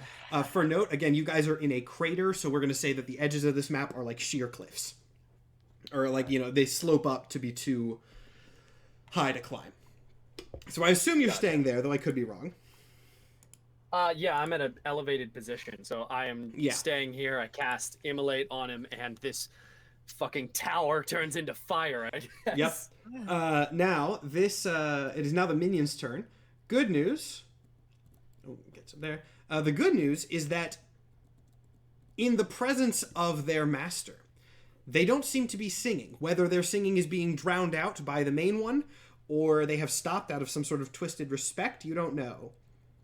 But they are still attacking you. So, Theo will roll, and then I'll determine what happened. If I can stop rolling off the table. Oh, that's definitely a miss. And Jack, that's also definitely a miss. Okay, these guys are low rolling. Score! So these things, they do not, again, sing at you, which is preferable, but they are still physical monsters, even though they do not use their physical attacks very often, and that is what they are doing to you at the moment. However, they are not very effective at this, and they do both miss. However, it is now Uriel's turn. Soma, I'm going to need you to make a dex save. That's okay. I got advantage on those too, as long as I'm not blinded to... blinded, deafened, etc., to the cause. That's a natural 20! Oh, okay, cool. The fucking amount of dice I would have to get that, but let's go! Very, very lucky. So I'm still going to describe what happens, just so that you guys can be scared for whether it happens again. While looking down at you, Soma, Uriel's head once again snaps 180 degrees. So the head is looking directly away from you, oddly, up into the sky. Which might sound like a benefit at first, but then his hair unfurls into a million tiny golden strands that then lash out towards you, attempting to entangle you. However, you are fast enough to be able to deflect these with your sword, slash a few of them, and dash out of the way before they retract and tie themselves back up into the ponytail, avoiding his grasp. However, he does get to do multiple things because he's a scary boy. So he is going to, let's see, what is he going to do? I think he's just going to tentacle lash again because that is the most logical thing right now. So, oh, okay, that he definitely misses. He actually got a nat 1 on that. While, you know what, we'll say this. While he is focused on Soma, the sort of tendrils of his cloak-like structure begin to move independently. And as Soma slashes some of the grasping hair-like tendrils, the tentacles kind of go wide, missing both Theo and Lord Cringe, but impaling one of his own minions and just splattering him against the wall of the cliff. So that's good, at least. Unfortunately, another one does immediately fly in to join, but it flies in from the back, so you've bought some time. Theo, you are up. There was something attacking you, but not anymore, so that's good. I was about to strike. You're probably covered in a little bit of like weird bloody stuff because it got burst right next to you, but... Ew. This thing explodes into blood. It splatters my face, and I'm just like, not even reacting. I go, great, cool, check off that, and turn and just walk to be beside Soma and fucking swing at this guy. Back to basics. Swing at him. Ugh. Whoa, that rolled forever. That's gonna miss. That is a 9. 9 will not do it, no. But as a bonus action, I will be casting Spiritual Weapon at a 4th level. Oh, and I actually just, real quick, I just realized that I'm going to be a nice DM. I did forget to do the dex save for the immolation, which he is going to pass. So it didn't actually matter, but continue, Theo. God damn it. So I cast Spiritual Weapon. I create a floating spectral weapon within range that lasts for 1 minute, and it's not concentration. And I can move it 20 feet as a bonus action from here on out, and it can attack creatures within 5 feet of it. So I'm going to cast that and have it... Does it just straight up attack? I don't have to roll? I think that does attack. I don't think it auto hits, but I do think it attacks. as a bonus action, you can move the weapon to 20 feet, and you can make a melee spell attack. Okay. Yeah. Against a creature. So a spell attack. Yeah, that's a good add. I'll fucking do that. Yeah, it's basically just like extra attack at a distance. It's a good spell. That is an 18. 18 will hit. And if we could get a token for that. Oh, yes. Let me find... I don't know if I have, like, a sword, but I will give you this little golden token that can be... I'll give you control of it. Hold on. So this little gold token will be your weapon. And you should have control now. 4th level... Cool. Because I did that at 4th level, it's 2d8 plus 5 force damage. Okay, that's good. And not slashing, because it is a golden spectral sword. That is 15 damage. 15 damage. All right, that is good. Also, to people in chat who are asking or said we just hit 4 hours, I told you last week this one's going to be longer. But they are on the final boss, so don't be too worried about it. You said 15 damage. That is good. You guys have already done, I'm not going to tell you what the max health is. You guys have already done over 100 damage. So you guys are piling it on pretty effectively. Pretty effectively. Is that your whole turn then, Theo? I assume. Okay, in that case, it goes back to Lord Cringe. All right, I'm gonna try again with hitting this creature. Let's see. Great. That's an natural 20. I crit. Nice, nice. Yeah! Woo! Okay, Lord Cringe so out that here is... winning. Seriously. All right. That is just gonna do my crit damage there. I rolled so many 2s and 1s in my damage, but I have great weapon fighting, which means I get to roll the 2s and the 1s again. So that's 7 plus. I need to roll 3 more d6. 7 plus. Wow, that's so much better. 7 plus 15 is 22 damage. That's very good. I'm gonna throw on my divine. Yeah, I might as well just throw on the divine smite there. It's not gonna do a lot, but at least it still gets doubled with the crit. Damage is damage. Damage is damage. So that was, did I say 27? I believe so, 22, yes. 22, sorry. 22. Oh, sorry, yeah, 22. Plus my divine smite, which is, I always lose it in this character sheet. It is not working with me. Wait, hold on. I've moved up. I keep forgetting to move because if I am within 5 feet of a, whatchamacallit, an ally, I get advantage on my hits. No, I don't need an advantage on that one. I need to add my divine smite. Where did you go? I don't know how much it is off the top of my head. Does anyone play I do not Paladin? either. Tell me how much a smite is.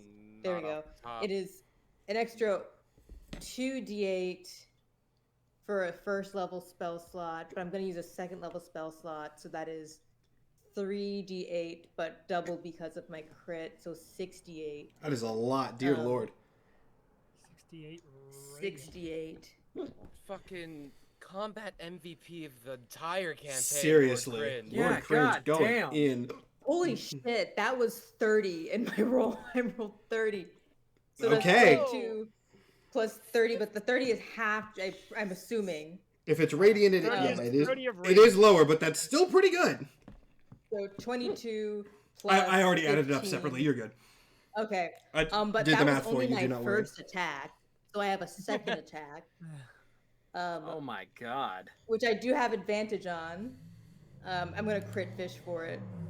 I don't think I'm gonna get another nat 20. I didn't, but I did get a 16 to hit. No, sorry, it was 23 to hit. That hits. I'm not Gonna throwing. roll up. Actually, I think I might throw a divine smite on that. Might as well. Yeah. Might as well. I had to re-roll that 1d6.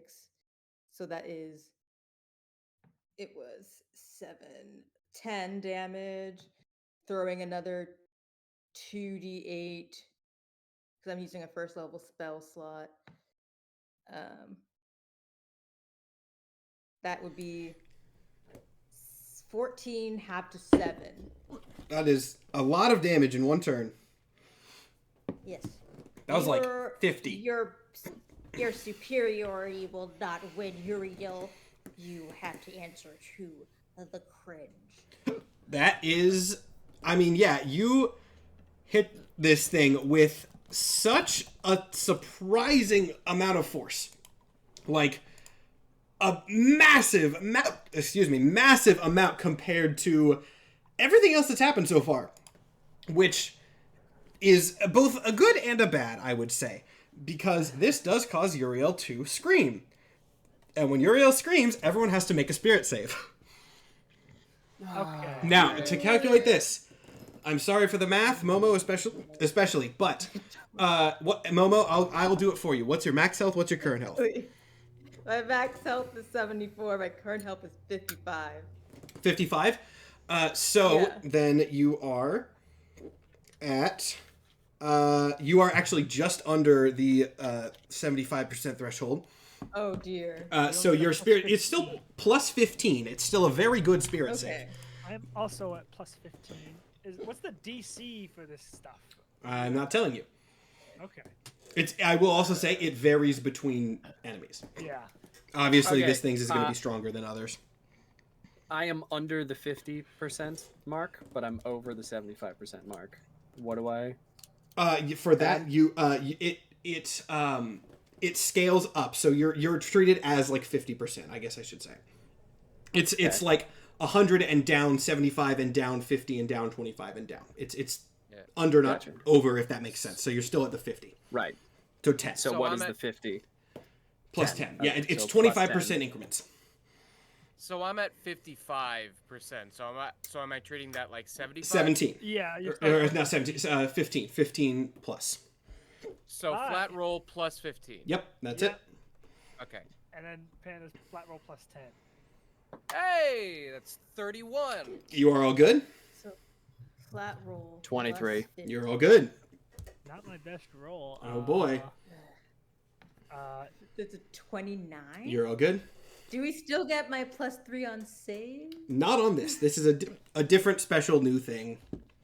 I actually got the worst. I got 22. Oh, you're also fine. Don't worry. It's not too bad. This fight's not over yet. All right. And that was also like a special legendary action thing. So Soma, you are up next. If Cringe is done, which I assume. Yeah, I'm done. I think I actually did. I have not used the bonus action. I am going to go ahead and actually, I'm not going to use the bonus action. That would be one of my last couple spell slots. In that case, over to Soma. All right. Let's just roll the attack. We have a flowchart that has one entry. Yeah. That's barbarians. 19. That'll hit. That's 19 to hit. Hell yes. Yeah, this is okay. 10 damage. Could be worse. Extra attack. Hiya. Okay, yeah. That's a 26 to hit. A 26 to hit. That will also hit. Heyo. That's 9 damage. 9 damage. That actually takes him to a nice round number. And I am in a frenzy as well. I've gone into frenzy because I don't think I've done that yet. So if I just had it up on my features and traits, I can make an extra attack. I suffer a level of exhaustion when rage ends. Hiya! 18 to hit. That will also hit. Hell yeah. Hell yeah. And that is another 9 damage. All right, another 9 damage. I assume you're not moving, so on to Jack. If you are moving, please let me know. Nope. Don't want that opportunity attack. Nope. God. No. Where do you think you're going, And Squish? yeah. You stay right where you are. That just really got me. Don't want that opportunity attack from God. Nope. Yeah, I can't leave this church, man. I don't want that opportunity attack. The attack from God. Okay. Yeah, I'm just gonna go with a classic. I need a dex save because I'm tossing a fireball at him. Dex save of what? 16. Not going to pass. Hell yes. That is going to be another 28 damage. Jesus, you guys are doing quite a bit. I assume again that's your whole thing. Yeah, that's Not my a lot of I'm not movement going for now. fucking- Yeah, not really. All right. Speaking of Jack, though, minions are next, and Yeah, believe me, they they're going to are. do some stuff. So we'll move them all first. Oh boy. No, great. Oh, they actually Would all you get look at in. that? Let's see. These guys just have basic attacks. Oh my god. Well, Well, there goes that's Jack. fun. That's an unlikely thing that I put on these guys. I never thought that would matter. First off, what's your AC? Again? How much do I need to not die?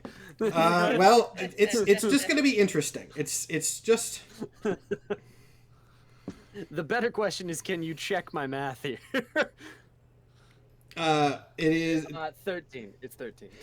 Both of them are going to hit. So first off, 21 damage. Gasp. The reason that it's 21 That's damage. First off, Yeah, first off, 21 damage because one of them got a nat 20, and if one of these guys got a nat 20 on you, you have to make a spirit save. Ah. Ooh. Everyone can do it. It's just unlikely that anyone but bosses will, but it can happen. On the one hand, we really spirit left our save backline after open. getting hit. Damage and then spirit save. Damage and then spirit save. Damage okay, and so then that spirit would put save. me well under 75%. So I add 15. Yes, you are at Okay. 15 if you were at there. Or if Okay, you're in like, that- 5% of your health is missing. Wait, Yeah, I am. That- I and am. you're just at, like, far- Yeah, you're below Five. 25% of your health. You mean? I am total. below 25%. you only get oh, you're below 25. That means you're plus 5, not plus 50. You got it Plus mixed. I 5. Okay, should have caught that. great. Yeah, you're plus 5 on the spirit Lovely, save. lovely. That's gonna be a 22. You are. Wow, you got lucky. You're still good. So you rolled a 17. Yeah. Good is relative. Good but- is relative. Also, for what it's worth, the one of them is going to attack Soma. It is going to miss. However, it is now Uriel's turn again, But it feels good. and he's a little bit pissed at all these people clustering up around his tendrils. So he's going to do a thing, and he's, oh my god, going to get a nat 20. I can take it. I can take it. So this is going to be fun because now no one. Yeah. So the good news is that you guys are not going to be taking any direct damage. No. The bad that's not news good news. is that again, fed up seemingly with all of the creatures at his feet, his tendrils flow down to the ground around you, and then extend rapidly, wrapping around all of your feet, lifting you up, and hurling you backwards. Okay. So, yeah, you guys all get thrown back pretty damn far because, again, that 20. And you all hit this cliff! So isn't that fun? Does he throw Nyankat or does he throw Cringe off of Nyankat? It's tendrils wrapping around, so I'm gonna... It's just the whole unit. Oh, okay. The whole unit. And that impact damage is going to be... 15 damage for each of you off that. Alright, we alright. And then he is going to translate over to the side a little. Actually, he's going to get out of range of that little sword. Below 50%. And that is going to do his... Well, Yes.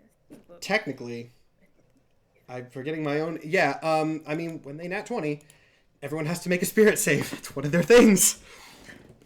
After the damage. That's cool. Oh Yep. shit. So I only now add +10 to this. Same. This is the final boss. I needed to use this mechanic. Here we go.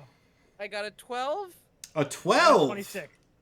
I got a 2 on the die. I got a 12. Oh no! What was everybody else? I got 26.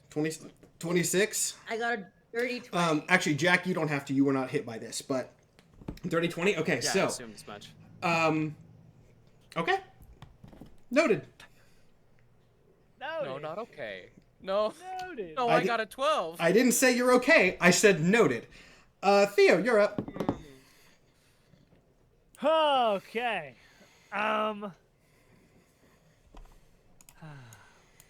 Jesus Christ. Yeah. What do we got? That's so crazy that spiritual weapon is not concentration. I'm not complaining. Yeah, that is very helpful for once you. Once it's there, it's just there, which means I many people can I affect with mass healing word?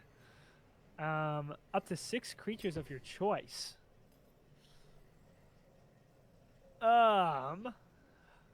Question is, do I want to actually pick and choose?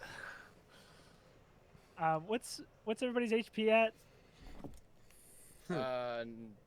No, I was using an old number. It's at 43 out of 105. Are you asking everyone or just the people on the ground? Jack, I don't know. Would you even help me if I said what my health was at? You know, I still want to know. You know, I have the most distinct feeling you're not gonna help even if I did tell you, so I think I might keep that one a little close to the chest. I think you might be like, serves you right, bitch! Even if I did tell you. He's asking the guy who murdered his family, but not Jack. That's the thing. I'm asking the guy who murdered my family. We're all in combat right now. Okay. If I'm gonna do it, I might as well go all the way. Yeah. I'm amazed Jack hasn't failed the spirit save yet, but... If I'm being real, 7. 7 health. Oh, God. 7 health. I'm in the single digits. Wow. Jack's held together with duct tape and staples right now. I will be Final boss. Mass healing word. This targets everyone, including myself. So it's 2d4 plus 5. Cringe, you don't happen to have your beacon of hope, do you? Still? Oh shit! I haven't rolled concentration on it. I think I've. You have gotten hit, I believe, 2 times. Because he hit everyone with the tentacle lash, and then he hit everyone with the grab. Is it a save? It's a save, right? It is a Constitution save, I think. Okay, I rolled the wrong die then. And it's like okay, that was a nat 20. Good on there. Yeah. All right. Does the nat 20 count for the both times I was hit, or I have to roll again for the second time? I'm going to make you roll again for this one. Sometimes I'll do that, but concentration, since there was time that passed between them. I got it. Okay. So yes, you still have Beacon of Hope. So how close do I have to be to you? That means everyone regains max healing from it. In what range? But you have to be within like your. Wasn't it? Isn't Beacon of Hope you select a number of creatures when you cast a spell, and then it's. If it's that. This is any number of creatures, so I selected everybody. Yeah. Okay. Cool. Sweet. So we haven't had to make any wisdom saving throws or death saving throws. Death saving throws are different in this. In this case, since there's no death saving throws, use that for spirit saves? No. Meant to be horror, meant to be spooky. You don't get to spell that out. Everybody gets the basically, spirit saves are their own thing, just for note. There's no way to bonus them or debuff them outside of just the effect. What it literally is in lore is basically how much willpower do you have to hold on to your physical existence. Okay. Everybody gets the I'm using my last 4th level spell slot. Everyone gets the maximum healing from this, which isn't much, but it's everybody, so it's 13. Everybody gets 13. That's something. Which brings me up to above 50%, which is That's good. That's something. And then on I my think turn, that barely brings me above 50%. You got time to calculate it. Theo, don't forget your little sword guy. Yep, on my turn, bonus action, I can move this and roll another attack. Which, honestly, this thing does way more damage than I can do with my sword, so... And that is 25 to hit. That'll hit. So that'll be another 2d8 plus 5. Which will be... Oh, yeah! 19 damage. 19 damage! Not bad, not bad. And I am going to step forward, I think, sort of just in the middle of everything. In the middle of everything you go. Lord Cringe, you are up. I want to approach him, but I also want to try something if you will let me. Since I think I was gonna tell you what a shit ton of damage to this guy. So I do want to approach. I think I am. That is Soma. If I go right here. Maybe that's Soma. Where's No. I saw. I was making. Never mind. Yeah, I saw. That was my bad. I saw Mike's measure and didn't realize. Let's say, listen here, Uriel. We have put in a bunch of damage into you. You're not looking great. Neither are your compatriots. I think they actually look fine. But I'm giving you the opportunity to just pack up and go back home. I don't want to do what I have to do if I don't have to do it. I mean, roll me an intimidation check. All right. Intimidation. What? It's a 21. I saw it was a nat 20 that rolled to a 14, so it's still 21. Yeah. I'm actually... I'm tempted to have him legendary action something that out of spite. Which would be the second time in D&Dorks that Momo has tried to taunt a bad guy and gotten punished for it. Can you do a legendary action outside of your turn? That is what legendary actions are. Yeah. Oh, okay. That is actively what legendary actions are. I mean, and he's not gonna... Yeah, he's willing to use it now. This is the first time I've used legendary actions on a D&Dorks boss because I'm trying to be mean now. Yeah, so... Yeah, be mean. Dex save. That's what I'll do. Dex save. That is a 16. A 16. You actually are going to make it. He's going to try that ensnaring hair thing again, but you are able to dodge your way out of it. I think largely thanks to the fact that you are on a mount. But continue. Continue your turn. He obviously it does not even acknowledge the threat other than attacking back. All right. So I guess I have to do what I have to do then. I give you the opportunity to just go home. That is an 18 to hit for the first attack. That is going to hit. 19 to hit for the second attack. They both so hit. Assuming they both hit. Is anyone close by me? No, it's just... Other than the sword, and I guess Theo behind you, Sword. technically. Theo's, I'll move the audience. Theo's right there. I think he has to be within 5 feet of me In that for case, me to get no. pack tactics. Then no. And Okay. I'm not going to count the sword as an ally. I don't. Yeah, think that would count. I get yeah, that. Yeah. Yeah, it is. It's like a spectrum. Okay. Just that was less for you guys and more for chat. I don't know if someone was going to ask about that. I'm Yeah. not going to count that as an ally. But that is, let's see, 11 slashing damage. I'll add it. Plus 12 slashing damage. Added.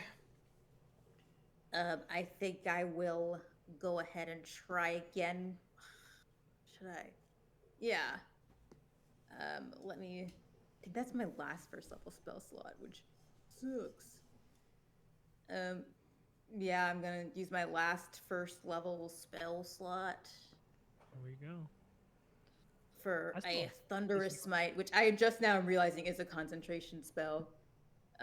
Thunderous Smite is a concentration spell. Why? I guess so. I That's- get to re-roll that because I'm good. This is maybe I shouldn't do this, but as a DM, I don't care. It's weird that Thunderous Smite is a concentration spell. Okay. Pretty weird.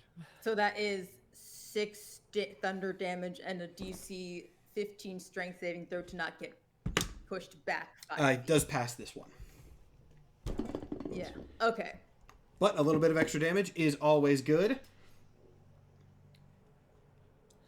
In that case, And I think that's my turn. Soma, you are all the way over there. Fun fact for God, I have 40 feet of movement as a barbarian. Okay, so you're Hi-ya! just charging. Hell yeah. Hiya! Hell yeah. Back to the flowchart. If hit. Pissed win. off after getting thrown.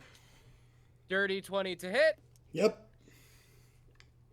10 damage.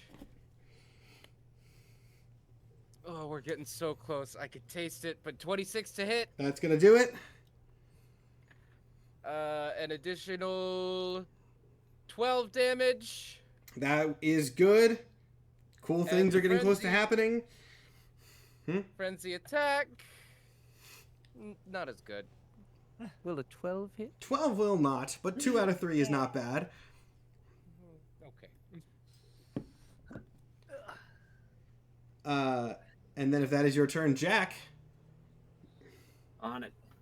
with your 20 health, Yeah, with my just doing spectacular. just doing real good. What do I want to do here? I've been trying to figure out what I Oh, want to do. hold for on. two people. I totally forgot something. No. I totally like forgot that. something. I I don't can't like believe that. I forgot. Soma, make me a charisma save. Oh, that makes sense. I should have done this at the beginning of your turn, but I totally forgot, and that is my fault, so I will do it at the end and not have any penalties incur on those attacks. Carissima! Will a 7 save me? Oh, dear God, no. A 7 is definitely not going to save you. Now, the unfortunate thing about this is, again, I should have done that at the beginning of your turn and did not. So, once again, though this is probably even going to be more ominous for the chat. Okay, noted. No. Noted. One failed spirit Jack, save, you are up now. save. Yeah. Okay. Trying to judge distance here. Yeah. Pedantic. I'm kind because of of cringe. Sorry, because of cringe, I do add 3. It was a 10. 10 will also not save you. Damn it! I'm kind of fucked in terms of where I am right now because I got two of Yeah. the minions on me. Yep. On top of me. So I'm gonna use my turn to Misty Step the fuck out of here. Misty Step is a good call. I'm gonna go right over here, roughly. I'll put myself right there, a little farther away from the other one. And that's really all I can do because I get one thing a turn, so that's all I got. Time to get the fuck out of here.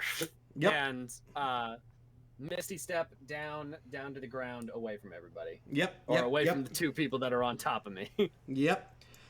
Okay. This is... Oh, well, minions are actually next. Funny enough, you actually, Jack, got really close to another one of the minions. The other ones are going to go over here, though. They're gonna... But we'll... My options are Uriel or them. Oh, wow, and it hits again. Of course it fucking does! Yeah, of course it does. Soma, what's your AC? 15. 15. Okay, so one of them is going to hit you, but I'll do Jack's damage first. Oh, you're only going to take 2 damage, Jack. You're good. That did a horrible, Oh, thank God. horrible thing. Soma, you're going to take 10. Literally, Okay. like minimum and maximum damage rolls on that. But now it is Uriel's turn. And that means that things are going to happen because Soma was the one that failed his spirit save. So, Soma, you are going to take an additional 20 damage. As this thing essentially Ghost Rider penance stares you. As you hit this thing, you feel the weight of your sins, which we highlighted earlier in this episode, come crashing down on you in a very literal sense. As to you and you alone, thank goodness, you feel a stabbing in your back and turn to see a ghostly image of Theodus' wife physically stabbing you. Let's go, Athos. Let's go. Way to make the play. Yeah. You are also going to now do a -2 on all of your rolls. Oh! Spirit saves. Does Lovely. that include damage rolls? Not damage. Like Not every damage sting- rolls. Not Okay. damage rolls. But Okay. yeah, things. Basically, the more spirit saves you fail, the worse you get at things, until you can't do things anymore. So again, thankfully Theo cannot see this because I'm sure that would cause some weird dynamics. But that wasn't even Uriel's attack. That's the fun part about this. The good news is you guys are this is timing out nicely. But Uriel, I think, is just going to do his stab again, his big tentacle thing, because everyone's in a line. Oh, great. And he hits everyone once again. Oh boy. What was the damage on Everyone. that? For 18 damage. As those tentacles lash out from the ground cool. I die. again. You're not dead. You just have a 0 on your spirit saves. It is luck of the draw entirely. And by the way, keep track of your negative health. I don't think this will last long enough to matter. But keep track of your negative health. Do I make a death save now, or do I make a death save when Oh, do I you make my don't spirit you don't save? do death saves in this. You When do go I do my spirit save? You don't do spirit saves now. Don't worry. You're well, actually, I guess it does make, you know what, Panda? I'm changing my mechanics. It does make logical sense that when you get hit to 0, you do a spirit save. I actually like that. Okay. I wasn't going to do that originally, but I'm going to be an asshole and I say I think that's a neat idea. So sure, do me a spirit save. It feels There's right. always fucking homework.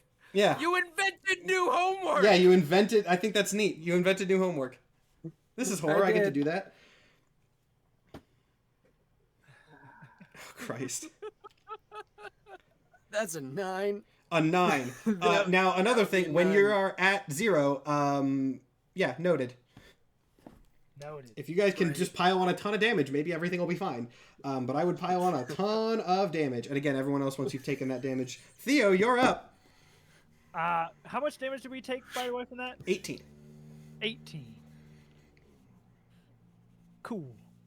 All right. I'm going to...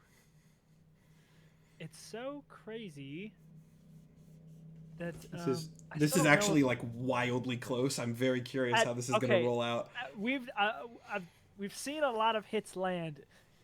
Do I have any? Can I make some kind of check? Maybe insight on if radiant damage does anything, or if he's fully immune because he's an angel. You can give me an insight check, which is I know basically a given for you, but you never know. You never know. That was a nat 1. Oh wait, I get advantage in combat. Yeah. Oh, yeah. Okay. Thank God. That was another nat 1. You're kidding me. Kidding. No fucking You're way! kidding me. You know what? Honestly, after the run you rolled Radiant- before, that's just karmic. That's just balancing. Radiant damage doesn't do anything to this thing at all. There's no point in even bothering. Cool. Okay. No point in bothering. No From point that- in bothering. From that Yep. nat 1, so For sure. take that with a grain of For salt, but sure, that's for what Theo sure. thinks. Well, I'm just gonna run up with my fucking sword. Ha! Now again, I mean, I'm looking at his health bar, but 23 to hit. 23 will hit. My shit automatically does a sort of divine hit, which just adds what we've determined is not divine, or not radiant, but just additional slashing or whatever it is. I forget how much. I believe it's a D8. Divine. Where the fuck is this? Class features? Question mark. Yeah, divine strike. It's an extra D8 of whatever the damage it normally is. So it'll be a D6 plus a D8 plus 3. Ugh. 14 damage on that. 14 damage. He's still up. And then my sword is rolling. It's a +9. That's a 24. to For another hit 2 or to hit. For Okay. another 2d8. Where's the spell? 2d8 plus 5. oh, Such shit rolls. Oh! 9. okay, he's not down. Fuck. He is technically not down. And now you have to use my bonus action to do that shit. Son of a bitch. That's all I got. Lord Cringe, of all characters, you may be the one to bring this home. Why do you say of all Don't say characters like that. that's not? Don't say that.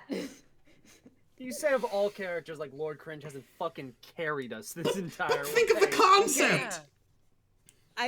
It's true, but don't say that because you're jinxing me. I could miss both Good. of my attacks.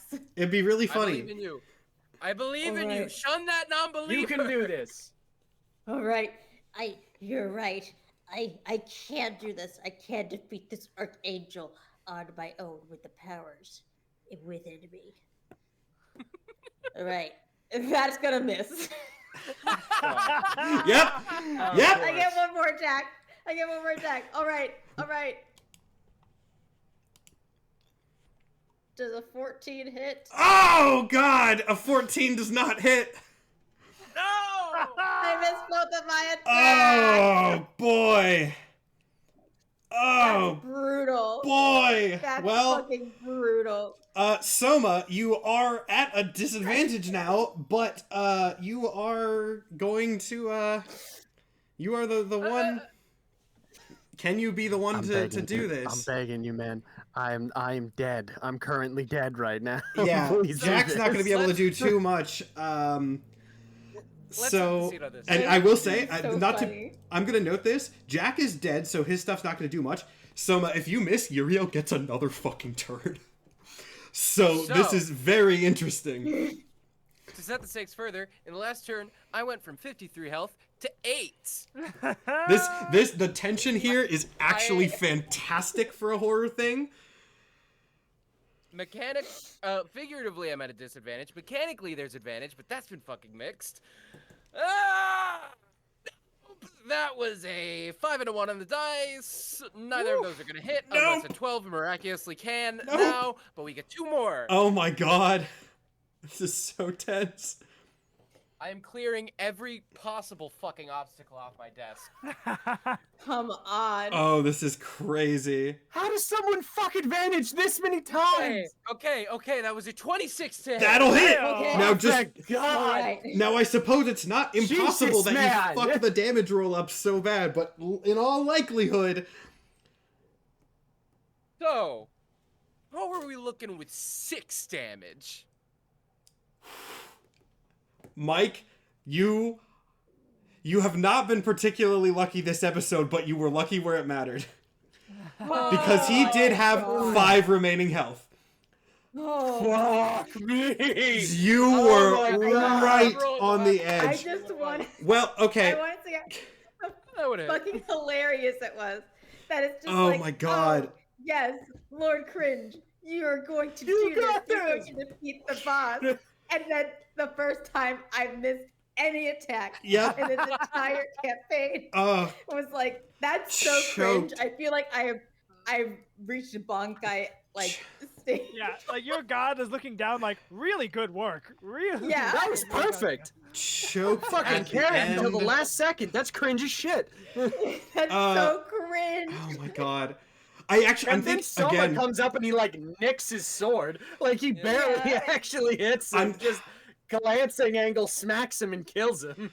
I'm thinking of this again from like an animated perspective, and my god, like I love this scene of like it's very, very, very tense, and then Lord Cringe misses and breaks all the tension, and then Uriel starts doing horror shit again, and it suddenly becomes very, very, very, very, very, very tense, and then someone takes him out. I love that. I love that. But technically, this fight is not 100% done yet. Okay. So, Soma, as you strike this thing, Uriel reels backwards, which is a motion that you have never seen this being do. And once again, his mouth opens and continues opening. This sort of rounded mouth in the center of his face extends downward, down his neck, down his chest, opening up more and more and more until there is just this gaping mass that extends far longer back than it reasonably should from how big he is.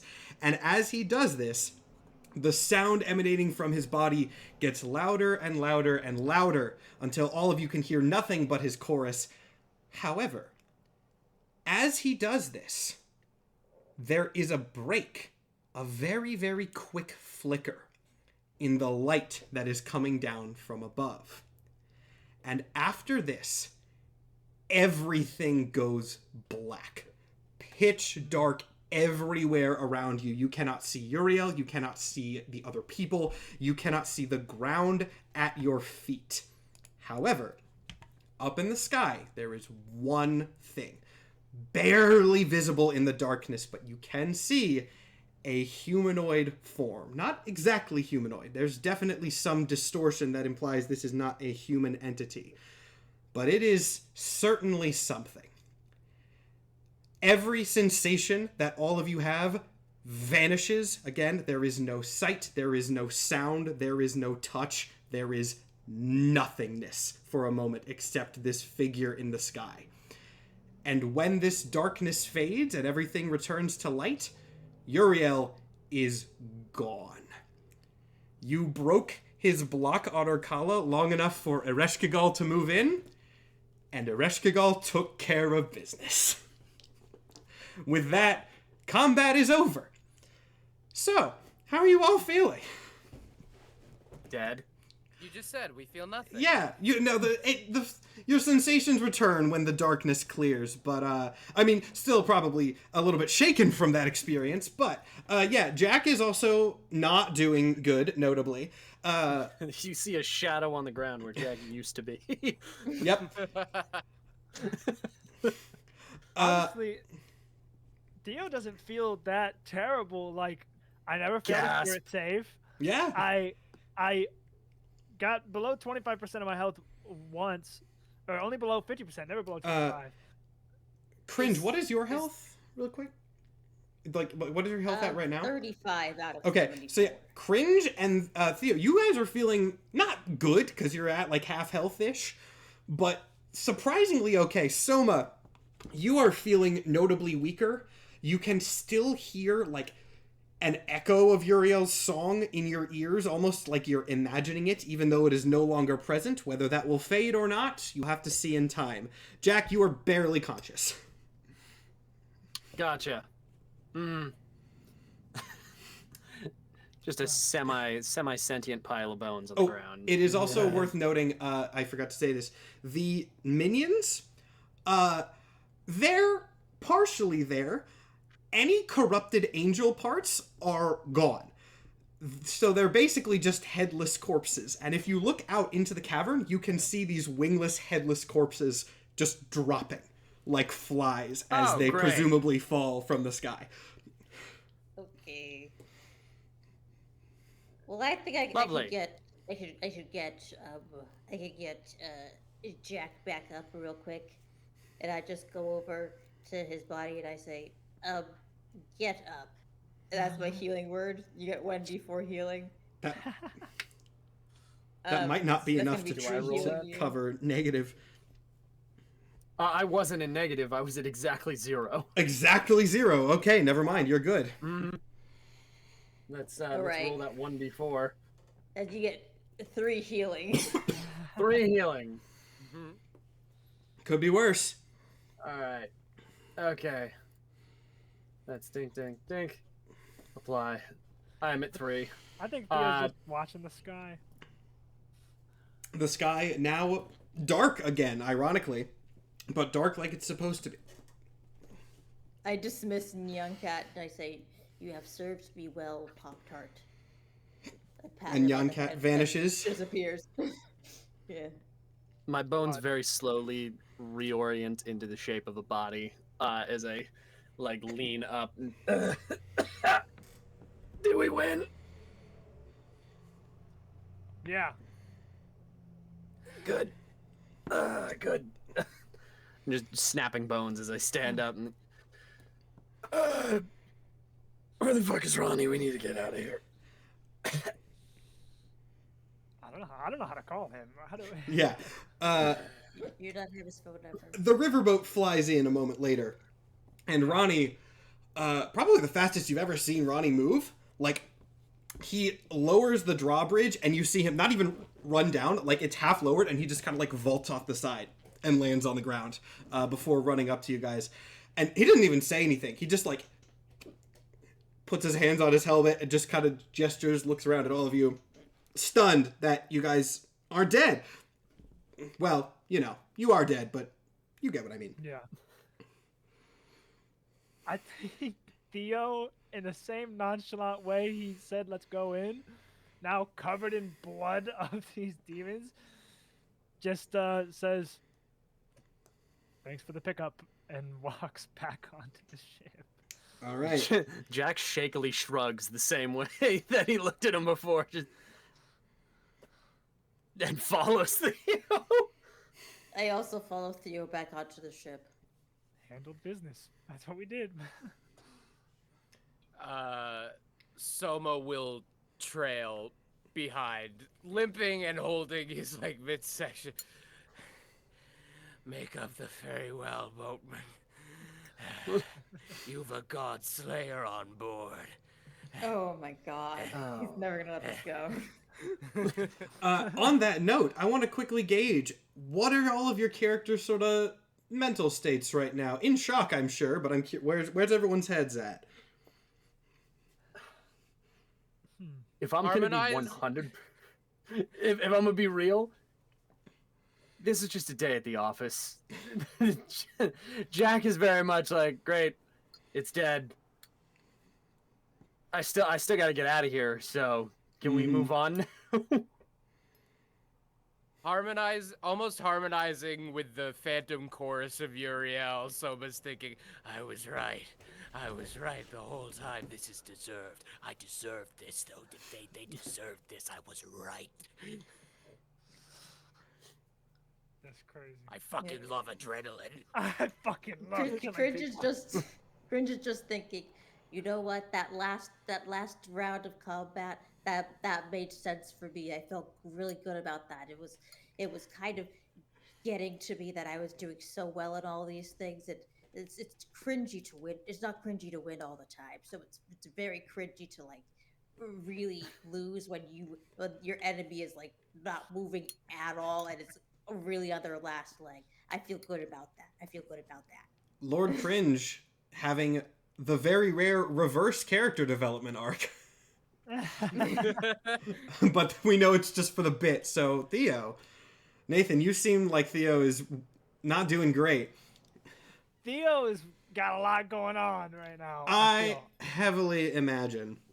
I think the best way to put it is he kind of just feels lost in this particular moment because he did not want to have all of this history dug back up after 2,000 years. Like, this all happened within like a day. Yep.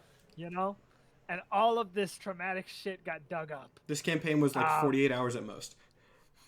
And I think Soma would have recognized that the way that Theo was fighting out there was with like reckless abandon. Like, sort of like, and the only other time he would have seen that was post the death of his family,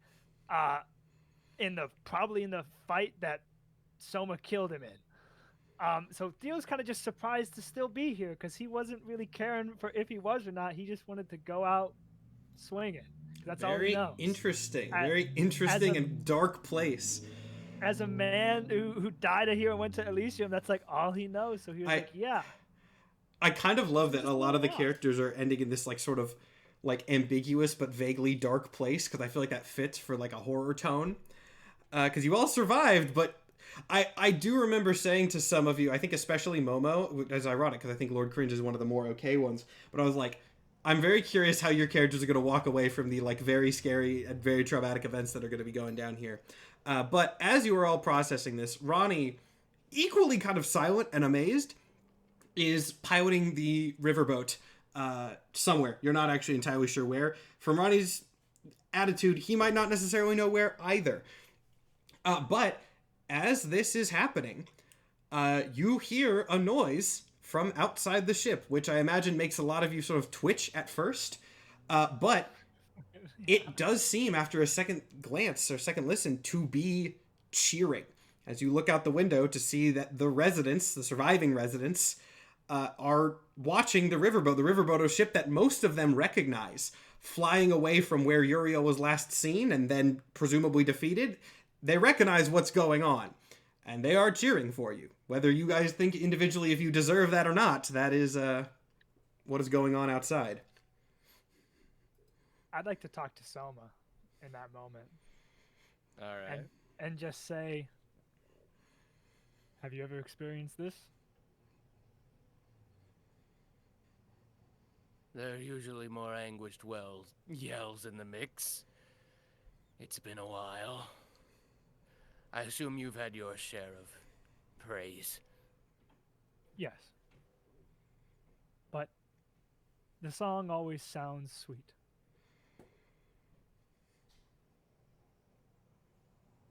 You are not an entity that deserves to perish for eternity. You persevere. I pushed that. And frankly, your phantom wife stabbing me but 5 minutes ago was the closest I felt to guilt for it. My what?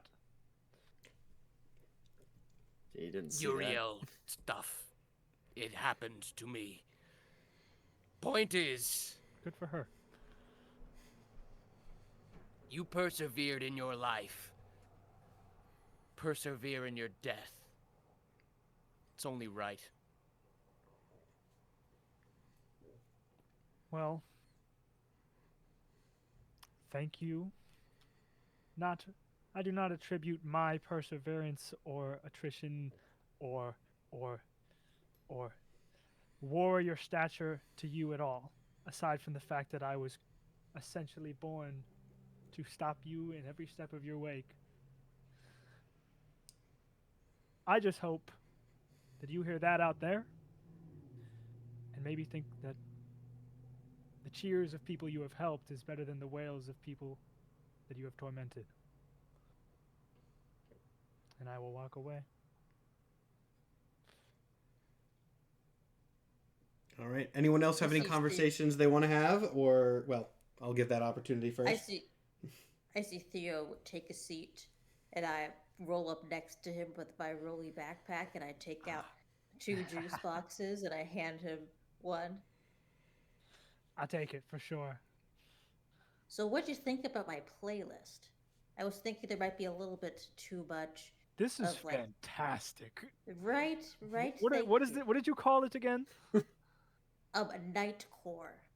It really just gets me going, you know? So much. Yes, I really thought like the Evangelion rendition of the Nightcore version of the Evangelion theme song was really suited for this battle. Oh, for sure. You did really great out there, by the way. I saw you almost get that killing blow. Yes, but I missed it, and I had 2 opportunities to. Yes, that was a bit cringe. Yes, thank you. I'm sure my concept was very proud. I feel stronger afterwards. I'm very happy for you. I'm sure your mom is very proud of how you fought. I hope so. I still haven't. I would like a chance to speak with her properly, and hopefully we can do that soon. But who knows what's next? Well, you could just ask Roddy to take us to where he brought all of the gods, because I'm sure it's open now. That is a good point. Ronnie, where are we headed? Honestly, I'm not entirely sure. I have been sending out messages to every fucking agency channel that I possibly can. I sent a message all the way up to Namtar's private office channel, which I'm not even supposed to fucking have. And still, absolutely jack shit. So, hold on, I'm doing what I can. That's fine. And Theo just lays down. Not even in a bed. Just on the ground. That's okay. Just wake me up when we're there. All right. Anyone else want to say? Question: is the ship empty? Ronnie presumably dropped off the people there. Yes, all right, I was assuming as much. There are not civilians on the ship right now. Gotcha. I didn't say it explicitly, but yes. With my juice box, I do stare down Jack. Just to assert my dominance. I'm not looking at you. I'm looking at the ceiling. Jack is laying in the chair as limp as possible with his head just staring at the ceiling. Are you in the room though? Yeah, I mean I walked in and sat down and did nothing else. As I lay down, also just not looking at you, but just sort of like eyes closed as I rest, I will say to you, Jack, I don't fault you. For you cannot blame a coward for making an unwise decision, but I hope you feel better knowing that we did something good today. I just want to go home, man.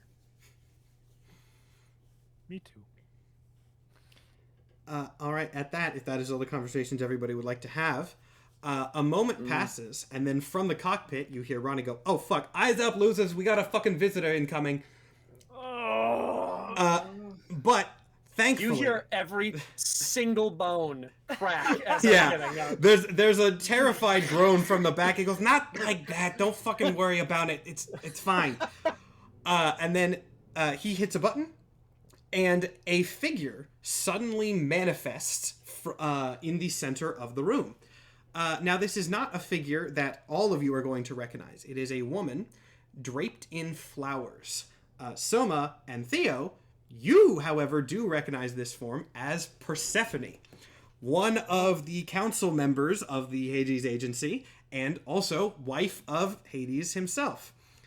She kind of looks around the room. Take a knee? Because this is basically royalty? Yeah. Lady.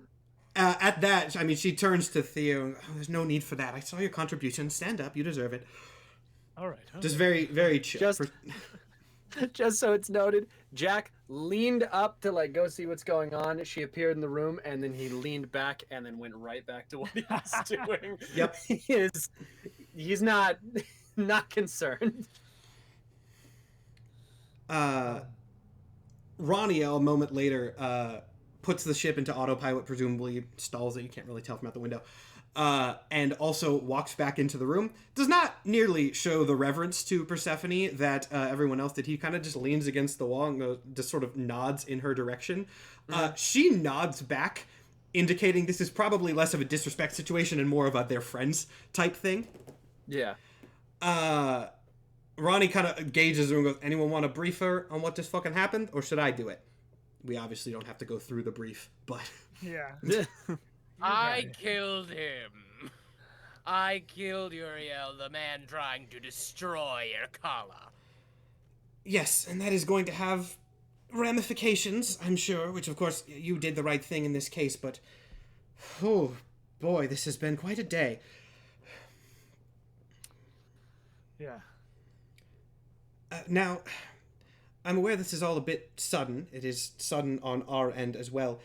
But we do have to bring up the point very quickly that, well, the first thing that the council, and myself included, of course, did upon our return, which was only maybe 15, 20 minutes ago, we did check the roster of the agency. There are a few left scattered across Irkala, but it appears that you, even though some of you were not officially registered, are the final remaining members.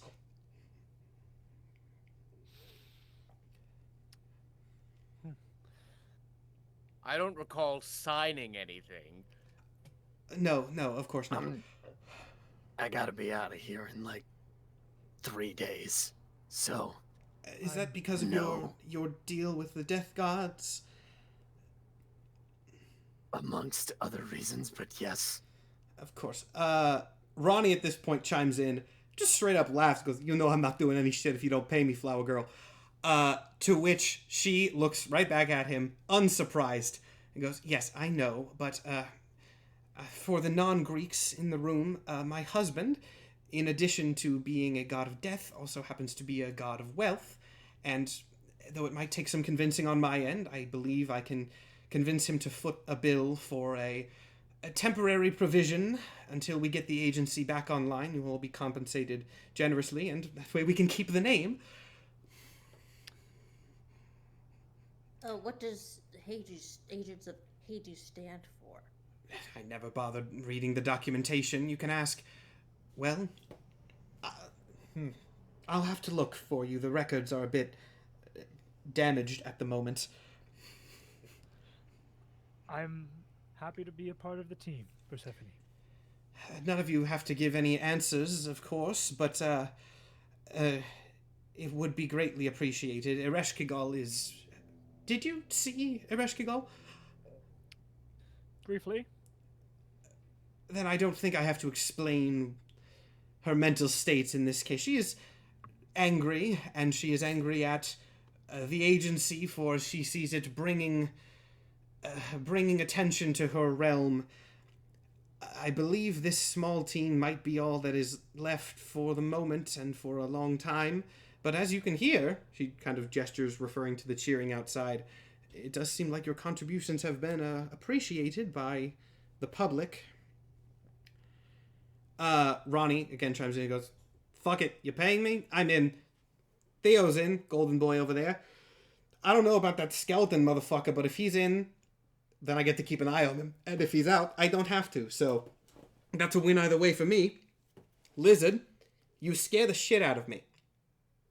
That's actually all I have to say to you. And big one, I mean, are you going to kill your cousin over there? Nah. Do you want to stick around? I would seek audience with Ereshkigal once the current mood has passed. Yeah, that's As probably for joining a good any call. team, I would need further convincing. I'm not much of a team player. As would I, for the likes of Soma. Yeah, that's understandable, but we can work out the details later. Flower Girl, if you need me, you know I'm always a paycheck away. As for the rest of you, just gonna have to see where this shit goes. And I believe, unless anyone has anything else to say, that is going to be the final line of Agents of Hades. How are you all feeling? Not as characters, as players. What did everybody think? That was great. I'm feeling God good. damn, that guy was a boss. Yep. Oh, yeah. That's what I like. I Yeah. like that. Yeah. I didn't do mean bosses in Symmetry. I gotta come back and do mean bosses in the horror campaign. So, Lord. with that, we are over the 5-hour mark, so let's do announcements and make them quick. Most of them are pretty much the same. Again, the merch store has been updated with Theo and Soma's art. There is the individual, and there is also the pair. You can get stickers, hoodies, t-shirts, all of that with all of those. All of the other characters, or all the other protagonists, I guess I should say, and Ronnie are also in the merch store. Uriel and Lamash 2 boss merch will also be getting added, but I'm waiting a little bit because that would kind of be a spoiler for some horror reveals. So once a little bit more time has passed, they will be added to the shop for anyone that wants it. We do also have credits that we have to give to the artist, not the audience. So credit to the audience for watching. But yeah, please go check out Schizo, the artist who did all the art for this. She is absolutely fantastic. I am very, very glad that we were able to get in touch with her, so go give her follows on all of her platforms. Also, thank you to AViVA for the use of our theme song, The Saint and the Sinner. I'll be putting links to that everywhere. As a final thing, I think, Patreon. We do have a Patreon. You get early access to episodes. You get access to after shows. And we also have some character sheets, some stat blocks, and as will be going up in the next couple weeks or so, concept art for all the characters that Schizo designed, because we have an actual, we got professional level art, which means we get concept art, and you guys get to look at it if you are a Patreon subscriber. If anyone saw last week's show, Nathan apologizes to you. There were so many comments about it. We got comments about it. I got comments about it in my live streams on TikTok. I'm not even going to say what it's about. If you want to know, sub to our Patreon, and please don't unsubscribe when you see it. Yep. As a final note here, we do have another D&Dorks thing planned for the end of the year. This is not going to be the end of the year for D&Dorks. We have a longer term thing starting up in 2024 again, though there is no more details on that. We are not quite ready to announce the end of 2023 D&Dorks thing yet. It is coming very, very, very, very soon. Keep your eyes peeled. So that will be happening. Sorry, we can't announce it right now, but again, very, very, very, very soon. I promise. Some things just have to be lined up for that. But on that note, does anyone else have anything to say, or are we done?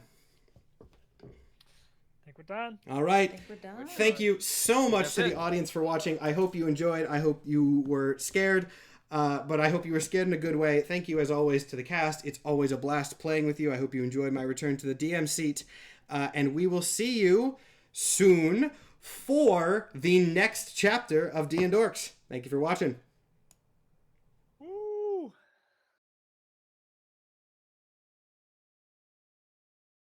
You have received a message. Location of origin, Urkala, former HQ of H.A.D.E.S agency. Message sender, demon, designation, Namtar. Relaying message now. Uriel's invasion proceeded as expected.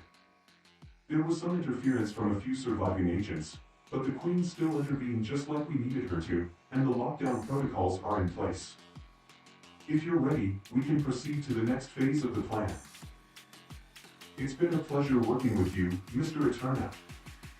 Once we have the all clear, we can begin the harvest.